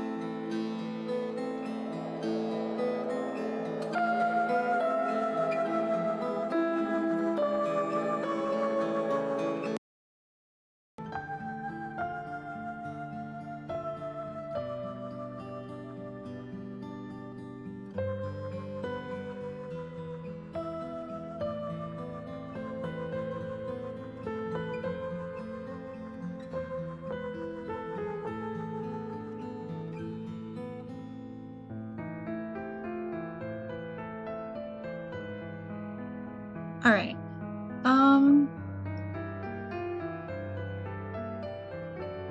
That's a little loud for me. Okay.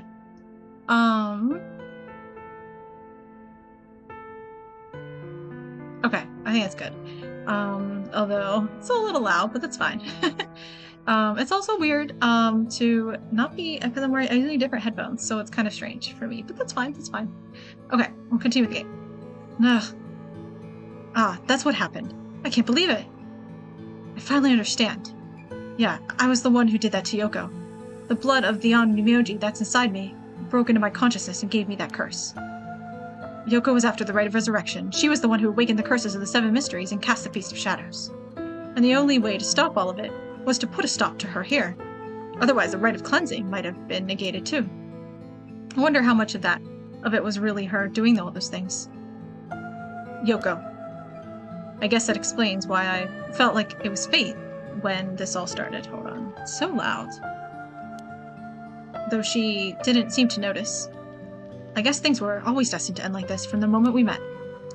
I wish we could have met under different circumstances. No point in thinking like that now. God, I need a drink.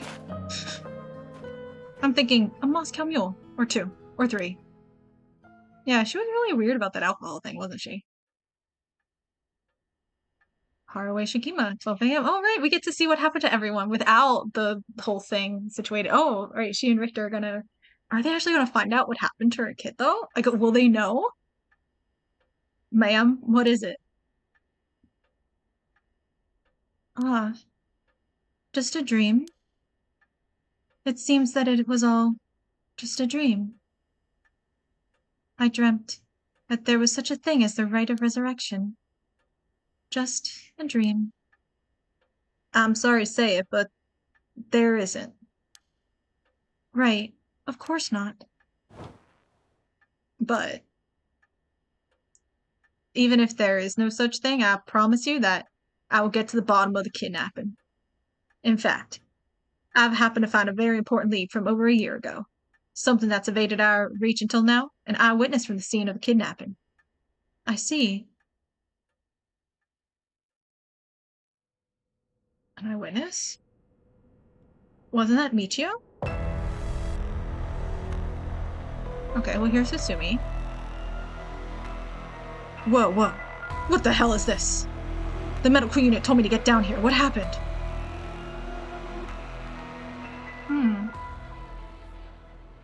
As I was looking into Yoshimi's death at the former Yasuda Gardens, another body was discovered in a different park in the area. Could they be related?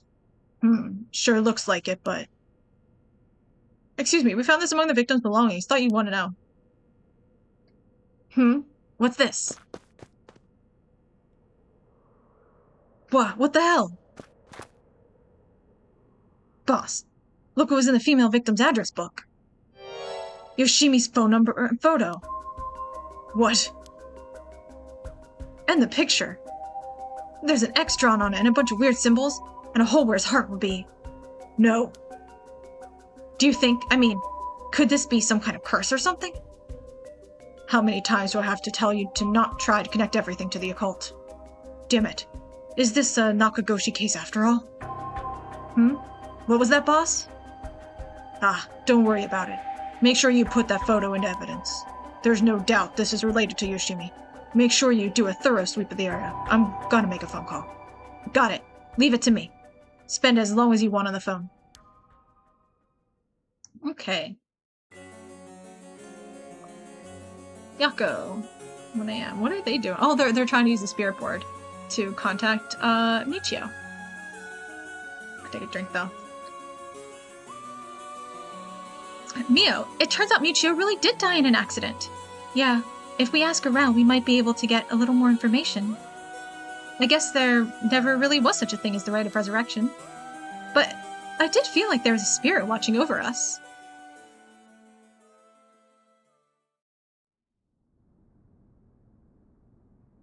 Damn it, why? Nothing's happening. But now my contract won't be... No. I should never have believed in this blasted record of fates. Oh.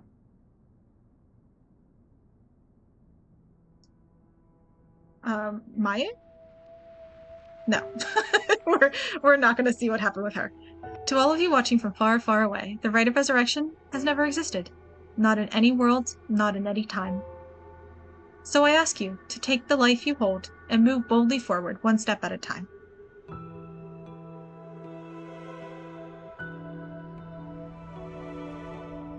Richter, Iwai's out. Do you want to question him? Hang on, Ariel. I want to get enough evidence. Search for a search warrant. Let him go blah blah blah. That's the kidnapper? I wasn't controlling those, so it flipped through too fast. Yes, I'm the one who did it. So please, help me. She's always following me.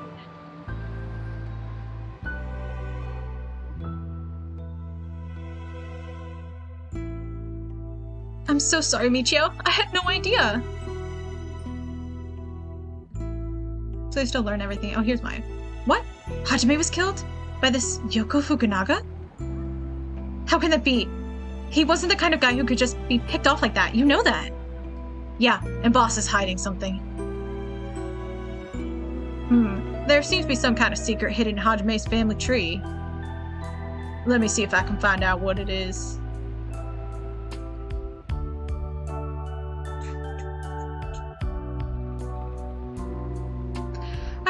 I had heard that you would be absent today. Is there something you need? Oh, showgirl. Well, I seem to have this spirit sense thing all of a sudden. I know it's the sort of thing our chairwoman doesn't approve of, so I thought I'd mention it. Wish I remembered his voice. You could have called. Didn't think you were the standoffish type. I had to find out from a why. Whoops, yeah. Sorry, I forgot all about my favorite chief inspector. The hell are you planning? Nothing so heinous as you're thinking. I'm only Makoto Ashimiya after all, nothing but a lowly janitor. How are things with you? Or how are things with you? You getting along with your daughter? Okay. Well, you know, more or less.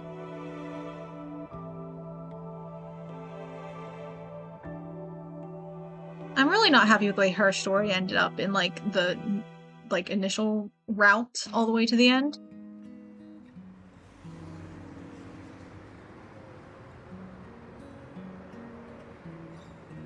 Was there really long games that have chapter 1 and chapter 2 if there's only 2 chapters? It feels weird to me.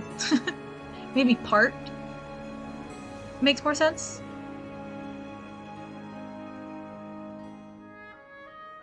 Yay! This is the actual credits.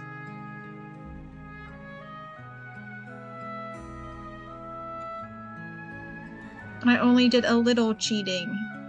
I probably could have figured it out if I sat there and was like, okay, I bet you it's Shogo. Bet you we have to go to Shogo's. But I feel like I don't know. I didn't remember is the thing. I didn't remember. Because I think that Beckoning Light, I think might have been there originally. I don't remember entirely. I'd have to go back and relook, but I remember there might have been something weird there. It just wouldn't let me click on it or something.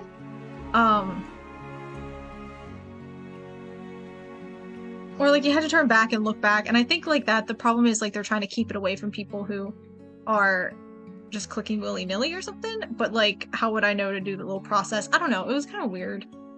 And the fact that I can see how it makes sense now, but again, it makes sense looking back in retrospect that I was, Simon's consciousness. But, they didn't really lead that up, you know what I mean? They didn't set the clues for that. And also, this game was really unsatisfying because we played all the way through to the end for all of that story to not have happened. It's basically the same, just they were saying there. It was oh, it's all a dream, you know, like Haruo said, oh, it must have been a dream. It's what it feels like. It feels like it was oh, it was all a dream. and like I can see how they're like excusing it, like, oh well, you had to do all of that to awake Simon's consciousness and then go back to the beginning and use that information because you had to figure out the story in order to wake his consciousness to use it, so that Simon would know. But like, one, that feels kind of shaky anyway, because like if Simon's consciousness really woke up, like it should know what it's doing. It's not like it didn't remember or something. I mean, that is the case, that Simon's consciousness just didn't remember, so we had to, but they're not even saying like, oh, we had to solve the mystery. That makes sense, but what the storyteller said, what they actually said was that I needed to know what the alternate outcome is, and it's not good, so I had to stop it earlier. But like, it's like, oh, if you don't act, this is what happens. I would have wanted to act to begin with. The only problem was that when I went, like, I didn't have the information to awaken my consciousness, I guess. But I don't know. It's still, and they didn't leave the clues really, I think, in place for me to know that I was Simon's consciousness. So, I don't know. But still a good game, Just kind of like a little unsatisfying in the very end, but you know. Obligation fulfilled. Reach Shogo Okie's ending. Okay, hooray. And another one as well that I got, which, oh whoa, that's a big long stretch down there. But yeah, okay. Yeah. We still have some things going on here, but I think it's just other ways. I think there's a Najima. I think it's if this ending changes, if we don't talk, when we saw Ayame behind Najima, we were like, no, we're gonna talk to Ayame. And because I'm like, that's what Susumi's gonna do. Probably. I mean, like, actually, he might not. He might have calm head and like focus and like not draw attention to her. But I really wanted to play it that he would do something because it feels like he's very regretful now of his past, and so I feel like he would ask, "What are you doing here?" Like I wanted to know what she was doing there. But we could have talked to Najima and I think got a different ending. And I don't know. I still don't understand how this one changes. I think this is only here because I think there's a bird, but there have to be more birds that I miss because I don't have all the birds. File 23. Thank you for playing our game all the way to the very end. We look forward to the day we can present you with another Paranormasight. Sincerely yours, Nakagoshi. What? Oh wait, is Nakagoshi one of the creators of the game? Oh, he's the head of the. That's what Tsutsumi kept saying. Is like, oh, the Nakagoshi case. Like this is he works for Paranormal Affairs. That's cool. And this was the missing file. Yeah. Okay. I was wondering. I was like, it's not in any of these categories. That's so strange. That's okay. That's funny. Now it's satisfying that we got that. Okay. Anything? No, I was like, it'd be cool if like there was something secret hidden in here. There's not. Okay, so, oh right, I'm gonna check the birds. We just want to check on the birds real quick. Culture. Wait, no, where? The birds, aren't the birds here? Where are they?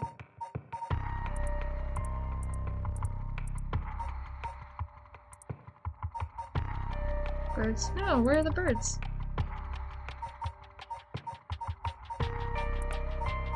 Reach a park, you have Sobs, high school.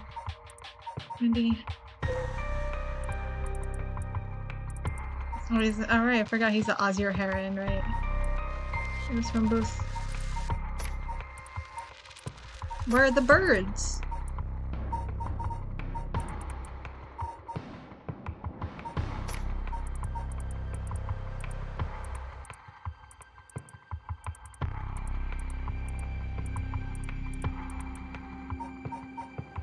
Oh, here we go.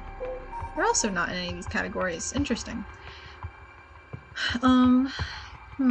Yeah, see, there are a bunch of birds I didn't get, so I don't know what is going on with this one. Oh, I think maybe there's just more dialogue maybe that I didn't cover, because I feel like I exhausted everything in all of these others. Maybe there's just more here that I didn't do. Maybe? But I don't think there's a different ending. Because when I was looking stuff up, I saw more about this because I looked at this one for the nail polish thing, and it didn't say there was a different ending, so, like, I don't know. Weird. Anyway, we'll save the game. We'll save it on the last play slot. Well, no, we'll save it on the first one, I guess, again. Yes. Okay. That's the one where you finished almost everything. Okay, and return to title. Yes, okay. Yay! This music. This is the last play of this game, I believe. So... yeah, we did it! We did it! We beat the game. Not quite as epic of a conclusion as I wanted. I feel like other games had, like, bigger hits in the end. There was some crazy stuff along the way, but this is one where it definitely, like, peaked and then, like, went down. Yeah, clap, clap. But I feel like this one had, like, its height around, like, the, like, 80% mark. Was, like, where it really got good, and, like, when all the clues were coming together, and then it kind of just, like, petered out, sort of, so. And, like, but it gave enough time to peter out, where I was like, maybe it'll come back for a real strong hit right before the end, you know? But it kind of didn't. So, you know, I was always waiting for there to be more, and you know, it's different with a game with, you know, with a book. Because with a book, you know how many pages you have left. With a game, you really don't know how long it's gonna be, so you don't know if it's gonna, like, have another, like, spike where it's gonna be, like, really gripping and intense, but, like, you think it's gonna be build up. I mean, that where everything started coming together is pretty cool. Like, when it ramps up to even more climactic, that'll be crazy, but, like, it didn't get to that point. Like, I just thought it would, and then when it kind of peters out and you're just like, no, it's just a dip in the action. It's just a dip. It's gonna be extra intense, extra gripping, and it just didn't bounce back to that. And then they just have that, like, it was all a dream kind of feeling in the end. So I don't know, wasn't really into that sort of ending, and yeah, but yeah, otherwise, it was pretty good. Oh, I forgot this was a Square Enix game, man. But yeah, so I liked it though. Still a good game. You like it? It's like meaty enough of a game to get into it, to really get into the characters and the place and the, like, lore behind it, which is really cool. And the fact that, like, you got to, like, piece a story together in the end was also really cool. I really like that. I wish we had revisited Shogo again, or they had spaced out some of the stuff that happened with Shogo somehow a little bit more, because I didn't remember some, like, statements and clues and stuff, like, that felt like... And I wish they wouldn't have expected, like, he should have asked me in the middle, like, if you could bring someone back, would you? He should have asked me that in the middle again, so I remembered that, like, he asked me it the first time, because, like, I didn't remember the first time. Like, I vaguely remembered, but I didn't realize the option to destroy it hadn't been there the first time. Like, I didn't. I think I said I'd give it to someone else, when I answered it the first time. But, of course, then at the end I say I destroy it, and he's like, oh, I didn't give you the option the first time. I was like, oh, I didn't realize that.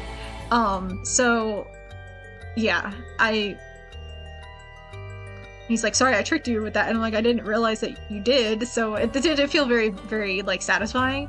But overall, good game. Just, like, I would have made some changes to make it a better experience, but also I, like, played it very spaced out, like, once a week, and, like, spread it out over, and, like, a couple weeks I didn't play it, so it was kind of spread out quite a bit. And, like, it'd probably be better if you played it, like, it was 9 nights that I played it. So, like, if you played it 9 days in a row, I can see how, like, you'd remember things a little bit better, but, still, I don't know, it feels like a lot happens in between, just, like, event-wise, to remember all that stuff. But, yeah. It's a good game. So this also clears up our space, though, for more stuff, because now I can do something else, because I only have one reading game that I'm doing now, which is The Life and Suffering of Sir Brant, which we're doing on Thursday, and then I might do that next week 2 times in my reading game slot, I guess, to get through it, because I think I have a few more nights of that one left. But it really depends on when I die in that game, so we'll see. But because I can do like two reading narrative driven games a week, so I'll do 2 nights of that, I guess. But maybe. I don't know. We'll see. But yeah, this week, my schedule's up on Twitter. This week I am doing, Tuesday is Phasmophobia.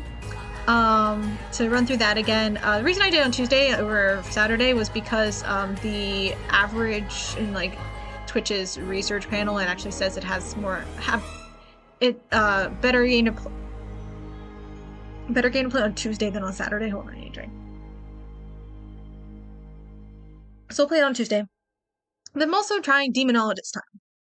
Giving Demonologist a shot. So that'll be on Saturday because Saturday is the best day for streaming Demonologist, so that just made sense and worked out. So I'll do that on Saturday. Tuesday's Paranormasight, and Thursday it's The Life and Suffering of Sir Brick. So I'm running out of water too, so okay, but so that's the schedule. Let you know if that stuff seems to work. Oh, the research stuff for the best nights to stream and stuff? Yeah. I was looking, it's like average for Phasmophobia on Saturday is 3.4, and the average viewers per channel on Tuesday is 3.9. So it is better on Tuesday than on Saturday, apparently. And Demonologist has its highest, I think, on Saturday, which is 4.0, or I think also Friday.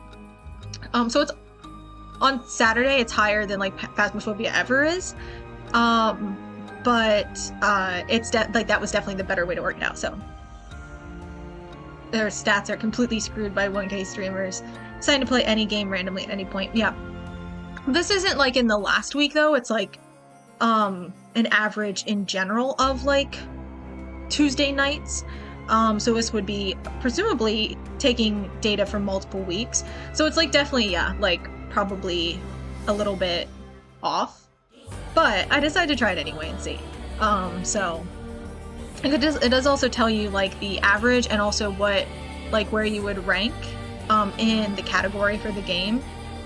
So I was like, you know, judging by those stats, and again, they're not a high difference, at least is the thing. They were, for those games, they were pretty much always like Phasmophobia was like 3 point something the whole time. Demonologist was usually a 3 point something with like Friday and Saturday popping off a little bit to be like a 4.0 average. But like they're pretty consistent with like the same number.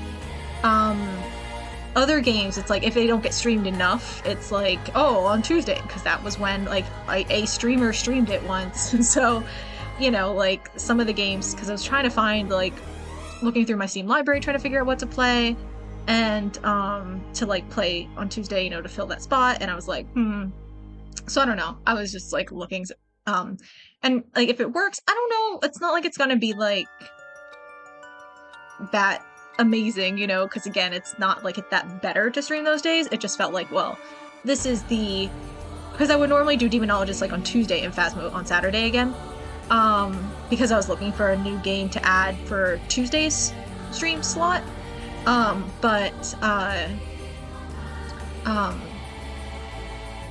instead of Tuesday, I was like, oh, well, actually Demonologist works better on Saturday and Phasma works better on Tuesday, so it makes more sense to do it that way. So I just figured, like, might as well optimize the days. Like, there's no particular reason to have the new game enter on Tuesday, so, yeah. So I was like, might as well. And they both, like, rank better than any of the other games I was going to be playing anyway, which doesn't necessarily mean much, because sometimes there are people who, like, you know, are really into specific games, and they're like, oh, I'm always going to watch someone who streams this game. There are people who followed me for Pentiment, and then they unfollowed when I finished Pentiment, and then they left and went on their way, because they're Pentiment fans, I guess. So, yeah, kind of like, it's all kind of weird, but I figured I might as well pick the optimal. If I was gonna do Demonologist, then I might as well pick the optimal arrangement for the week, so, you know. But yeah, I probably won't, like, have any, like, magic changes in the numbers or anything. And hopefully I'm gonna get back to posting TikToks throughout this week, and like actually put more effort and time into bothering to make TikToks, which is kind of a pain, but I'll do that. And actually like at least half of my followers have come from TikTok so far. So, yeah. Got a lot of followers from a slightly popular game that no one was streaming, and they didn't unfollow. That's good, yeah. My people, I had a couple people who were here, literally just for Pentiment, and they're like, I love Pentiment, I just watch Pentiment, and that's what they were really in for, so, that's all they cared about, and they only came to Pentiment streams and stuff. I was streaming on Tuesday, and then, only showed up on Tuesdays, and, that type of stuff, so they showed up other days, to see if I was playing Pentiment, and then they were like, okay, when are you gonna play it next? Tuesday, okay, so it's kind of, and that's cool, that's fair, but yeah, so,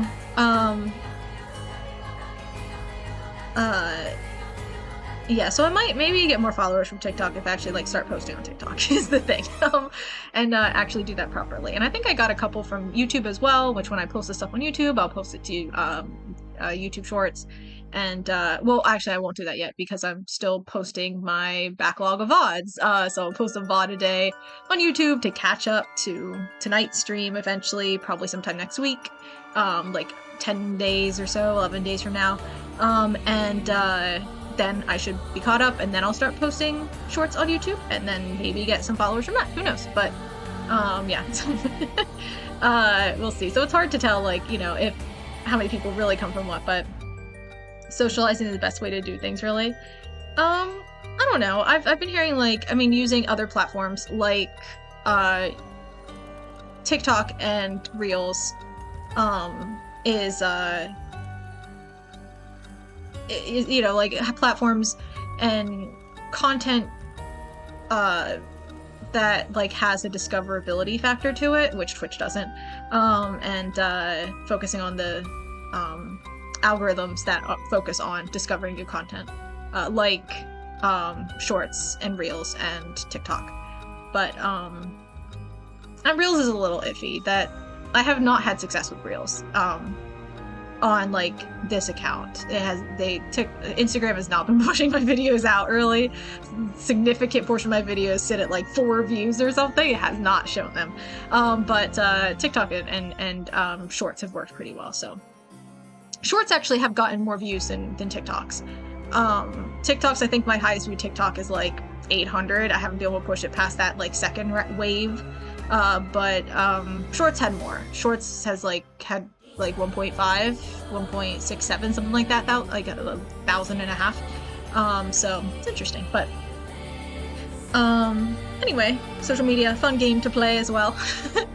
But yeah, so Tuesday Phasmophobia, Thursday Sir Brant, and then Saturday Trying Demonologist on. So everything on its appropriate night, and we'll see how that works. But yeah, alright, so I'm gonna go, and I'll be back on Tuesday. Have a good couple days, and more Phasmo on Tuesday, so. And then excited to add another game to replace this one next week, and kind of really started looking down into adding the next, game with a lot of text in it, or that involves reading, so, yep. See you later, Kama. Thanks for anyone else who stopped in and chatted or lurked or whatever. Appreciate that, and I'll be back on Tuesday. So, and now as music ends, I will end the stream. Goodbye.